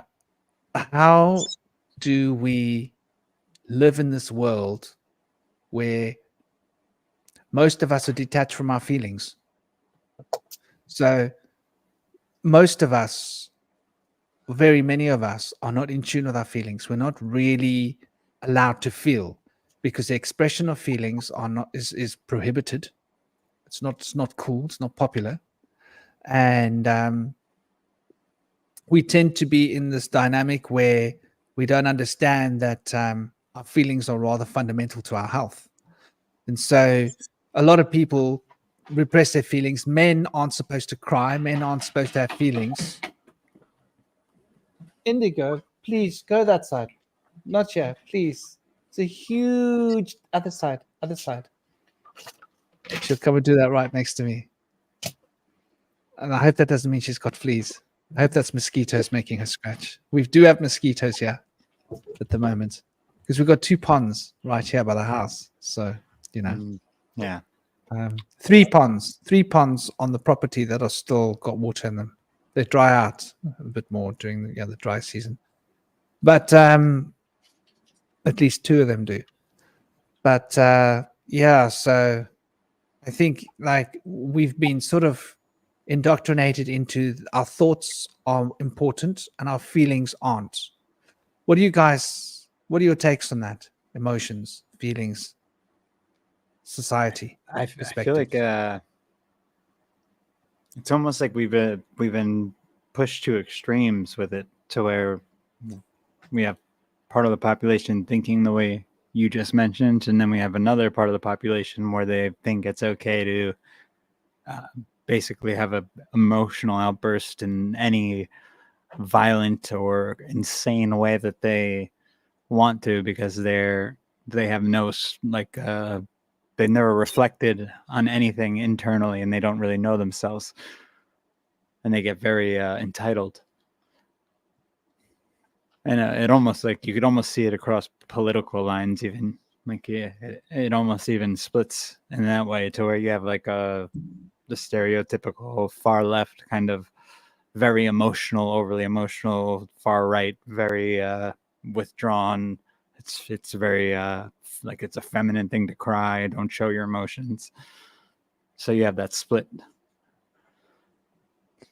Yeah, I think you're onto something there. You know, this polarization is becoming a big thing. Especially, you know, the views, the world. A lot of us are thinking like alternatively. We need to get out of this big city machine and get into smaller communities. And a lot of people are thinking like, oh, you know, you got to be close to your doctor.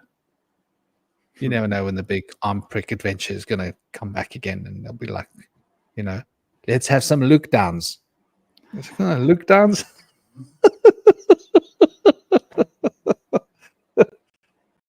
Go on YouTube. You try and catch me on that one. Oh, by the way, we had a video flagged up and removed. No way. Which one?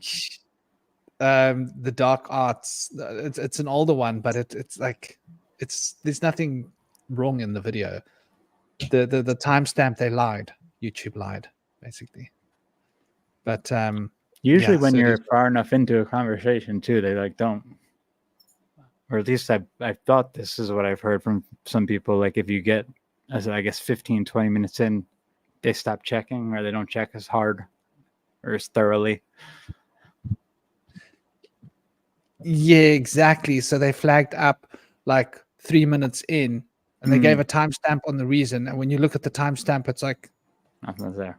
that's not out of bounds. What is that? It's not, you know. Yeah. It was like really something nice being said. It's lovely. I was like, anyway, it is what it is. So it's, you know, you can't deal with the behemoths. They deal with you. Yeah. They deal the cards, you play them. Yeah, I do think that's oh, and namaste, Naomi. I hope you're good. I hope you're having a great Naomi, darling. And namaste, Naraka. I hope everybody's good. You guys are enjoying.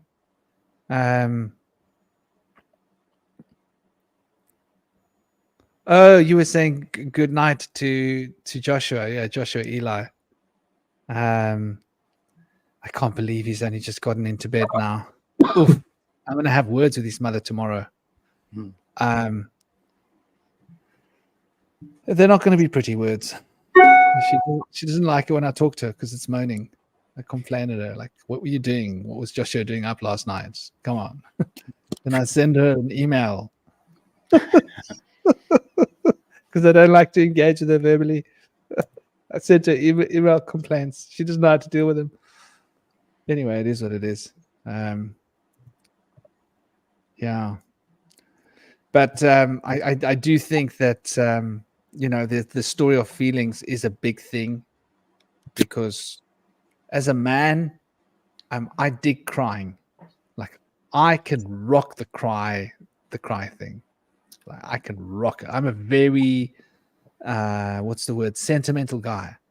Yeah. Like a sunset can like make me cry. I'm sure most of us are here in a way. I mean, you almost have to be to be discussing some of the things we discuss. But isn't there was always a quote, I think it was or I don't know if it's a quote or if it's just a fact, or I mean, it might not even be a fact, it might just be a saying about the Greeks, about how in ancient Greece, basically the only men who cried were actually the heroes. Like Achilles would be depicted as crying, and if only their greatest heroes would be shown as having that capability to show emotion. And I always thought that was interesting. Thought that was a good way to think about it. I think that's because those are the men that are in tune with their feminine side. Yeah. And so they're more balanced. Mm-hmm. And so when you're in tune with your feminine side, then you're in tune with your emotions and your feelings. And then when fear comes, you're more likely to be able to face fear than react to fear. Yeah. Because you're so much better at dealing with emotions. And you can actually alchemize your fear, turn it into anger, and utilize that anger, make it work for you. And then afterwards, the anger that you've created, transmute it back into pain and cry it out of your system for what you've just done. Do you know what I mean? Like as a concept, like on the battlefield, for example. Yeah. Like that's what you would do. You would transmute your fear into anger, use the anger wisely, and then afterwards transmute that into the pain and the sorrow, because now you need to feel bad. Like, what was I just doing there? Because on the battlefield, you don't know what you're doing. You don't have time. It's like, it's quick. It's like, oh, it's all happening so fast. You got to act.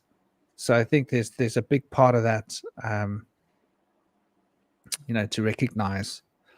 And so they told us it's not manly to cry. Well, they lied. Real men cry. There's a new Marlboro Man advert coming out. And this dude's like pulling his eyes out like at the sunset.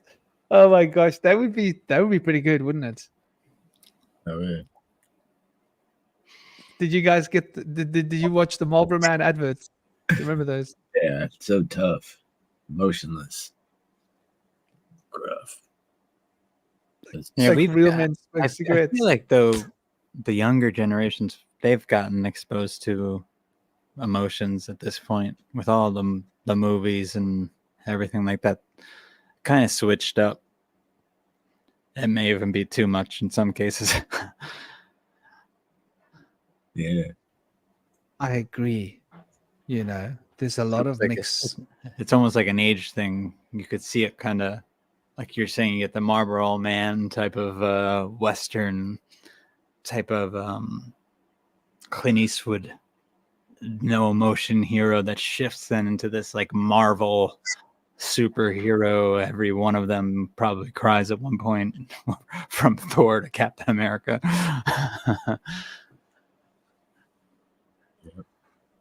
Yeah, that's very interesting what our heroes have become. Our heroes have become dark.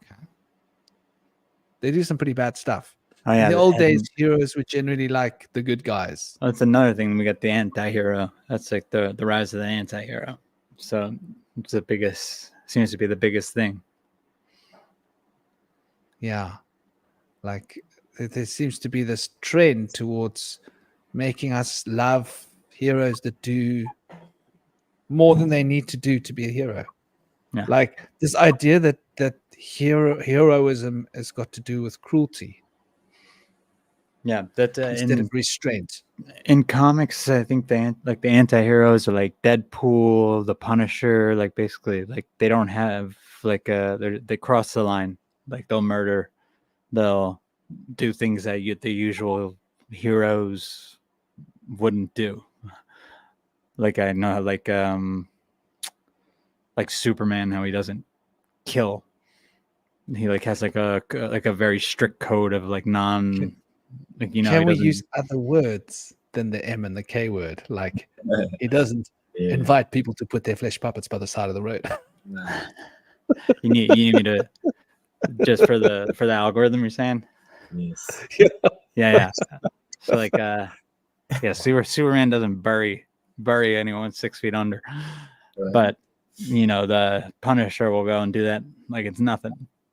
Yeah. The Punisher's kind of considered a good guy sometimes, and sometimes he's not. And it's like same thing with Deadpool. Sometimes good guy, sometimes he's not. Yeah. That's very interesting. And like I've noticed even like Superman became dark, Spider-Man became dark. Yeah. All those things where like they go through their dark phase. They were the good guys. They were always doing the altruistic, the right thing, doing the good thing, like protecting life. And then they get a bit twisted. They're like, We got that in Doctor Strange too. They did the same thing where he goes mad in that multiverse one. And yes, I didn't see it, but I know I saw the preview for it. Okay. That was one of the Yeah. more recent ones, I think. I like the Doctor Strange guy. Yeah, he's good. Benedict Cumberbatch is a good actor. Yeah, so the whole emotional story as well, I guess so. Vincent Miller goes Iron Man, which I mean, just Robert Downey Jr. as an actor. Now they bring him back as Darkseid. So now he's a villain. Who is he? Iron Man. Robert Downey Jr. They're bringing him back as like the main villain in. I think it's Darkseid. I might be wrong with who it is. It's the God, is that Vincent? Is that who it is? Who he's playing now? Wow, he's a brilliant actor. But that's interesting. Black Sabbath, he says. Black Sabbath, maybe that's the name. Interesting. But yeah, there was like a whole big thing. They did like a preview for it at Comic-Con. I think I saw the preview. Just odd that they brought back like the guy who started the franchise as like the main villain now in the franchise, and everyone loves it. Oh, no worries, Vincent.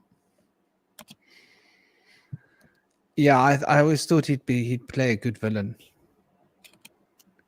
because he is somebody that's quite like not so emotional, not so empathic. I think like maybe it's the way he is as a guy, which makes those roles for him to play, which is what makes Iron Man so comical.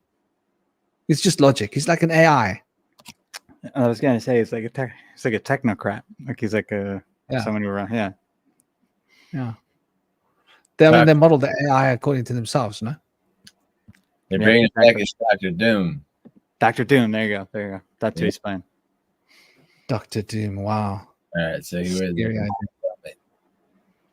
I don't think you see his face. So, looking at the emotions. So how do the emotions? So the emotions are the polarizing element, and they polarize us. Feels good, feels not good. So the extension of the world view and ideology is bound by the feelings, as the feelings expressed within us, like to move towards or to move away from. And harmonic resonance also governs us through our feelings. So feelings are expressed in the sphere of the mental plane as a reaction to thoughts. And every thought brings a consequence of feeling. And the feelings are from whence the thoughts arise. And then the feelings in the second sphere of the of that aspect, which is in correspondence with other aspects, means that our emotions cause us to be able to relate. And to relate is that corresponding connector. Because when we're relating with things, we are finding the correspondences between them. And the feelings on the sphere of harmonic resonance is feeling the reason. So reason we think of as being logic based, but reason has also got an emotional component. And when we think of reason is, well, why is something considered to be reasonable or unreasonable? Well, there's a big element to the feeling in it, because it's wrong. Is it reasonable to shout at someone when they have given you a compliment? No, because you're hurting them, and that doesn't feel right. So we think of logic as being like logic, but we don't realize how intertwined it is with feeling.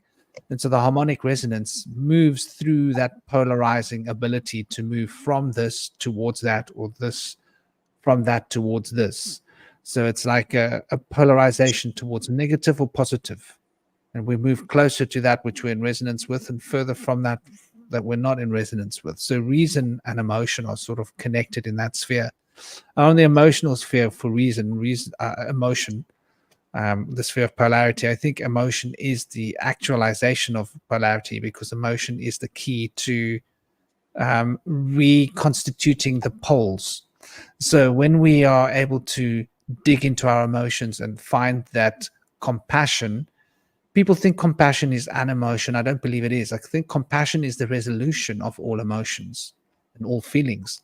And when all feelings are brought into a composite structure where all the passions are accounted for, imagine 64 different vectors. And these 64 vectors are brought into alignment in a vector equilibrium, in an equilibrated vector, which we can see in the I Ching. And for those of you that don't know Nassam Harameyn's work, his early work, shout out to him. He put the maths on the table and showed us how the I Ching is the reflection of this mathematic principles of the vector equilibrium, which is where the emergence of space-time comes from, which is very interesting. And in order to create a vector equilibrium, you need 64 vectors. So 64 vectors generates an equilibrated sphere. And within that sphere, you have the geometry of the octahedron, of the cube, of the Merkaba, of the two tetrahedrons in resonance and opposition to each other. And so all of these are fitting within the sphere. So the flower of life is essentially the manifestation of this vector equilibrium, which are these 64 parts.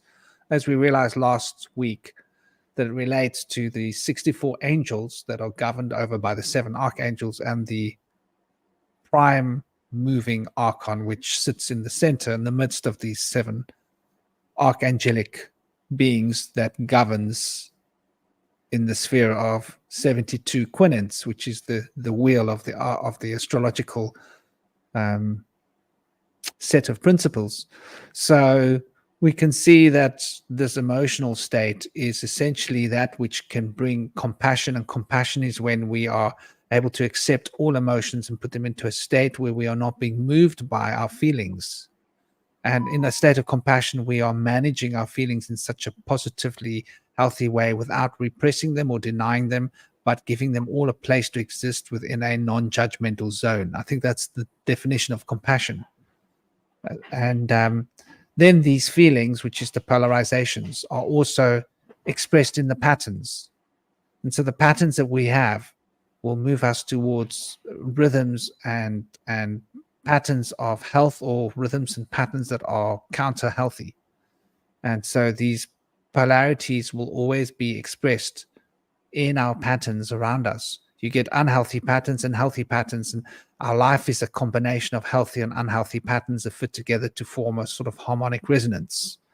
And some of the unhealthy patterns are actually even counterintuitively healthy, because they keep the balance and keeps us striving towards developing better potentials, so that we are always honing our skills as human beings to grow.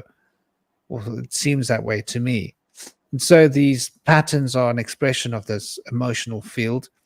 And even though the patterns are essentially rhythm, and the principle of rhythm is something that makes you flow.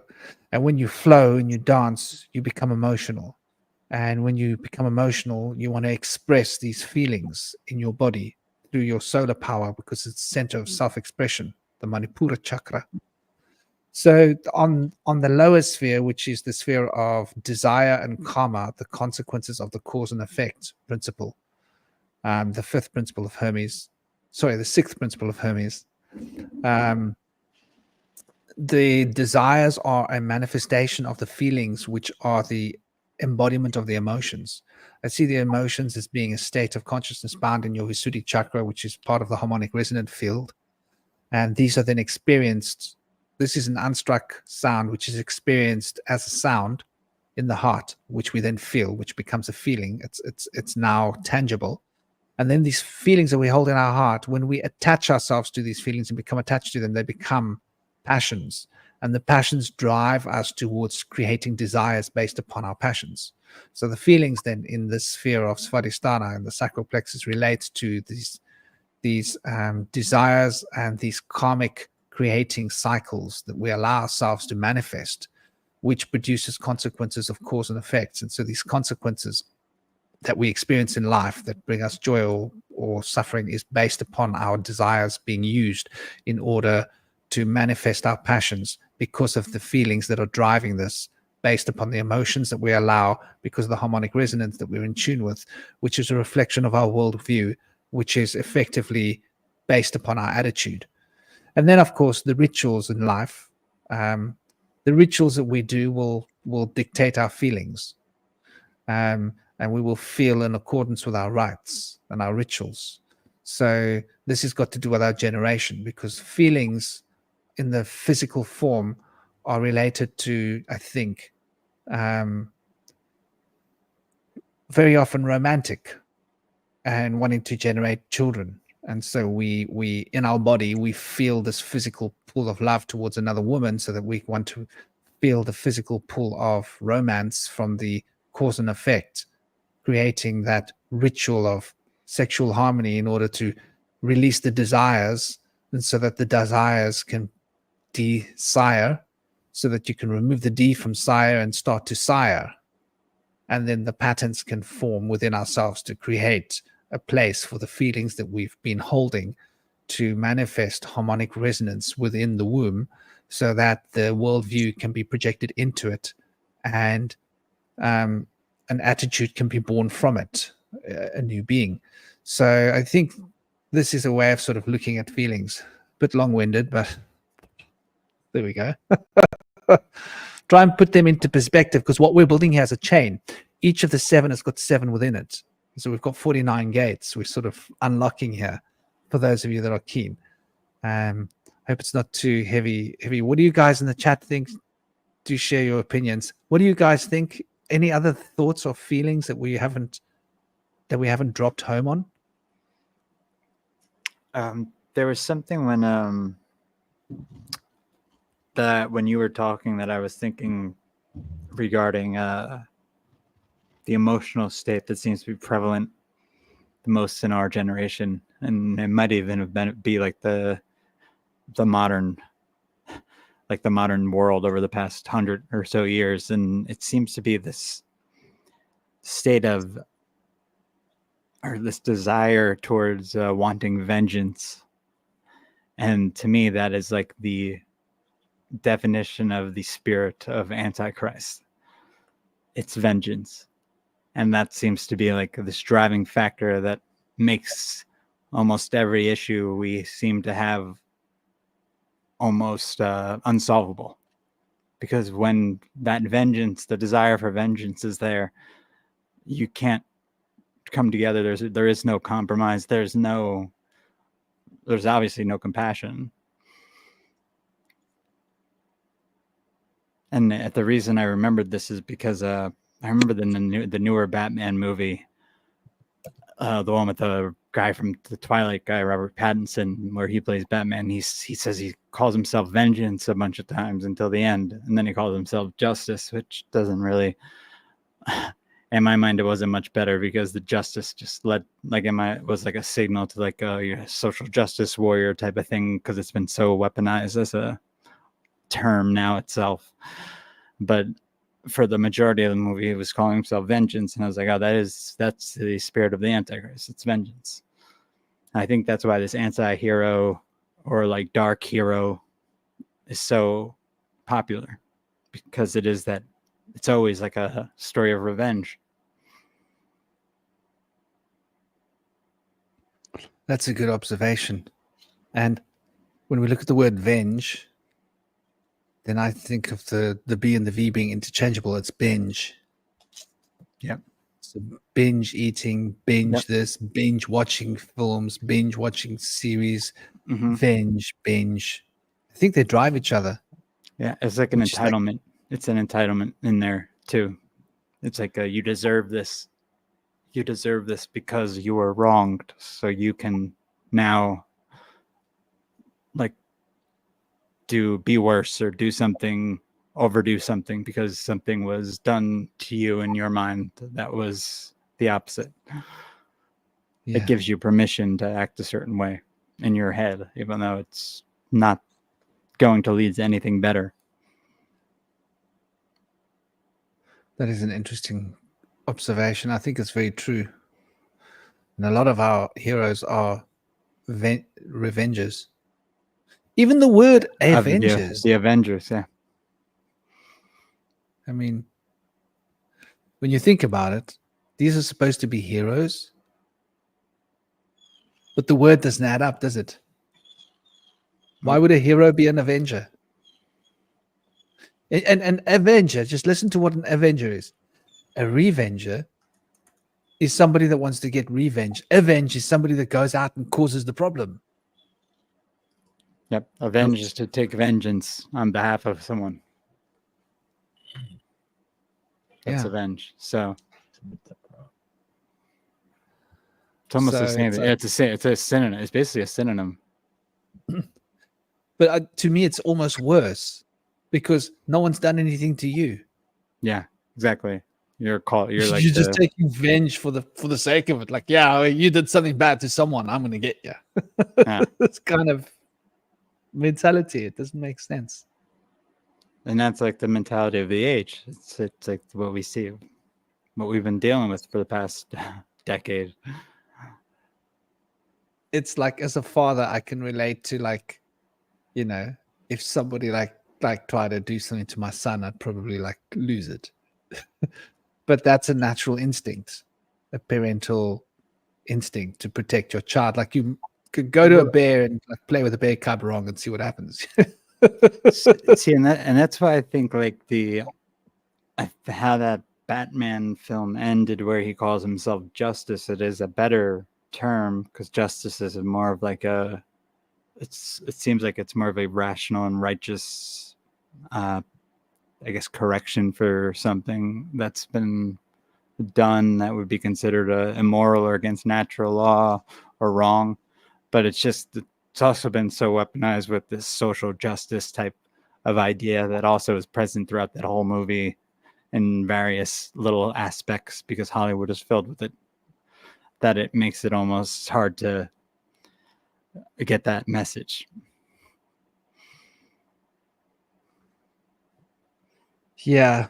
So I think the key is, that we've got to be careful what messages we allow ourselves to identify with, because of the way it programs our emotions. And that's the thing about emotion, is it can be programmed. That's a very interesting point. Yeah, right? Because I mean, you're told so then you watch that movie, say, and you're like a teenager, young in high school. Well, vengeance is wrong, but justice isn't. So I could be a social justice warrior and go out and protest against things that I have no idea what the hell. I have no idea really what's going on. I'm just doing it because it sounds good, and I've been programmed to think it sounds good. There's definitely a lot that the younger generation has lost, and I think this has got to do with the disassociation between the generations. There's always been a generation gap, but it seems like, is it me or is it getting bigger? I think it's the we were all introduced to social media and the technology right around I think when I was in my senior year of high school, and I'm born in like 87, so my senior year is when that all happened. And I think like the generation right below me they all very different. And it's interesting because when I was in school, we had a few slang words that our parents didn't know, but there were a few slang words, right? The Gen Z generation, if you listen to them speak, you can't understand what they're saying. Oh yeah. It's not a few slang words anymore. It's a whole new language. And it's it's like gibberish too. That's what I'm saying. Like they're not making sense. We weren't like that. No. We had like a few words that we had to explain to our parents. Oh, this word means this. You're old. You don't get it. This word means this. But it was like a few words. And so I'm guessing that our parents had even less words that their parents didn't know. And so like what's the next generation going to be like where parents and their kids can't even communicate anymore? Like the Gen Z kids, they won't even be able to communicate with their own parents. They'll be speaking different languages. They'll need translators. That seems to be the goal of the social engineering. They want to make sure there is no communication with family. Yeah, man. I think that's definitely a big part of what's going on here. And I think we've sort of hammered it on the head. And so the programs that have been installed into our feeling bodies is really a big part of it. So when we move past feelings, we move into the sphere of what I call Saturn, the Lord of Time, the Lord of Cycles. This is referred to in Hermetic writings, which governs time and patterns. I'm calling them patterns here because I see the principle of rhythm as being essentially patterns being beaten out on the proverbial shaman drum of life. So I see that as well as relating to that which manages all of the metabolisms in our body. There's the solar fire, solar power, solar plexus. And so these patterns are basically effectively, sorry, I've got dogs everywhere. I've got to look where I put the bottle. Surrounded, they're ganging up on me. So the patterns are another big part of this. And so like, what can we say about patterns as they relate to the cycles and the way in which we notice these patterns are sort of manifesting in us? I don't understand why this keeps happening. I keep seeing that like the words, like I can't find it. Very weird. Like I'm up to a certain point with the chat and then it just disappears and it's gone. Oh, there it is. Okay, good. You got it. It's just the chat is coming through in big chunks. Like people's chats coming through late. I'm noticing this. I wonder why this is, but it just is what it is. So the cycles and the patterns in our lives, how does this relate? Do you guys think, like, what are your thoughts about that as basically integrating the patterns, integrating the cycles, where I think we have become, this is now an evolution of this breaking down this barrier between the different generations. Now we're all locked into different patterns and different cycles, like wheels turning in different speeds, to the point where we're losing each other's frequency. We're no longer in phase and in sync the way we used to be. Like everything's disassociation. So how does patterns relate to disassociation? I think is what I'm trying to say in a not so efficient way. I have something on this, I think. Hold on a second. And what is association? So association is one thing in relation to another thing. And what binds the association between one thing and another thing is that they are locked into a field of pattern. And so we associate with our reality because there's a pattern around us. And so we're able to associate the pattern of life. We're able to associate what happened next, what happened before, what's happening now. So association has got to do with time, I think, essentially. And we associate the timeline of what's the cadence of events. And when someone is disassociated, they don't know what day of the week it is. They don't know what the time of day is. They don't know what happened before. They can't remember the last conversation. Their like plans for the future are like ridiculous because they're not in sync with the present or the past. Like, oh, I know, I'm gonna fly to New York now, and it's like the middle of the night, kind of thing. Like, Nah. they're just not living in the real world.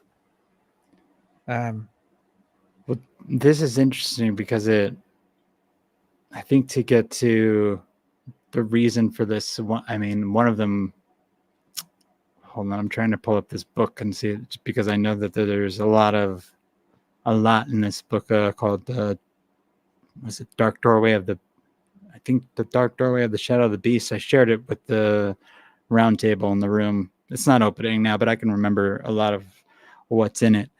And it seems like these kind of emotional states that people were split into, some being narcissistic, some being codependent.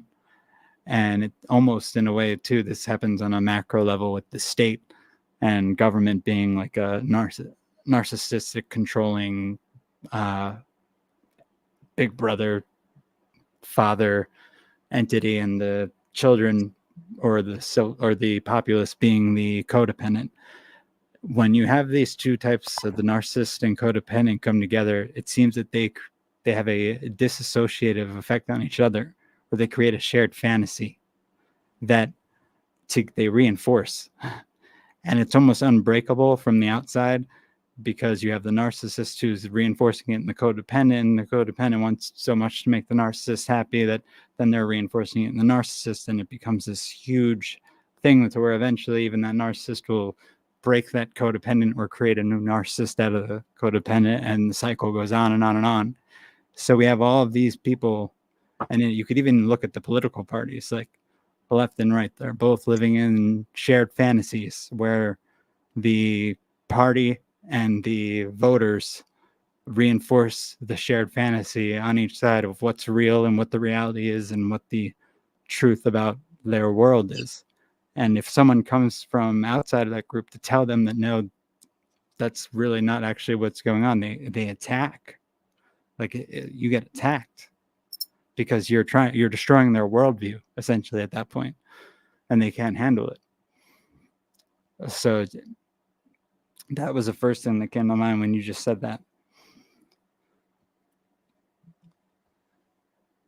Yeah, unhealthy patterns and healthy patterns, narcissist and codependency. And I mean, that is the basic currency of most emotional relationships between the sexes these days, is it not? Codependencies, narcissism. It's why relationships don't work. And dating apps, like what is going on? We've forgotten that harmonic resonance exists, that we will go out and meet the right people because we're meant to, and we're allowing an AI system to tell us who we need to date. Like that, I think, is creating a lot of these unhealthy patterns that we're experiencing, because like random people are meeting random people because an AI system said, hey, you know what, you guys should get together. And of course, you know, everybody's behaving a bit narcissistic, so they're putting their best foot forward to the point where they're hiding who they are and being who they think other people want them to be, and they go, oh, that's exactly who I wanted you to be. Yeah. And then You you know? have all these different groups living in these different shared fantasies, so you can't have any sort of like I guess society-wide shared reality, and the reality starts to break down. I want to share something with you here, and I think this is quite poignant. Did you notice that the word text has got the word X in it? Oh yeah.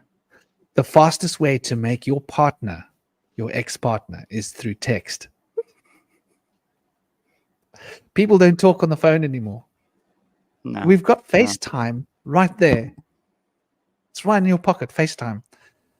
So, but still, even though you've got FaceTime in your pocket, people will rather text their woman or their man, or boyfriends, girlfriends, wives, whatever.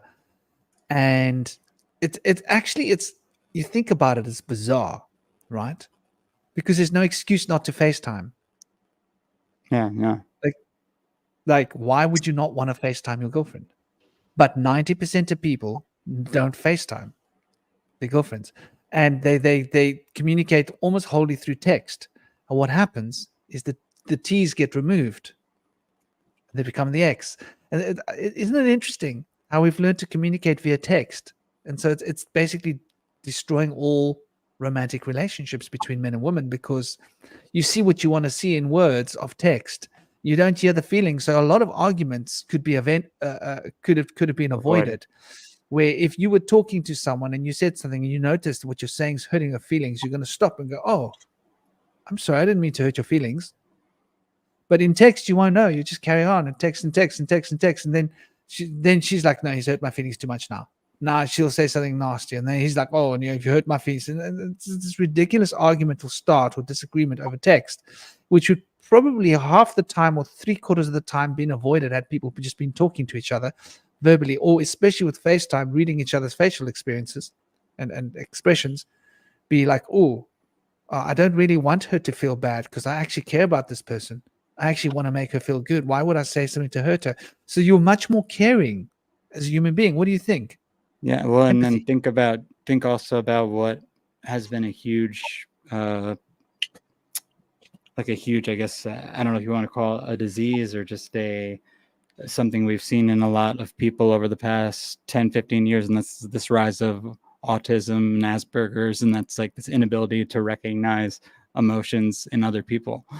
Like you become socially awkward. And that's exactly what you're saying.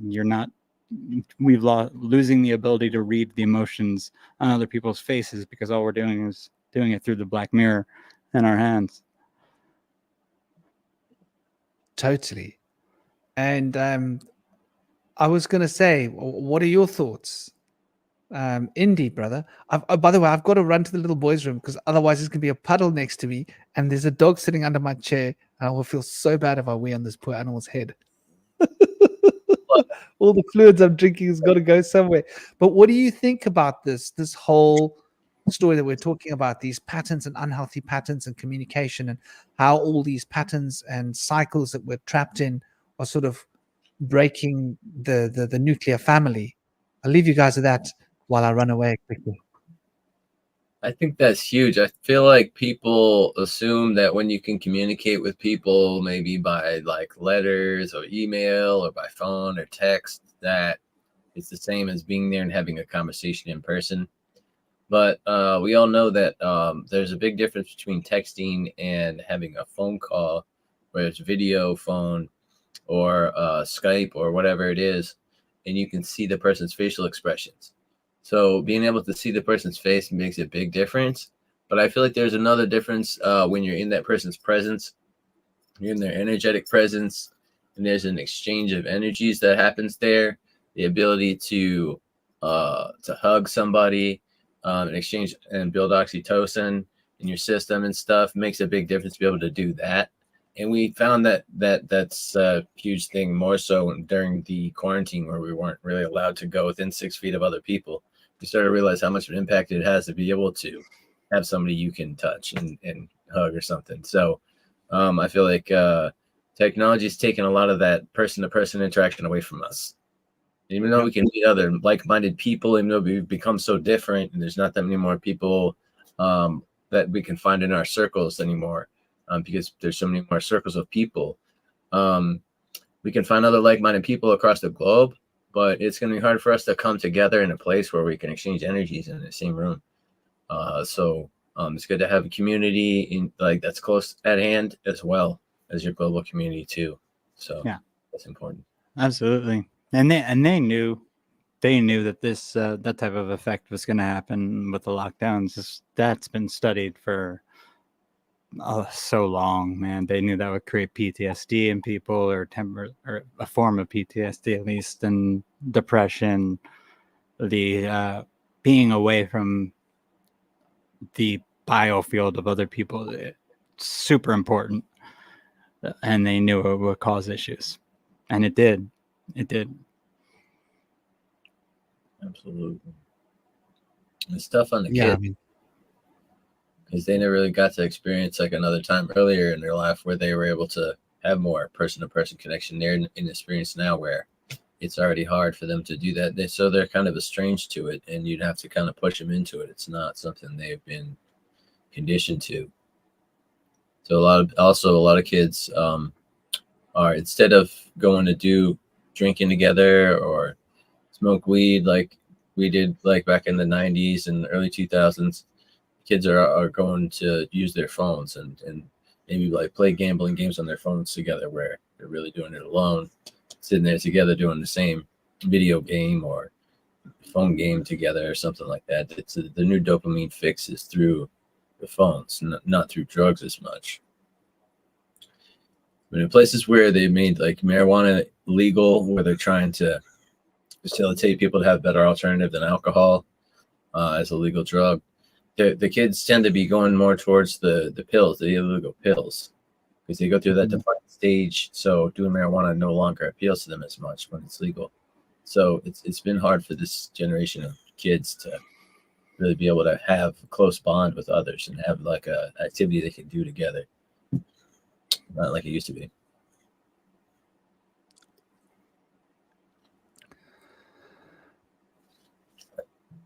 I think that's a lot of really powerful content and information to acknowledge, to look at.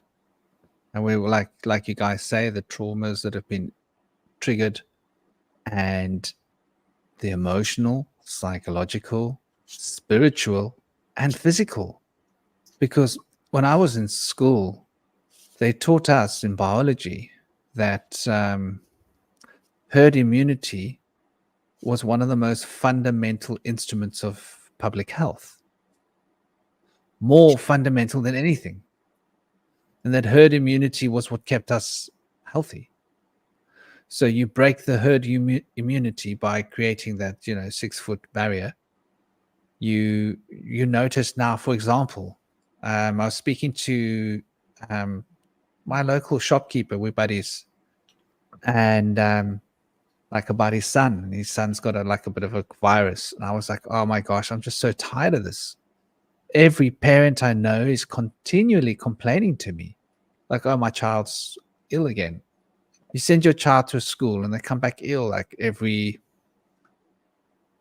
month, maybe twice, maybe once, So imagine a child, 5 times 50. Imagine like you get ill and you lose like 5 days while you're not that healthy, 3 or 4 days. Plus then it takes like 3 or 4 days to get back into health after you've been ill, even for a child. So that's like 6 days a child isn't growing. Imagine this happens 30 times in a year, right? That's 180 days of obstructed growth cycle. That's neurological development, nervous system development, hormonal development, endocrinal development, physical bone development, muscular development, everything. And so, like, people look at my son and they go, like, he's only 8. He's huge. Like what are you, giant family or something? Like, no. Look at his hands and his feet. He's not going to be huge. He just never gets sick. It's like anybody who's been a grower, an indie, you should be a grower. Because everybody who enjoys the beautiful herb should be growing it, man. There's nothing like growing it and then enjoying it. But you'll notice if you've got a lot of plants, not a lot, but like a handful or like a number of plants. If one of your plants goes through something, let's say you accidentally give this plant the wrong nutrient solution, or add too much of something in. Could be anything, phosphorus, or give you leaf burn or whatever. Or you're running an indoor setup and your VPD on this side of the tent isn't right and the VPD on that side of the tent is right. Example. And that plant gets a little bit not so healthy. My gosh, you really can see. Let's say your plants are growing and this plant gets overwatered and the leaves go down, right? And the next day is okay again, but it'll take like a few days for the plant to come back to normality, 4 or 5 days. Now that plant will always be behind the other plants. And if that plant gets like not well again, by the end of your grow, your yield will have dropped on that one plant by like 10%, 15%. You can drop 20% of your yield on a plant if just being unhealthy once or twice. Yeah. So like imagine that, like apply that to children. Growth cycles. So I think, once again, there's a form of physiological sabotage happening to the future generation to degrade the physicality, and in so doing trigger certain phenotypes which will bring to the forefront certain genotype expressions to be passed over genetically, which will make for a less healthy generation, more ready to be transplanted into those 2045 engines. So people will then be more ready to say, okay, you know what, put the implants in me. Oh, you got a better body for me. Yeah, okay, I'll do it. It's like you can see how this is connected. I think it's going to be, they're not even going to have to get them to agree to it, because if they're like, what's going on now, it seems like, is reality for the youth, at least. It's being degraded in a way where linear thought is going to eventually become almost impossible for some people. And when that happens, putting together narratives that make sense is going to be very different than what it should be. And at that point, they can introduce a metaverse type of technology without them even knowing it. It'll almost seem like it's just going to happen. They'll be in the metaverse and not even realize. They'll be in an augmented reality, and it'll just be like, it'll just happen naturally, because they've been so deprived of individual thought and the ability to think for themselves. Well, sadly, we're already seeing that. Do you remember how we were taught that it was good to have questionnaires that are multiple choice? And I remember our teachers trying to tell us, no. We were making jokes out of these exams with multiple choice, because they started introducing multiple choice in the exams more when I was in high school. Before then, it wasn't like that. You got asked questions, you had to write out like a whole essay about the answer. And I was like, this doesn't make any sense. And the teachers would know it's the best way to test, because they'd been brainwashed into this. Yeah. And they were old enough to be brainwashed. But as kids, we were going like, this doesn't make any sense. These teachers are drunk, man. Since when is multiple choice a better way to test us? This is ridiculous. We could all see it was a joke. It was like, it's actually pretty cool, because it means that you don't have to study, and now you can write the odds. Before, if you didn't study, it was really hard. You had to be a good BSer, Oh, yeah. You had to be an amazing bullshitter to be able to, like, And I was such a good bullshitter. I could start writing nonsense and accidentally get it right. Listen, this is what I used to do. I'd accidentally get the right answer. Like I'd start talking nonsense, and then somewhere along the line, it's like it's all making sense to me while I'm writing. And then I'm starting to write, and the teachers can see that I don't know what I'm talking about because I start off talking nonsense, but then I'm actually getting the answers right in my essay. And then they wouldn't want to give me marks for it. I'd be able to force them to give me marks and say, yeah, but I said that in that line. I have to get a mark for it. I said that. So I used to get them to give me like a whole lot of marks afterwards. Like this was for non-exam tests. They always try to mark me down because I never studied ever, but I could guess the answers. But I'd write this whole long story about the answers are in there somewhere. But like when multiple choice came along, it was so easy. It was like, oh wow, eeny, meeny, miny, mo. That's so much easier. Just guess the right answer. And I was really good at guessing the right answer. You know, for like nonsense, like for example, English comprehension. I never read the set workbook ever in my life. Ever. I never failed a comprehension exam about a set workbook that I never read because of the multiple choice. And so I could just wing it. Were you better at English or math? Hey? Were you better at English? I was really good at maths. I came first in my junior school for maths. And when I went to high school, I was really good at maths. I was the fastest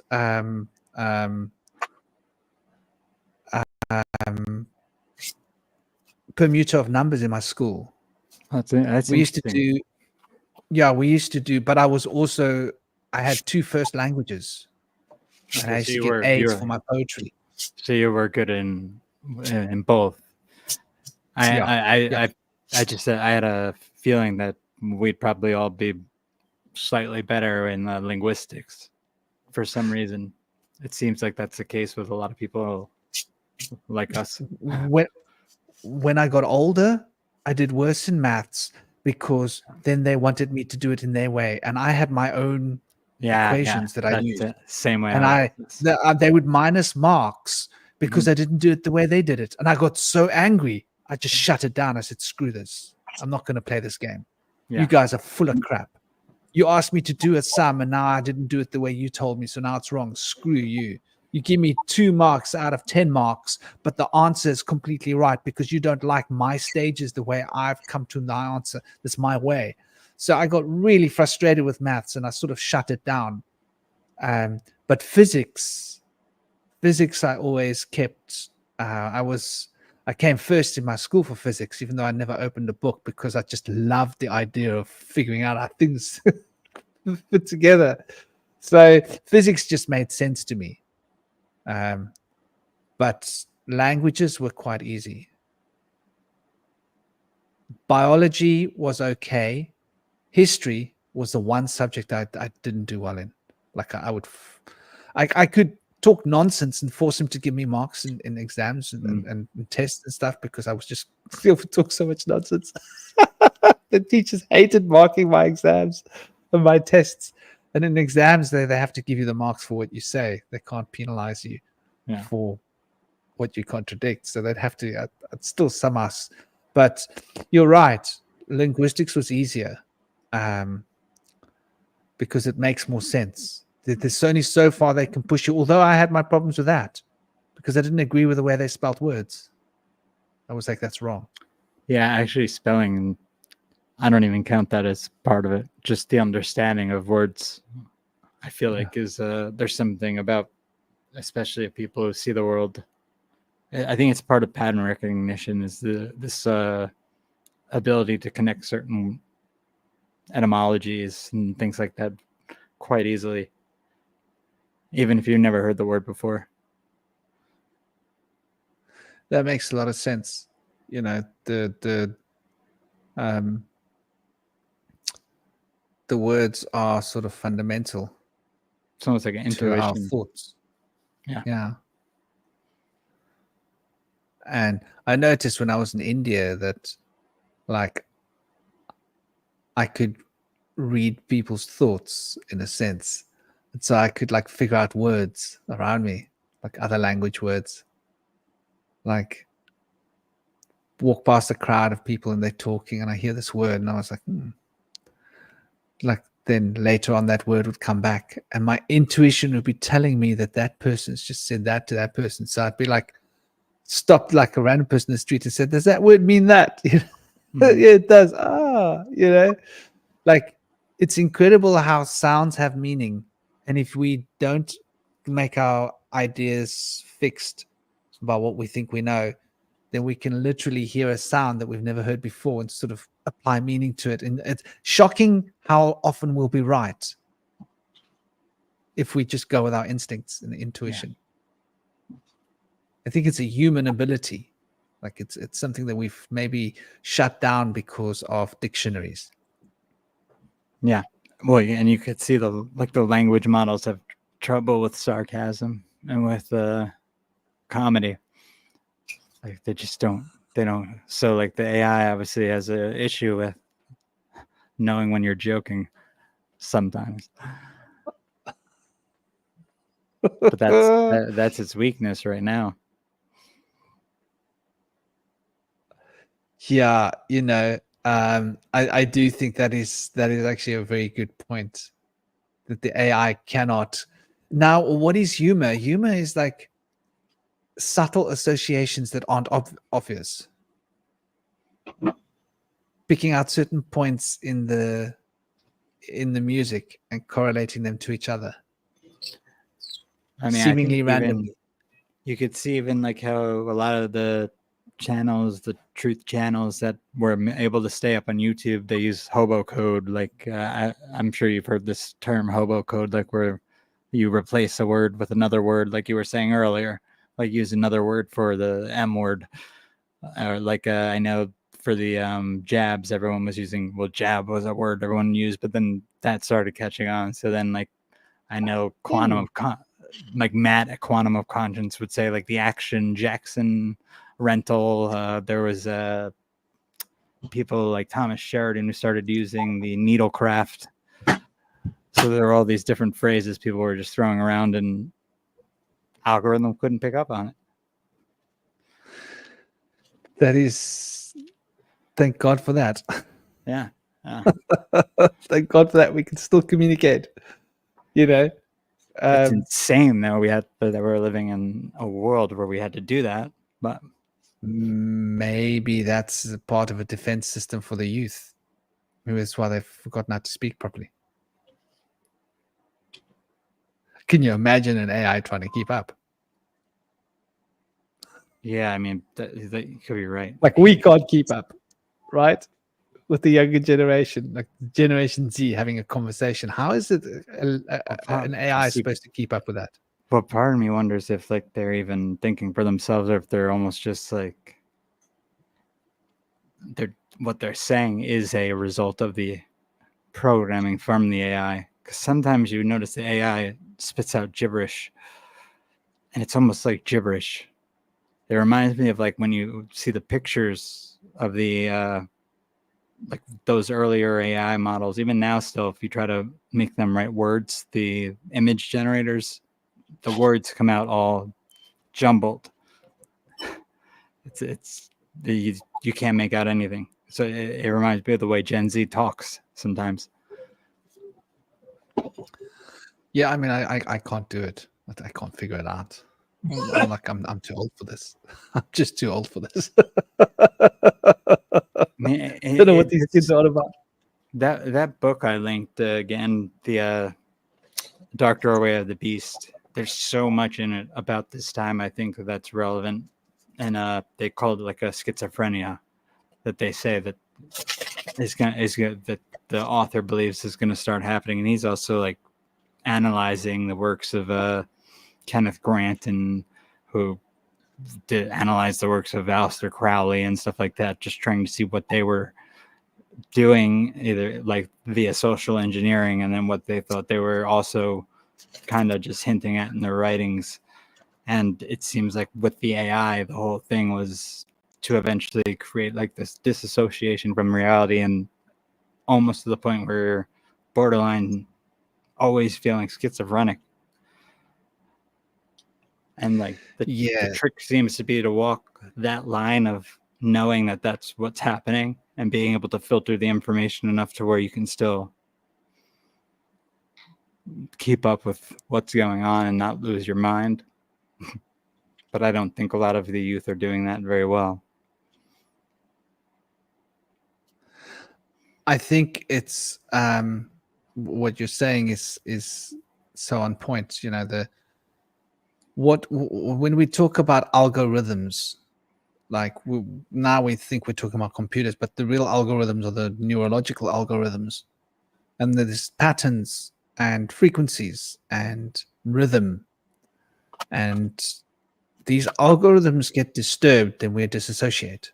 And so one can tell on an EEG if someone's disassociating. And I hope I didn't break up for long. No, and so this seems to me to be like rather like fundamentally important. I'm downloading the Triple Goddess clip here while I'm talking. So it's like it's almost downloaded 8 gigabytes in like about 10 minutes, which is all right. So Streamlabs, it seems to be running quite smooth. So I think that this disturbance of the algorithm, the neurological algorithms are like really part of the plan. And so a lot of the frequencies, 60 hertz, screens, phones, seem to all be factored into the neurological algorithms. And so rhythm is how we're being undermined more than anything else. Yeah. And so it's all about frequency. And exactly. This is why all of our technology is so frequency based, because they've realized that's the fastest way to degenerate an algorithmic pattern or harmony of patterns to get a cacophonic reaction. And once it's cacophonic, then it's easy to reprogram it. Oh, you need this chemical to put in there to reprogram it. Yeah, it's convenient. $9.95 a box. Also in this book, which I know I mentioned, I think last show, but one of the things that's discussed almost throughout is something called the funnel effect. And this seems to be this hijacking of the natural, I guess, frequency of thought and replacing it with seed images, like an image train, basically through media and propaganda. And then through that constant barrage of images, which as soon as that image is captured and like it's in the astral, in the individual, and enough individuals in the collective have this, eventually they manifest the images that they're being thrown, especially when they don't have control of it. They don't even know that they're not really controlling their subconscious or conscious thoughts. Absolutely. So yeah, rhythm seems to be the and with that, the basis for most of it. So, not to cut you off, but with that, with the funnel, the whole point is it's like a whirlwind that gets more and more and more and more and more, and once it's like so built up, you get this release and the event happens and then it starts up again. So it's kind of like a build up and release, build up, release. So it's almost like breathing. You get the rhythm of breathing, but it's through programming.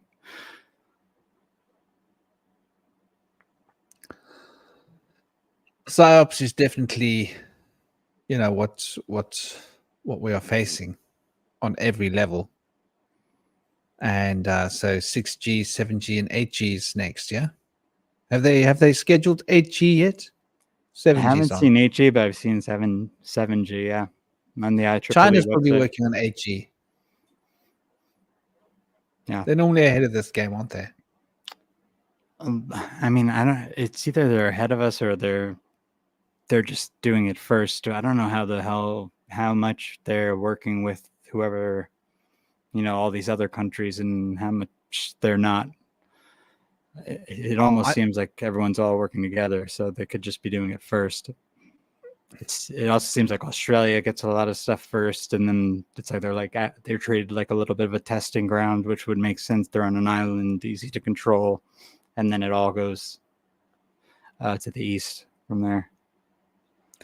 I think that's exactly what's going on, because I think everybody's working on it together, but they want to give us a narrative. Or to Like the west. they I'm need sorry. a Cold War, right? So that's like the East versus West. And like, that's what they've done.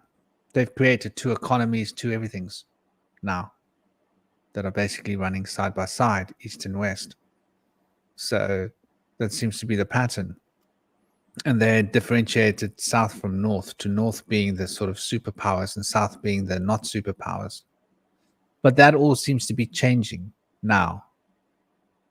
When we look at countries like India and China, which very much of them are south, like a big part of them. So it seems like a lot of the Indian, there's a lot of the agenda has been accepted, I think, by the I guess you call them like the Brahmin in India, or the corrupt Brahmin. Definitely. India, the people don't recognize and realize this. And I was explaining to this for people for a long time. They got an idea of India, and you go like, no, the biggest corporations are in India. They say no. I say, yeah, the biggest, richest corporations in the world, some of them. They don't understand. Like in India, they've got next level corporations. Like Tata, right? Is everything. You can buy Tata baked beans, Tata clothes, Tata books, Tata cars, Tata tires, Tata shoes, Tata hats, Tata furniture, Tata cutlery. What else have I seen? Tata stationery. Has Tata got an education channel yet, or an entertainment channel? I bet you they have.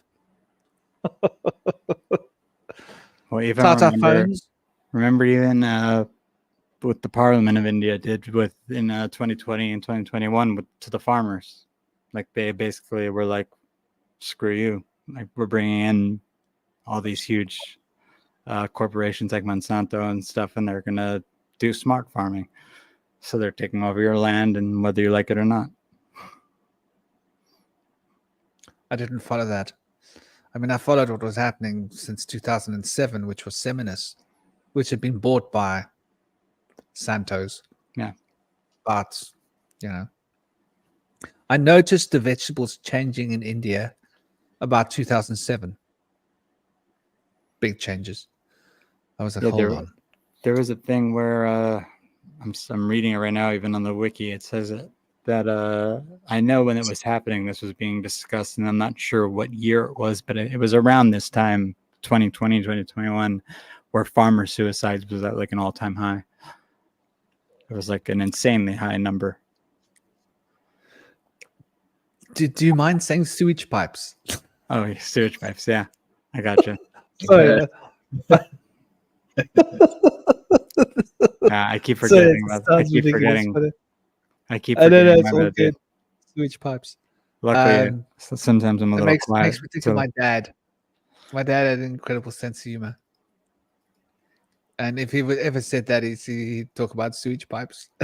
Yeah, the sewage pipes. And if you didn't know him, you didn't know what he was talking about. Super high sewage. They're like, what's he going on about? It's like just super high sewage pipes.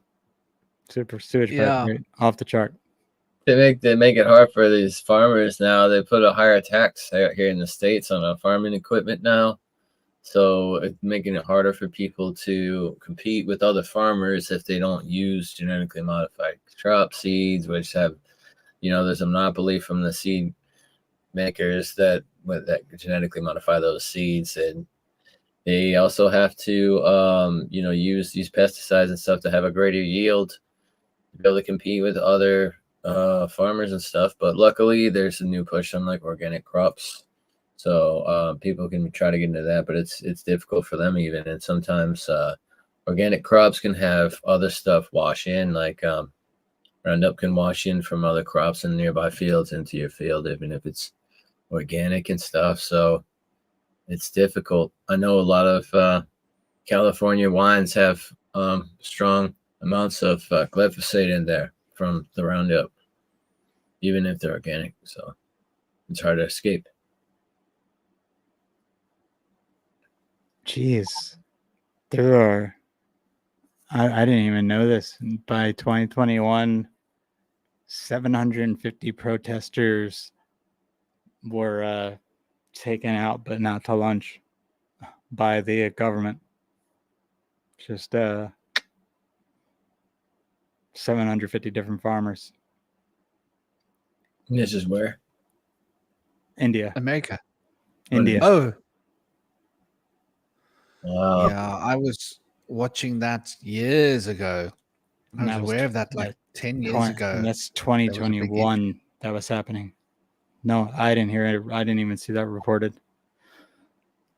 They're trying to build the soil degradation in India. I know Sadhguru has been doing a global campaign to raise awareness for I don't trust Sadhguru. yeah. Well, yeah, I know it, but I trust that chick. I don't know what's her name. The Indian chick. What's her name? Even though she went on Russell Brand a few times, she's been on a bunch of people's things. Dang, what the hell is her name? She talks about all this stuff. Lakshmi something. What's it? You know it? Lakshmi something? Is it? It might be. She's like an older Indian woman. Not sure. But she talks a lot about this, how they were trying to save the natural seeds and stop these corporations from coming in and basically modifying them all. Yeah. And it's soil awareness too, because the soil's being depleted from the adding of like artificial fertilizers and stuff. It's killing off the microbes in the soil because they're not really integrating with the artificial fertilizers of like magnesium and stuff. It's a magnesium that's not bioavailable to the microbes or to people. So people have been getting like lower magnesium levels. Magnesium is important for up to like 300 different things in the body. So yeah, we're all going to have to start supplementing with magnesium if this soil degradation doesn't end. Yeah. Well, over half of the soil in America has been degraded now, so it's been depleted. And they're doing it through various means, so it's almost like we're screwed no matter what, unless we supplement. Gotta look out for our seeds and our soils. Yeah. See, Sadhguru lost me when he started going around pushing the jabs. Oh God, I didn't know he was doing that. Yeah, he's big with the World Economic Forum and like shows up and does a lot of stuff with the UN. Well, I can see where they might push him to like have to switch his campaign from the soil awareness, and then it might have been. It's perfect for 2030 type stuff with the climate agenda, because you could ride that in a certain way where it looks good, and then switch it at the last minute. Right. Yeah, they probably pressured him to either do that or hit the bricks. I guess take him out. Yeah. Not to a lot of guys were have gotten pressured into doing it and just caved. It seemed. I don't know if they had a choice whether or not.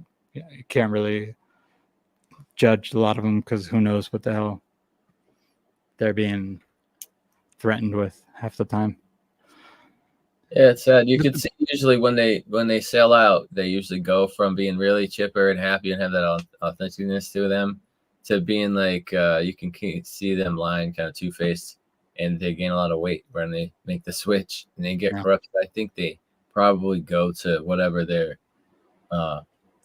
binge is, whatever they gravitate towards as a vice when they are in a difficult time, because I feel like they go through difficult scenarios. When they sell out, I feel like there's a lot of pressure for them a lot of probably threats.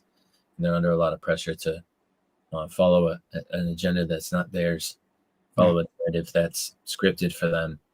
So they end up, you could see it on them. The stress makes them age faster, and they'll age quick over just a couple of years and change and usually gain weight. I saw that David Will. Yeah. Oh yeah. It makes me think of Bono.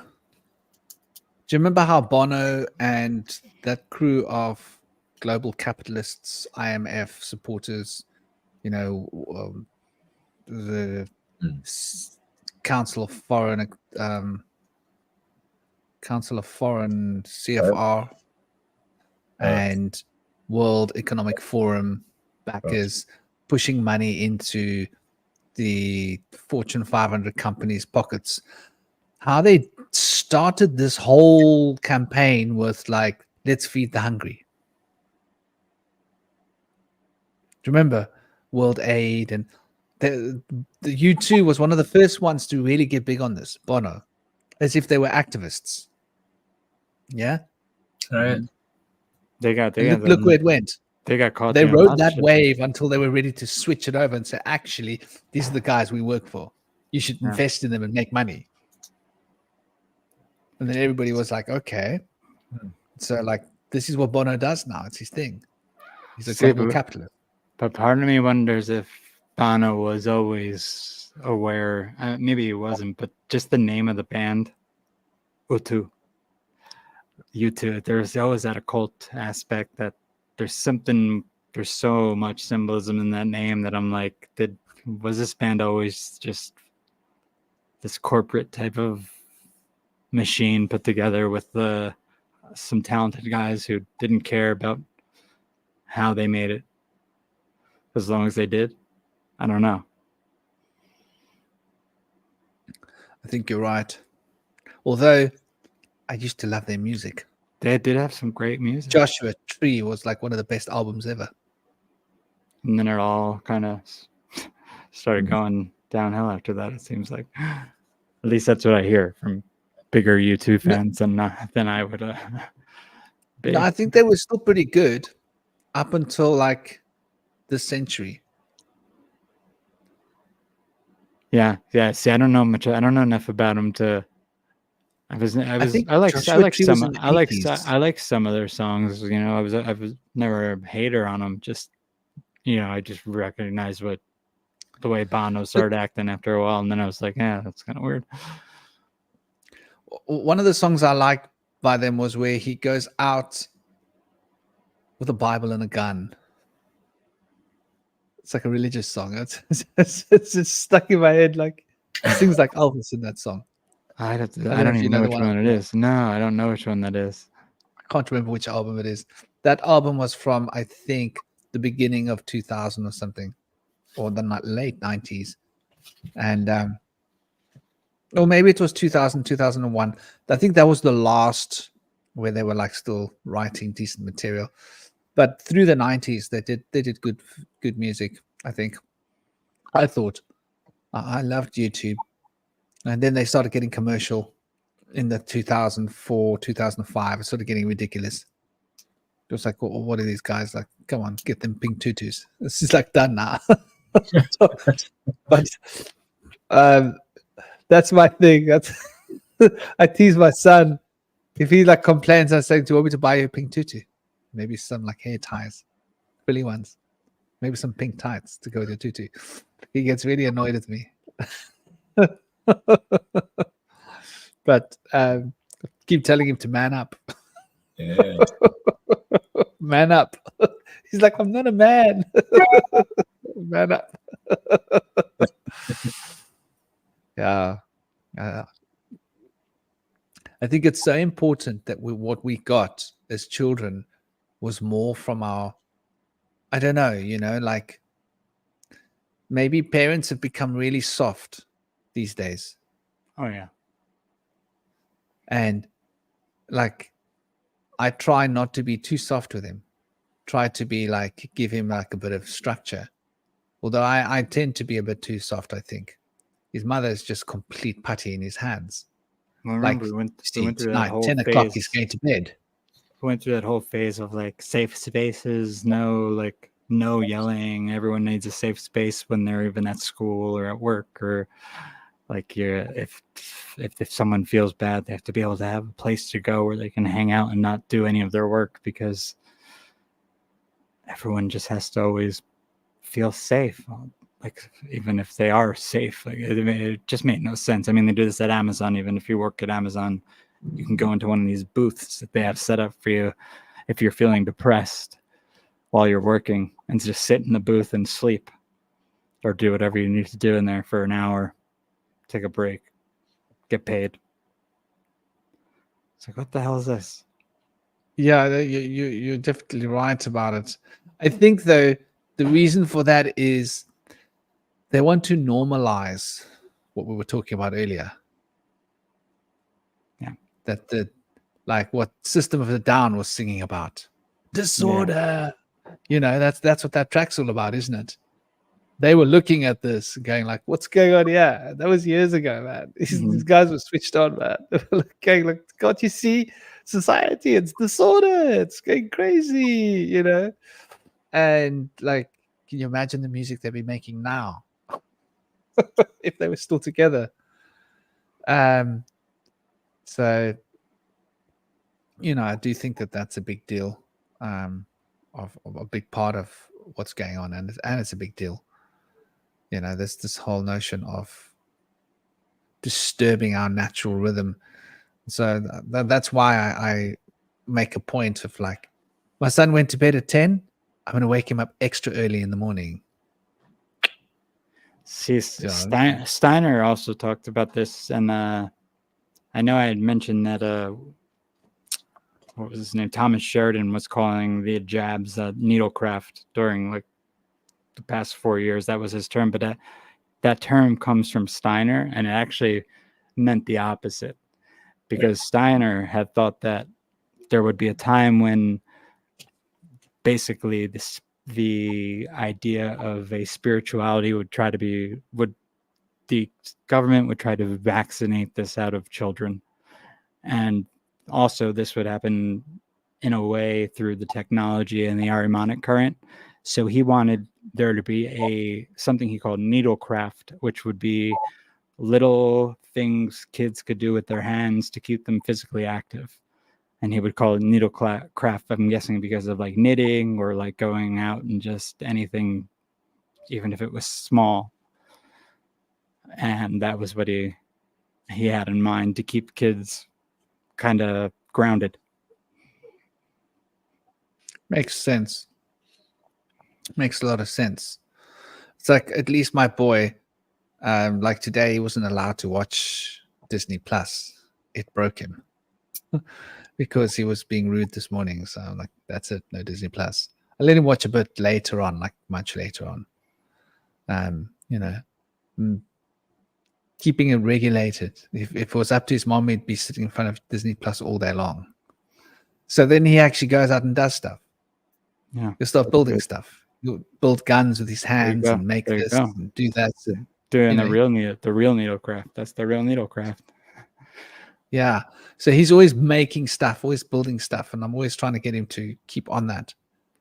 Because the older he gets, the more he's figured out how to use this Google and figured out how to use a computer. And he showed me what TikTok was. I was like, okay, so you know what TikTok is? And he's 8 years old. And he's like, no, I'm not watching TikTok. I'm not watching this. Can I watch Google videos? Because I banned him from watching YouTube videos. He's not allowed to watch TikTok videos. He's not allowed to watch YouTube videos. Google videos are not TikTok videos or YouTube videos. I was like, I didn't show you TikTok. He said, no, I know TikTok. Look, it's got that funny picture. There it is. He opens a tab. There's TikTok. Like, damn. You just can't hide it away from him. I don't want him near TikTok, man. It's like, it's not for kids. I definitely think that TikTok is in a way weaponized, and I don't know how the hell they're doing it, but like those kids who are getting like the weird tics, they were like mimicking people who had like what is it, the you know, when they have like tics and they Tourette's. Yeah, but they were mimicking Tourette's and the doctors had no idea what was going on. It was like from watching these TikTok videos, there were these girls who were having symptoms, like it was like a psychological thing. It's weird, but I think that's like some sort of weaponized, algorithmic, frequency-based type of thing that was probably inserted in there by some sort of intelligence agency, just to see if it would work. I think it's just when the filters break. Yeah, could be. when the mental filters, and that brings us back to rhythm. Rhythm is these filters, and so rhythm is being filtered through our system. So you've got your rhythm of your thoughts, the mental rhythms, which we see in our algorithms. Then you've got the rhythm that's related to our worldview, how our worldview changes, how our perspective upon our ideologies evolve and shift through cycles, and how the events and our attitudes affecting this changes this, which brings us to a change of frequency of consciousness, which actually changes our hormonal frequencies. Obviously, your thyroid gland governs all of your hormonal states. So your emotions actually govern in your throat, which is why you get a lump in your throat if you get emotional before you feel it. Then you feel it afterwards. So this nature of the rhythm of the thyroid is being disturbed big time. I think a lot of people, because it's got to do with your sleep as well, hasn't it? Yeah. And you're putting on weight and losing on weight, and it's got to do with your mental patterns, which are rhythmically focusing your thoughts. And so the rhythmic thoughts become the changes of, and when your worldview is changing too fast, then your emotions aren't stable. Yeah, and Then your thyroid is stable. that's exactly what I was mentioning with the filter effect. That's like exactly the description in the book that he gives. And this is your filter. So your Visuddhi chakra, you've got 3 bunds in your body. You've got a bund in your Muladhara, which is your sexual filter. And you've got a bund in your Manipura, between your Manipura and your Anahata, which is between your solar plexus and your heart chakra, which is an emotional filter.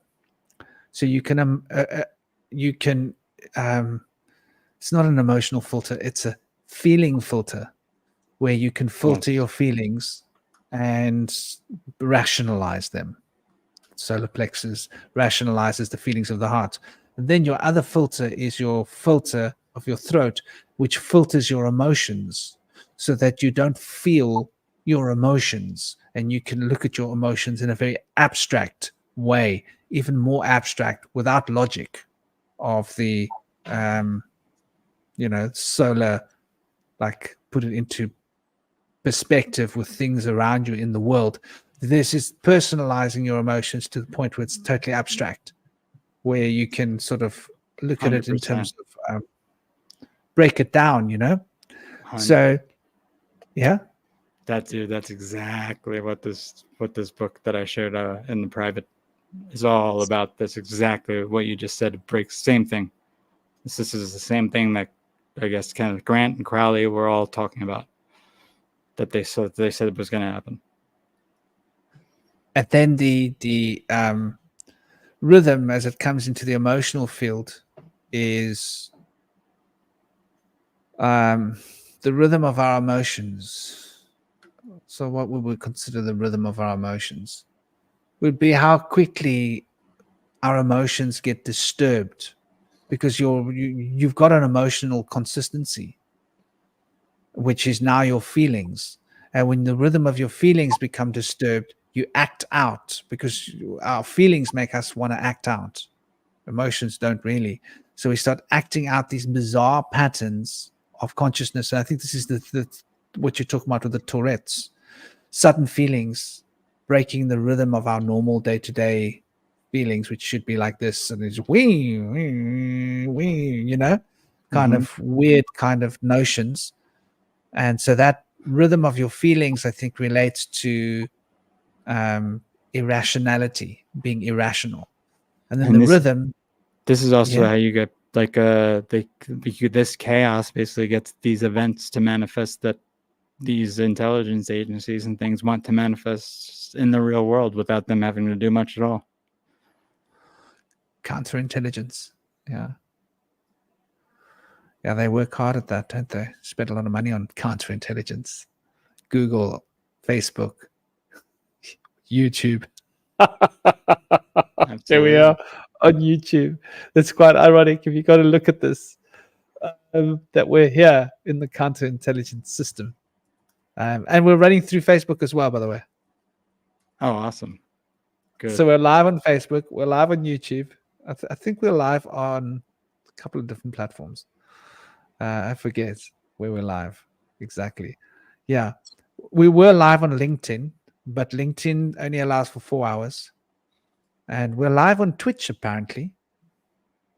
Apparently, I've got a Twitch account.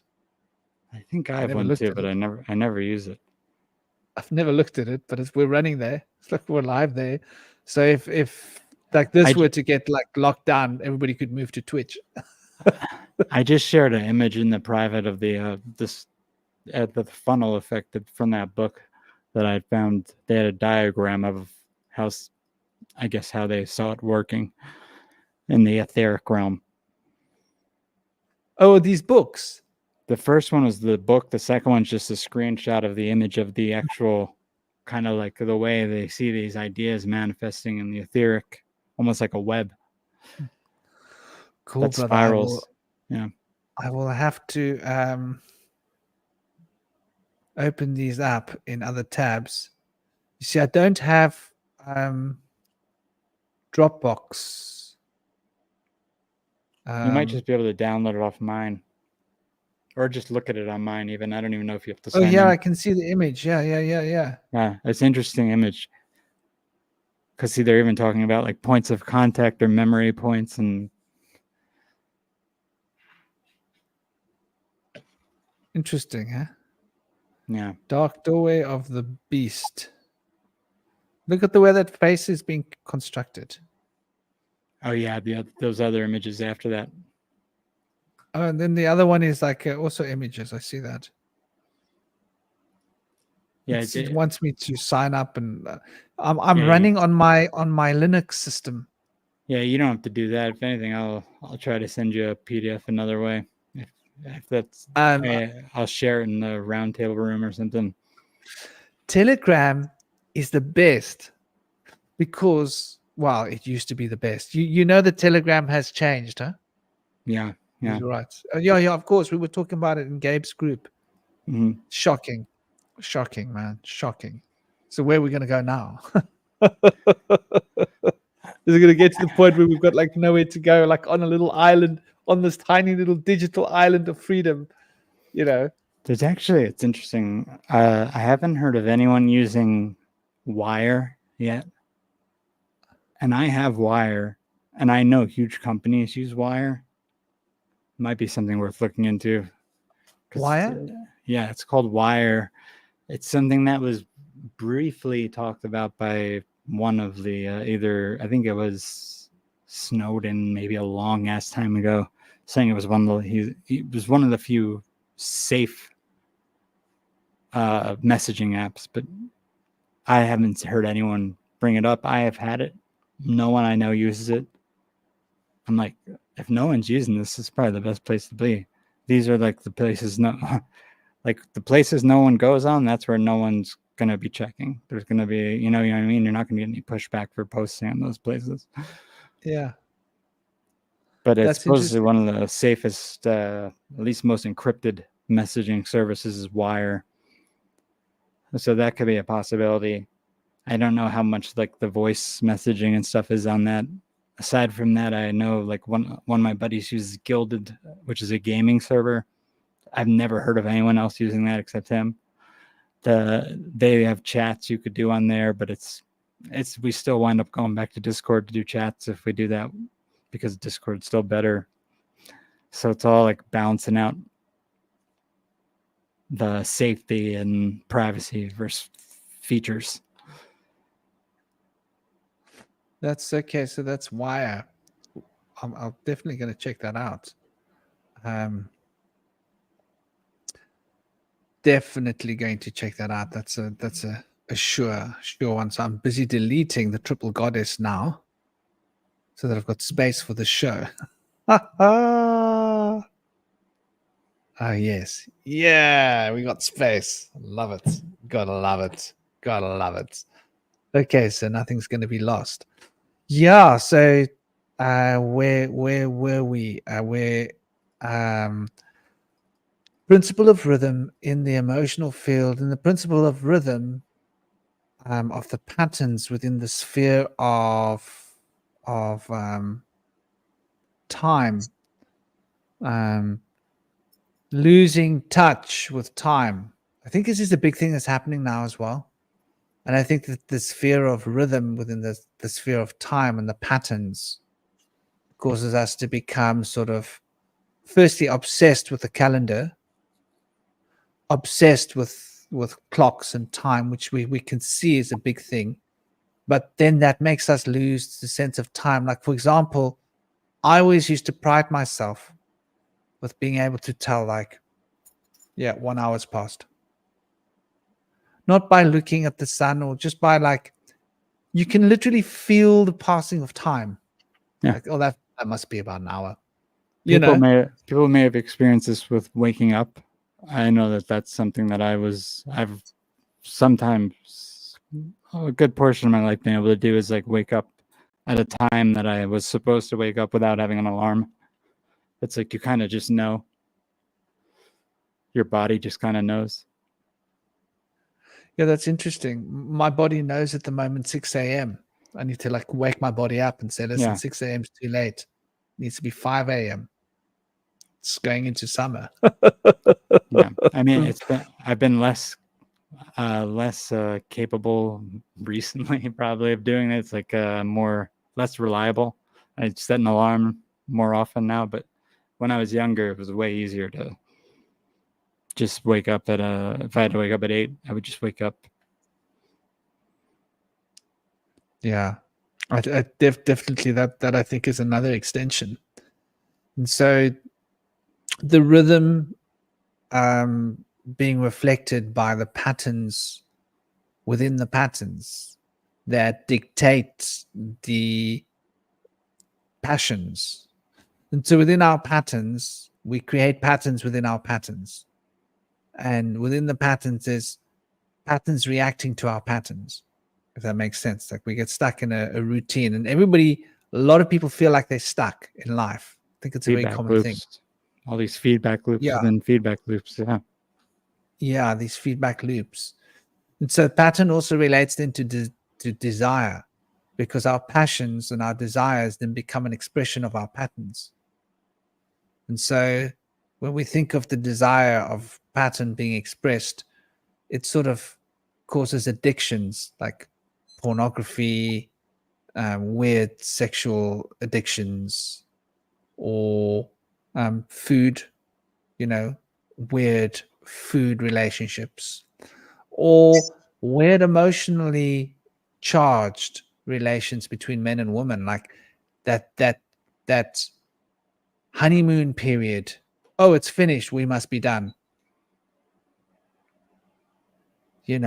Relationships getting shorter and shorter and shorter, because when the honeymoon period's gone, that must be the end of our love. Our love is just that desire that we feel for each other. When we stop feeling that crazy desire, then we're not in love anymore. So I think this is how young people are relating to relationships and emotions. And they don't realize that there's a bigger picture.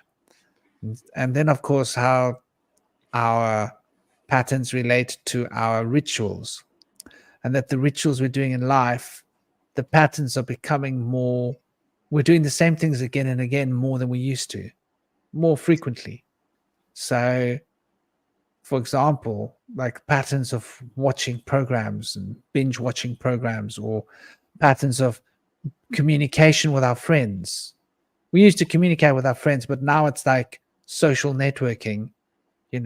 People are checking their social networks, 10, 15, 20 times a day, catching up with their friends so often. We never used to do that. So that the patterns within our life is being increased, and so the rituals are becoming social networking rituals mostly. Yep. And then other rituals related to, like, go and sit in that little room in Google.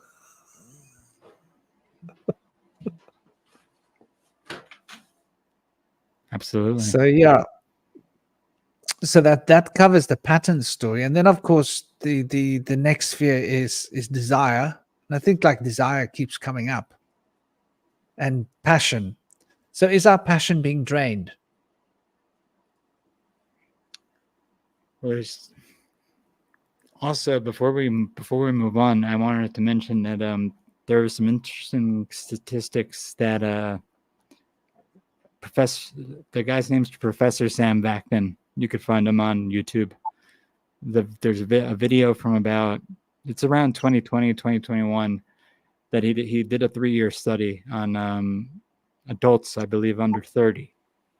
And he had found that I think it was something like the majority, which it was over, must have been over like 9 out of 10 of them didn't read one book in their entire life, hadn't had one serious relationship. If they weren't having sex with their girlfriend, their average conversation was, I believe, 1 sentence, 3 words over text message.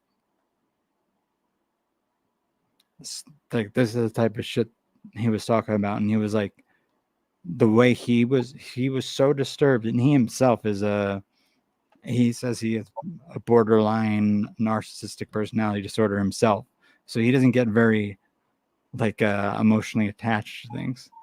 But him reading these statistics, he was like, I don't even know what to make of what I'm looking at here. Out of it was like 3 million under 30 adults or young adults and teens. He was like, when he's asking them questions, basically like doing like talk therapy, they're faking their emotions to him. They're lying and just giving him the answers that they think he wants to hear. So even their emotions, when they're saying how they feel or relaying stories about things that have happened to them, they're fake. And he was like, this basically destroys anything we know about the human mind and psychology. And he said actually he would consider these humans 2.0 because they're a totally different type of human, and all of psychology would have to be rewritten if this is the way that the young were thinking. It was scary. Definitely. It's definitely reached a point where, every time I think about my little boy and his future, and I've been explaining to him that you're better off becoming a vegetarian now and getting yourself ready for veganism, because one day everybody's going to have to be vegan. It's the plan. And because everything's changing, everything's going to change.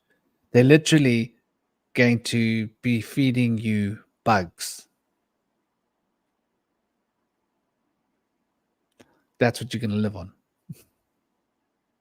So, get used to, like, you're going to eat like cockroaches, or this is the future.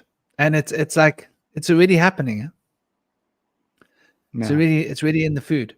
So they're going to replace that with more and more and more and more until, like, if you want to eat any flesh protein, it will be cockroaches and bugs and worms and stuff.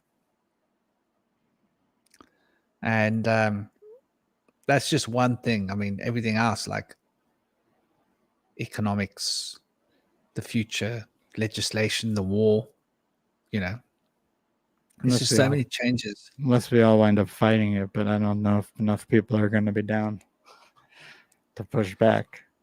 And there's many ways to do that. It doesn't have to be violent. Just compliance, non-compliance. My favorite thing is civil disobedience. A group of people just go and do something they're not supposed to do. Perfect. That's all you need. That's all you need. That's all we needed. And if enough people are just doing what they're not supposed to do, it gets very confusing. Yeah. You need like tens of thousands of people to just, like, for example, imagine 10,000 people marching down the road naked.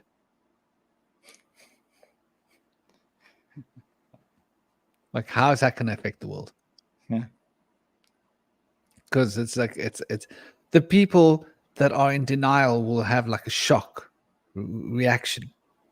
The authorities wouldn't know how to deal with it. It's like, what are you going to do? Where are you going to put these 10,000 people? Come on, there's 10,000, and it's like the roads are full there as far as you can tell. And can they touch you without it being a sexual ass alt? You see what I'm saying? Like, how does an authority person take you into custody without, like, imagine you're a woman. Yeah. How does a man touch you physically without doing that to you? And now do you have a case against him? See, And like to thousands me- of witnesses around you. You see what I'm saying? Like, yeah. See, to me, I think you get if you have like a, I don't know, couple million people in the country, in the United States, for example, that just, if there's a mandate that says you have to stay home, and no, they don't stay home. Maybe 10 million people. It's not a small portion, but they don't. They just go. I don't think anything happens at that point. I think everything just starts going back to normal. People see other people doing it. They're just like, oh, they're working. They're going to living normal life. Like, wow, what are we doing? do you know how long Britain tried to force people to get ID cards in England? How long? I saw them trying for 15 years without any success. The British don't want ID cards. Is this like There's the no such real? thing as an Like, ID card in England. it's like a real ID, or like the thing they're trying to do here? You can get ID cards if you want one, but you don't need one. So So people like in a- England don't have ID cards. So like a license they don't have out there? You need a driver's license if you want to drive. But if Okay. you're not driving, you don't need ID. Oh, okay. And the government's been trying to push people into that. And enough people are just like, no, not going to bother. The government says you all got to come out and get ID cards. You got until then to do it. And nobody does. So they come back next year. Come on, we all need to do this. But They try everything. But they can't fly without it, though, right? You need a passport.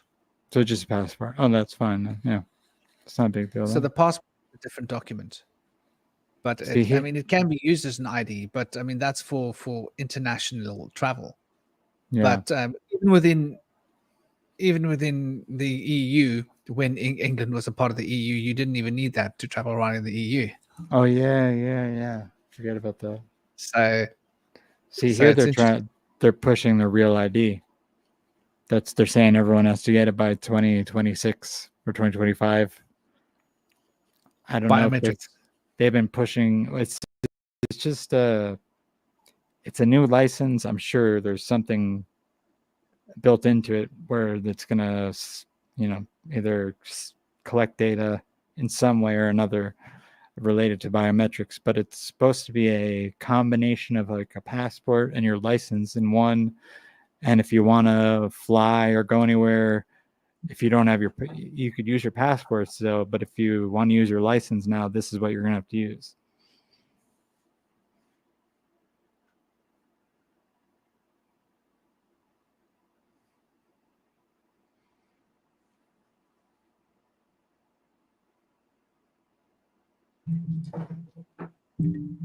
Sorry about that. I had Oh, my no little break dancer at the door.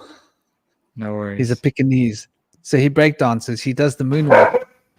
Uh-oh. He's winding up my Malamute. He break danced when I opened the door for him. He does this little thing where he slides backwards on his feet like Michael Jackson. It's so cute. He's a little breakdancing dog, and when I feed them, I like get them to dance and do all sorts of things, or he talks and he sings, and I get them excited about their food, and they love it. But yeah, so they're getting this one ID sorted. I think that's pretty much the pattern. I mean, South Africa's also got biometrics IDs now. Probably Yeah, they're going to be adding onto your ID, your genetics, and stuff like that. They're trying to do it by May 7th, 2025. But if you have your passport, you don't need it to do anything. So I think a lot of people are just going to say, I hope. But the thing is, they're not going to let you update like say your license expires, there's going to be no other license choice. So Yeah. eventually you're going to have to get it, like, which is bullshit. It's illegal. You don't need a license like that. Like you pass your driver's test, they have you in the system. Technically, I know that constitutional law says you don't really have to have your license on you if you're not operating business or commerce. Interesting. But a lot of cops don't. They don't give a shit about that sort of common law type of all those sort of things, like the straw man type. Yeah, that's definitely a big thing. Huh? So this whole story of the control mechanisms. I think they work in the negative spectrum of the desire body, because the desire body operates on two principles: that which I want and that which I don't want. And so what I don't want becomes an emanation of fear. And so we become discouraged. And what I do want becomes like courage. Because if you want something badly enough, you'll do whatever it takes to get it, even if it's a little bit dangerous. Like I suppose it's part of the course. In the old times, like if you were hunting or if you were climbing a tree to get like fruit from the top of the tree, certain amount of danger involved. But if you want it, you'll do it. So the desire body seems to operate on these two frequencies. And so this idea of passion and cause and effect and karmic integration, which is obviously the way in which our desires lock us into that which we desire. And then we become passionate about what we desire. And our desire is an emanation of the passions itself, which stems from the way we feel, which is a reflection of emotion. And so this desire becomes a mechanism that we can be controlled with. And so everybody wants success and money. So they program us into the desire of money and success, because if that's what everybody else wants, then everybody else will think well of me if I've got that. And so they've like triggered that very innate relation, which is actually got a lot to do with procreation, but not so much the act of procreation or the fundamentals of procreation, more the forces that draw one towards procreation, the procreative impulse, the designated impulse that will draw you into the cycles of procreation. And how this desire relates to the rhythm is that we desire to stay in our rhythm. So our rhythm that we've got, we become afraid of leaving the rhythm, the safety of the rhythm, which is why, people in abusive relationships, they get used to the rhythm of that abusive relationship and they're scared to leave it. We witnessed it again. And so it's sort of like a fail-safe system to keep us locked in. And then the desire of our feelings, because we desire to feel good. So we become afraid of not feeling good. It's like these little boxes at Google, right? And not self-soothing anymore. So when we feel bad, we will eat something or listen to music or do something to make us feel better, which is not self-soothing. Not like you say, reflecting inwards, like what is actually the source of what's making me feel bad. No, I just want to make myself feel better. And so that desire becomes an emanation, and it becomes perverted back into managing the emotion, but in a short circuit way, without the full sort of hit of that self-reflection, which brings about the sense of integration. So a lot of these things seem to be, backfiring. And then obviously the desire related to harmonic resonance. Well, desire, what do you want to manifest? Because harmonic resonance is how we manifest everything, the law of attraction. So now how to get what we want through harmonic resonance.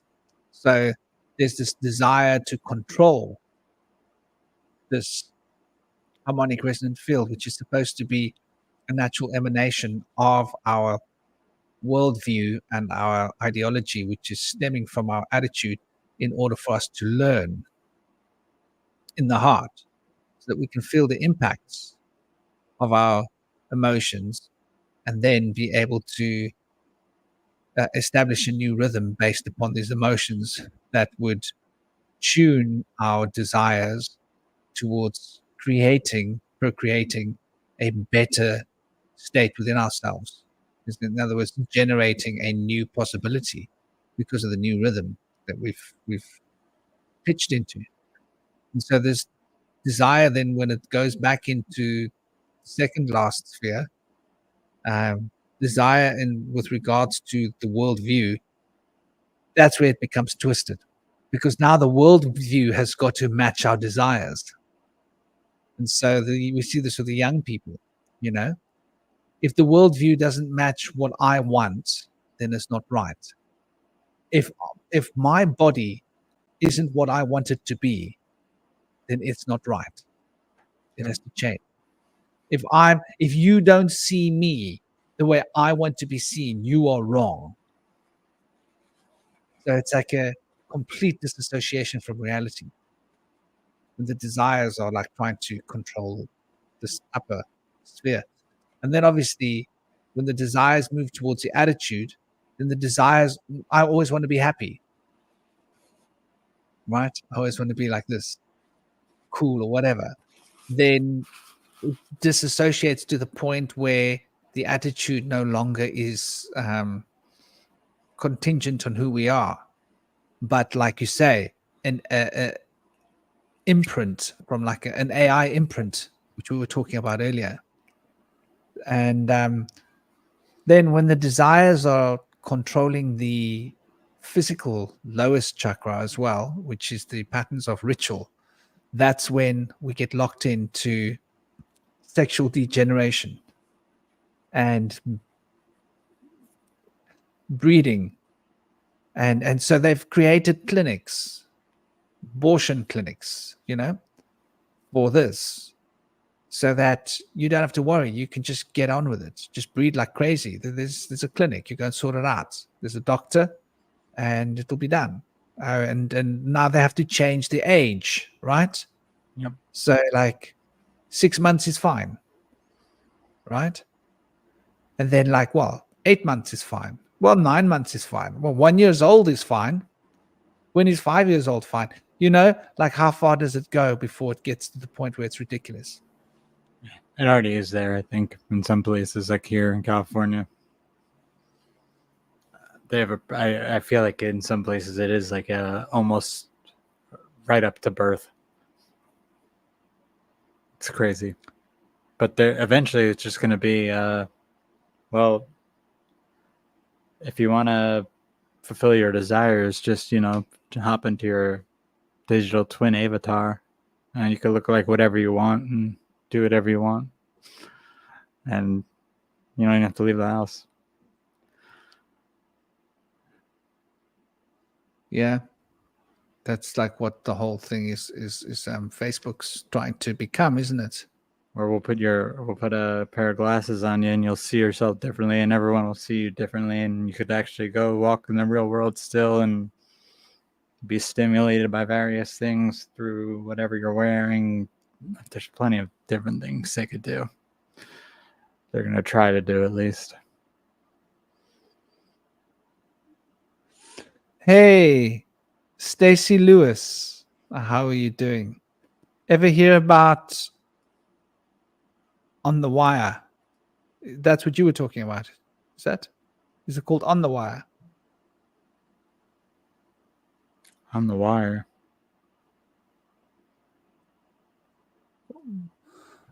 I don't know what it is.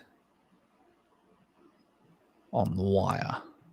On the Wire. On the Wire. Let's see what we're talking about here. No. It's a YouTube. Jan Tiersen topic. Okay. Well, interesting. must be something to do with what we're talking about, I'm guessing. But welcome. And the Wizard of Oz, yellow brick. Yeah, definitely we're being led up the garden path, aren't we? For sure. And Oz is funny because, an Oz is an ounce. So it's like we're being Araman, right? Like Araman is all about metric, physical, ounces and kilograms and pounds. We're being led up the garden path to become Araman, which is nothing but mass. There's nothing else. So it's like the AI rebellion is literally the Wizard of Oz. Isn't that a bit of a weird concept? And in the Wizard of Oz, she gets smaller. She goes into this dream world. Let's just look at what they're saying here. She gets very, very small and goes into a dream world, almost like digitally small, that she can travel around on a microchip, right? Oh, yeah, And in good that call. microchip, there's a whole world in there. The And holographic in that, technology with the head of Oz is using this projector. yeah, exactly. And in this world, the heart gets removed, Brain. the brain gets removed. So, Courage. yeah, man. And then also like the interesting connection with the rainbow and how like the whole rainbow movement and the LGBTQ thing. Yeah. If you look at their rainbow, it's inverted, the rainbow that they use. The base chakra is up top. Yeah, that's Which is- interesting. Yeah.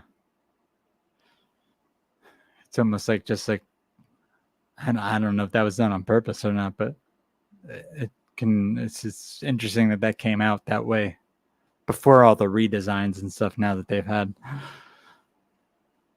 And they only have 6 colors in their little rainbow there. They don't have 7 colors like Well, now they have like 100 with all the different new shit that they've added, but I don't know what the count is on those ones.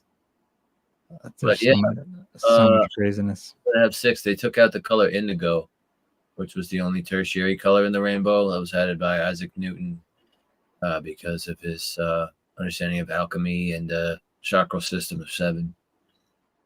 He added indigo to be part of the scientific rainbow of astronomy and things.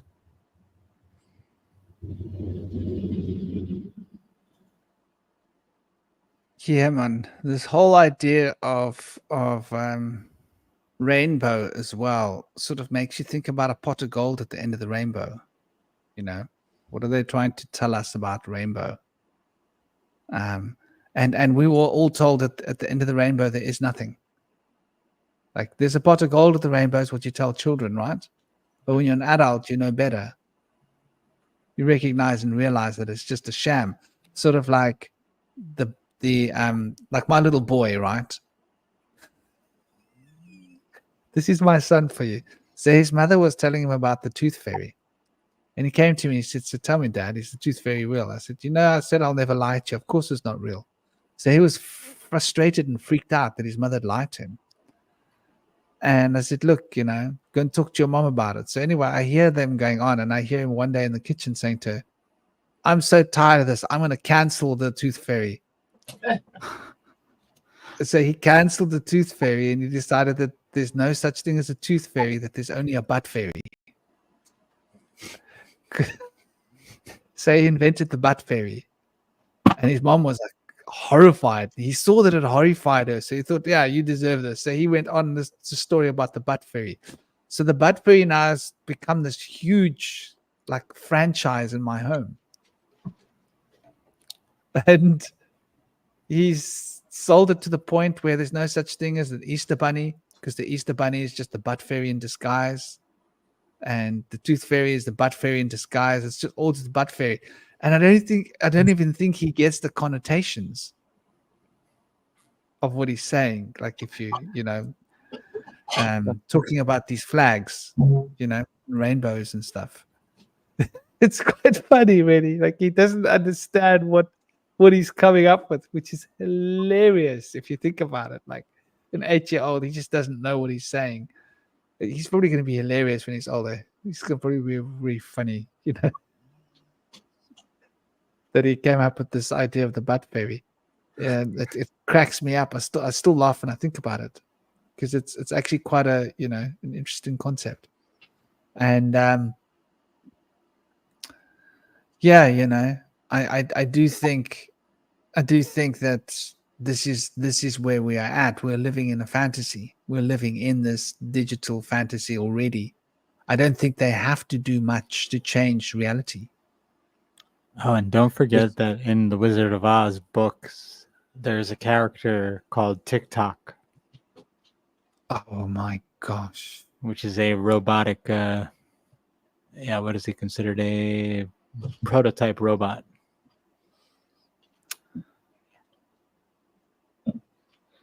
That's a little bit scary, huh? Oh yeah, 1907. He's introduced. Like they knew then something, you know, because that's what's turning the kids into robots faster than anything else. Mm-hmm. And he speaks gibberish. You couldn't make this up, could you? No. This is a whole new take on the Wizard of Oz. I've never heard this before. Like Yeah, I think this we've is- stumbled onto something like really intense here. Yeah, Because everybody idealizes and idolizes and immortalizes the Wizard of Oz as if it's some amazing, story. But when we start to really look at what's being said, it's like it's a little bit weird, you know. The fact that TikTok's in there, when you say that, I remember I was like, oh my gosh, you know, a gibberish speaking robot, which is exactly what they're turning our kids into, which is exactly what TikTok is. Yeah, man. I just tried to share the clean link, but it didn't. I don't know if it's going to take you to the right page, but if you copy and paste that into your browser, you could see the wiki for the TikTok character. It's wild, man. You can share it on the screen. TikTok Let me see. character from Alice in Wonderland. You notice I don't type. I mean, I don't type properly. Oh, I don't either. I You want type me with to like one hand. You want me to share screen? Yeah, do please if you've got it handy. Let's see. Share screen. I'm getting all this weird rubbish here. Tab here. Window. I just saw something Malice or Alice. Oh my gosh.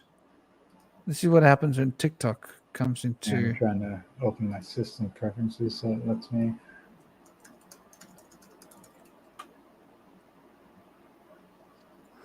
Oh, they're showing me rubbish from TikTok. Character named TikTok. Oh, now it's going to make me. Let me see if I could do it without quitting.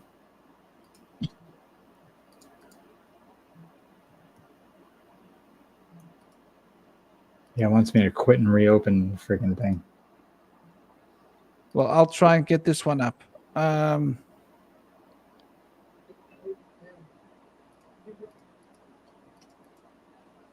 Unless I open it in Chrome, maybe I won't have to do it if I open it in Chrome. Yeah. If you open it in Chrome, then you can do it in Chrome. Yeah, let's see.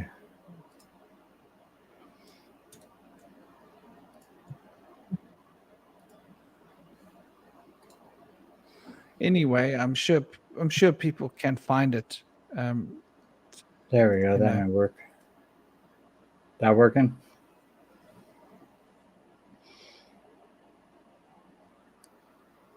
Is that coming through? Yeah. Yeah. So So this is this is the TikTok character. So yeah, he's a prototype robot. This is where it says He continues to speak and utters gibberish the whole time on his Rodaz with I guess he is going with Dorothy. I'm not really sure when the hell he gets introduced or why. But even the way it's spelt and like written out reminds me of the app.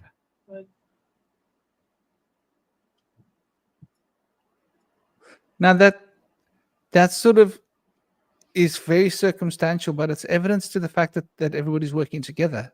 No? It's definitely something.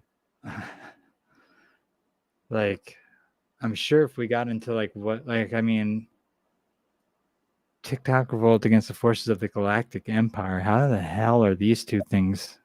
I'm sure, like, if you look at him, if we keep looking deeper into this, we're gonna find a lot of themes that are running, like, right now throughout culture.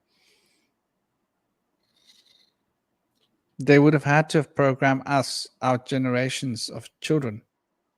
And this was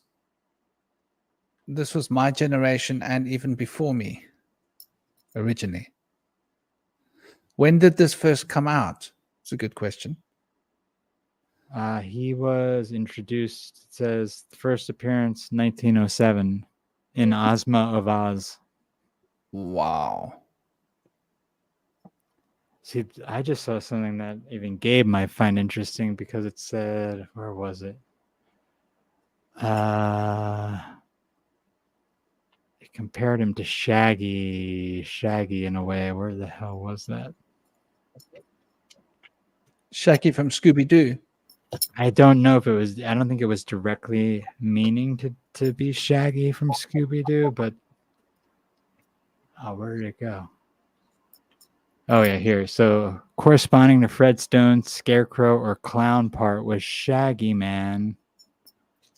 Oh, so that's interesting. So that's actually saying the Scarecrow was actually Shaggy Man, which that reminds me of Shaggy, and the Scarecrow actually acts a lot like Shaggy from Scooby-Doo with the way that he's so like he has no, he's gone, he's no brain. Wow. So like that. Wow, you are so right. Yeah, it's odd that that's there. So that's like a whole nother. The sound that makes is that ticky sound when his bones are all clanking together because he's so scared. He's always shivering. Oh, there's that Shaggy. too. Yeah. Every episode is like, and it's like he's shaking in his skin, and he's like his bones will fall out and stuff, kind of thing. Yeah, there's that. See, so this is actually saying Shaggy is related to the Scarecrow, but it's in the TikTok thing. So you have both those. So you have the brainless pothead Shaggy, who's kind of like the Scarecrow, but he's also, when he's scared, shaking and making that TikTok sound like the TikTok character. Wow. Yeah, these books, there's so much, they're so deep, there's so many of them, and the symbolism, it would be a project to break all of it down, but it definitely is worth a look, because I know that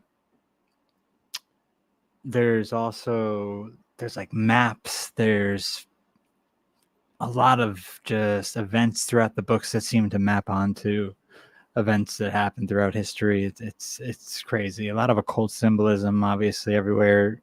A lot of dark stuff too. Like I believe the Tin Man is actually the woodsman, and he like loses his arms like after trying to kill someone who slept with his wife. It's crazy. And the Tin Man, oh my gosh.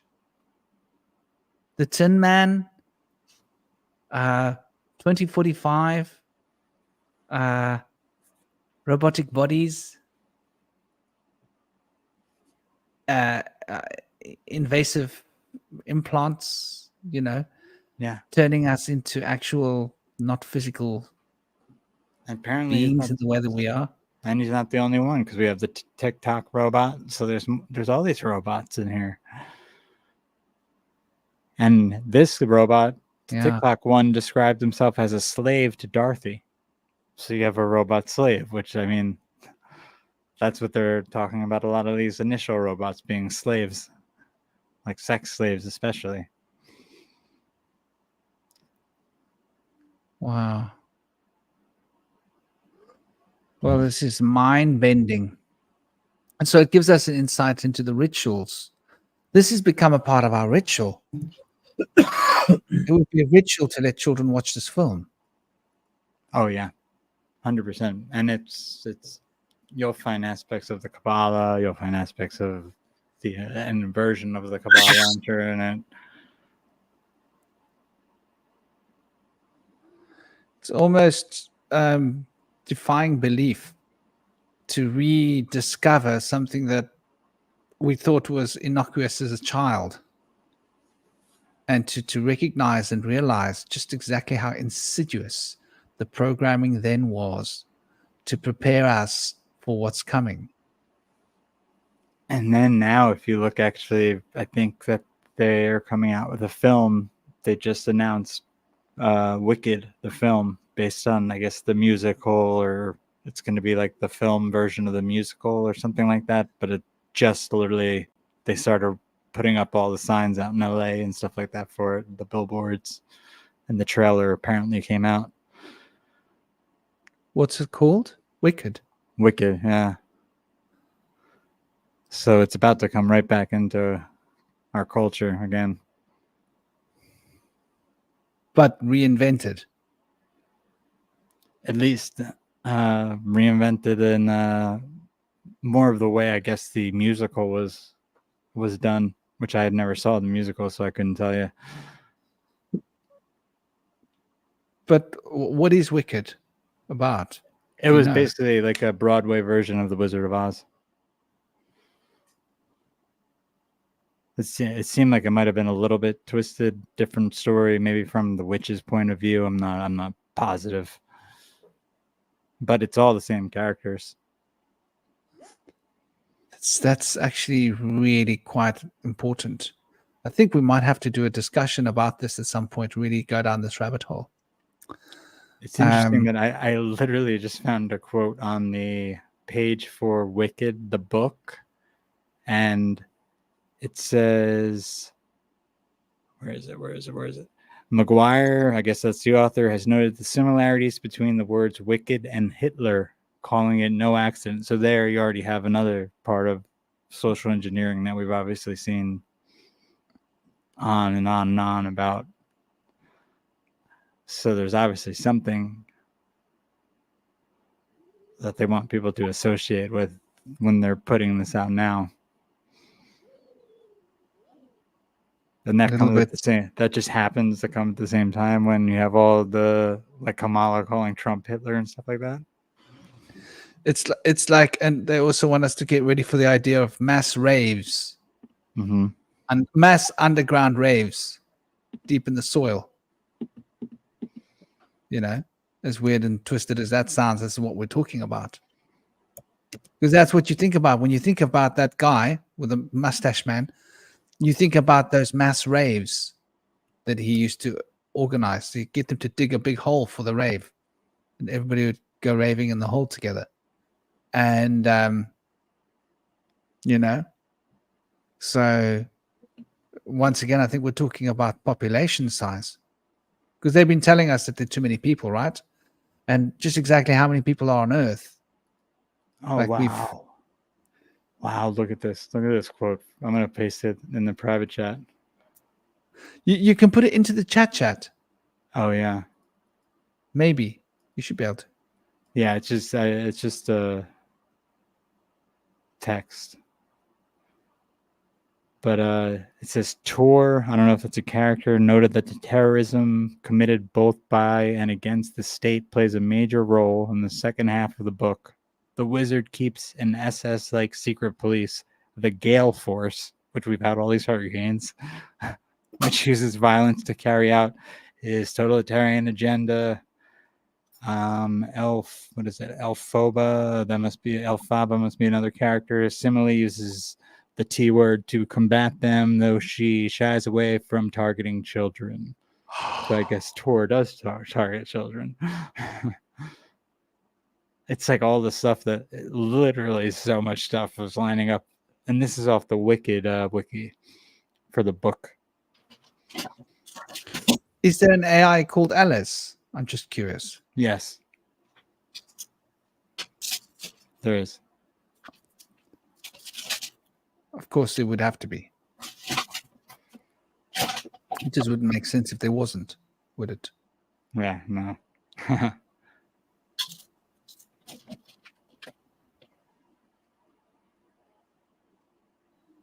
Right. This is Yeah, Steiner and his focus on rhythm is very interesting. Yeah. You know, Naomi was mentioning here about Steiner and rhythm, and because rhythm is what breaks the pattern that they want to install on us, right? Like when we get into our own rhythm and we dance, then nothing can touch us. Like emotionally, mentally, spiritually, we go into our own world.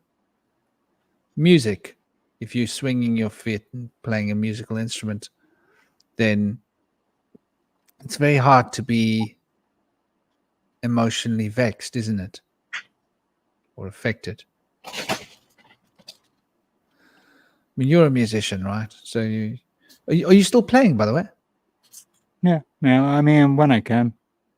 Not as much as I used to, but I've been trying to play more again and start writing again and get some more songs out. Got my Shout out. Chris has got Yeah, some music on his channel. What's your channel name again?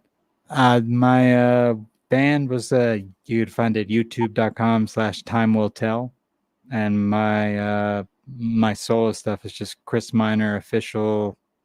If you go on Spotify or Apple Music, if you look up Time Will Tell or Chris Minor, you should be able to find it. But the YouTube or my Linktree, link.tree, or linktr.ee/Chris Minor. All my links are on there. Is it like this? Yeah, that's the Time Will Tell one. And you could find most of the links for everything on there too. Like that'll link you to the Chris Minor page with a few solo songs I have on it and all my band songs and my Spotify and stuff like that. So How many tracks have you got up there? on Spotify, I have Spotify, Apple Music, like everything's up from the band. At least there's probably 2 EPs, a full length, or 3 EPs and a full length, and a couple singles. And then on my solo page, there's like 2 singles, I think. So all in all, about 10 tracks. Oh, more than that on the band page. There's probably 20, around 30 maybe. Okay. Yeah. So you guys have been going for a long time. I didn't see many on your YouTube, not so many, but maybe I didn't see them all. Have you only got like 10 on your YouTube? Yeah, try the Spotify. You can find it tr.ee/.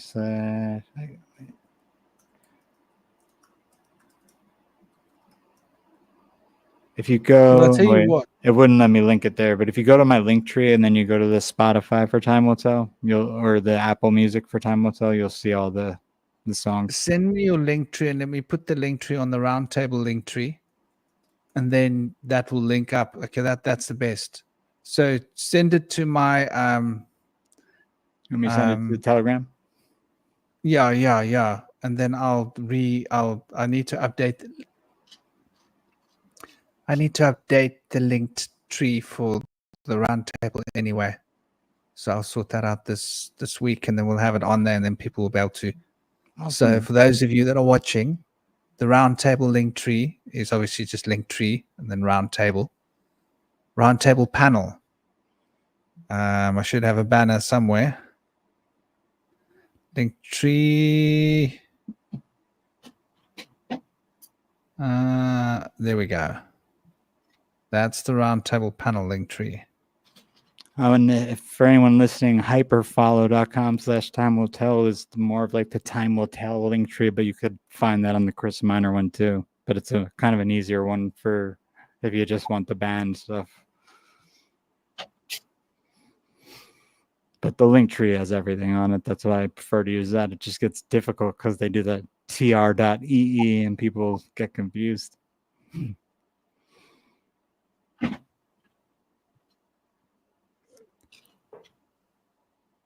So it's funny how the Scarecrow told Dorothy he needed help getting down and he didn't know how, but then he told her how to pull the nail down that's stuck in his back.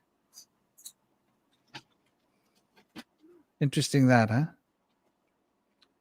Do you know what trips me out about that movie is when they pull out the gun, the net, and that whole Mandela effect thing? Because I watched that movie so many times and I never saw that fake gun, the fake net, like the net, they had a bunch of all these weapons they pull out when they're walking through the woods at one point. And a lot of people always say that's a Mandela effect. I do not remember that being in the movie at all. It looks weird. It doesn't even look natural. Well, we stumbled onto some more interesting piece of information. Very interesting. Yeah, there's a lot here. There's so many books, man. So many.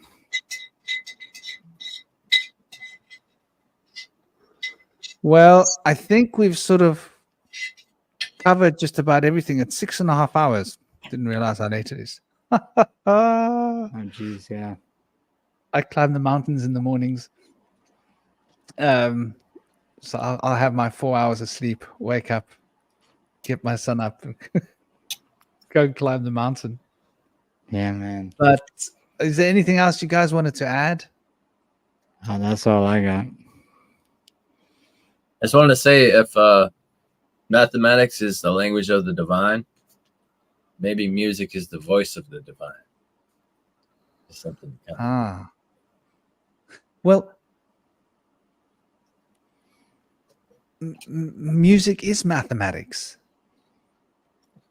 because it's all about rhythm, and rhythm is essentially maths, like patterns, and maths is about spotting patterns and being able to predict patterns, and music is about also, in a sense, music and math are, I don't think they're that far apart.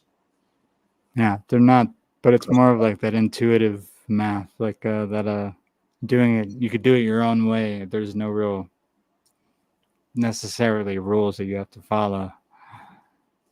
As long as you can figure it out, no one's gonna be mad if you don't do it the way that everyone else is doing it.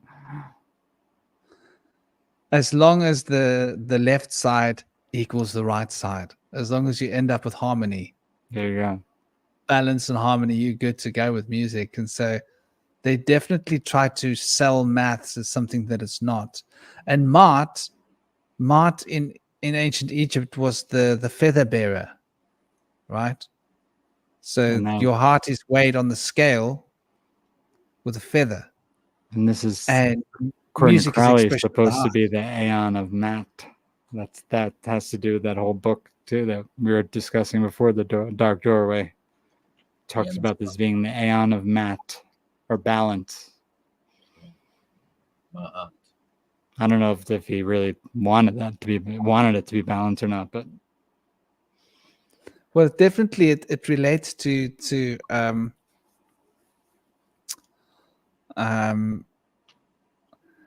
it relates to the firmament in a way, because it's got to do with what we pick up in matter.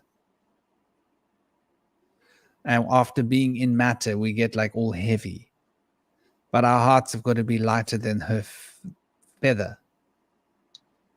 And if the light isn't if the heart isn't lighter than the feather of Mart, then you go to the bad place. Or you can't go on the road to the good place you want to be. You get like detracted from your journey. And so in order to get through there, that's like what I think, easier to go through the eye of a candle story. No, sorry, easier to go through the eye of a needle than for a rich man to get into heaven. I think that's relating to the idea of Mart. And then you got Mart, which is math, which is meat, which is measuring. And so why do we need math? What is the purpose of math? Well, to keep track of how much blooming money you've got. So these things all connect back in, that the eye of the needle. You've got to be pretty small and light to go through the eye of the needle, and it's money that holds you back, and it's math that's really there to keep track of resources. That's why we had math. Otherwise, we wouldn't have needed math. Who owes who what? Yeah, like who took what resource and who owes what money or other resource to replace it. And then you had to measure, like, oh, well, I've got so many kilograms of flour. What have you got to give me? How many of those little things can you give me to make it equal to what I'm giving you? So it's an interesting concept, the whole idea of trade. And trade is when you put a T in front of the word raid. And think about this: retribution is repayment, but it's also vengeance. That's interesting. Keep the economy going. Payback. Wow. Payback. So, well, thank you, everybody. I hope you guys in the chat have enjoyed this. I hope you got what you came for. Sending you all big love, big blessings, big honor, respect. Om Shanti. I hope I'm not look like I'm falling asleep here, because I feel like I am. I'm getting tired too. For sure. A good one. It's been an honor, you guys. Yeah, absolutely. Absolutely. I hope you guys have a great weekend, what's left of it. I hope guys you all too. have an absolutely excellent time. I'm glad you enjoyed the discussion. Sending you big love and big blessings. Absolutely. We're definitely going to get into the Alice in Wonderland now that we've opened this door. I think it's like we're going to have the to. Wizard of Oz. I might have to get an audiobook of it and sit down and really listen to it and make notes. There's a lot of books. A lot of books. I think there's like 20 books, Wizard of Oz books. It's crazy. Is that so? There's a lot.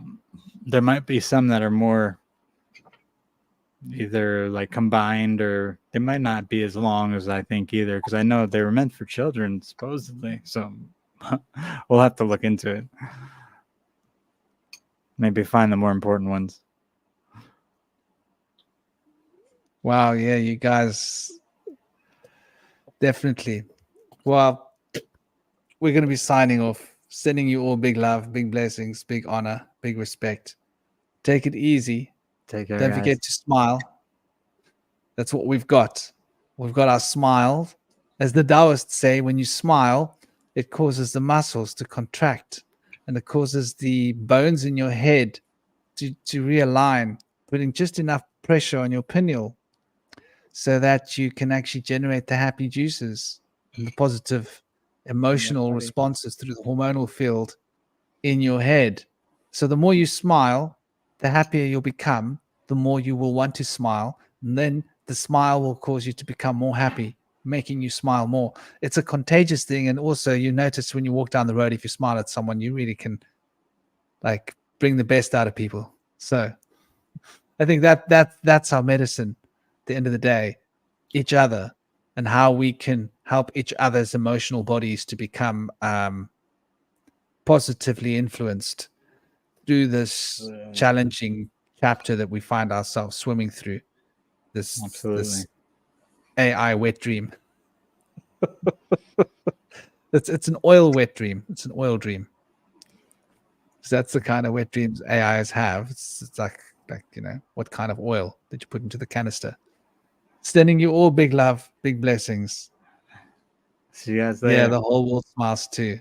Om Shanti. Om Shanti to you all. Thank you guys. Take care. Hey guys. Blessed day.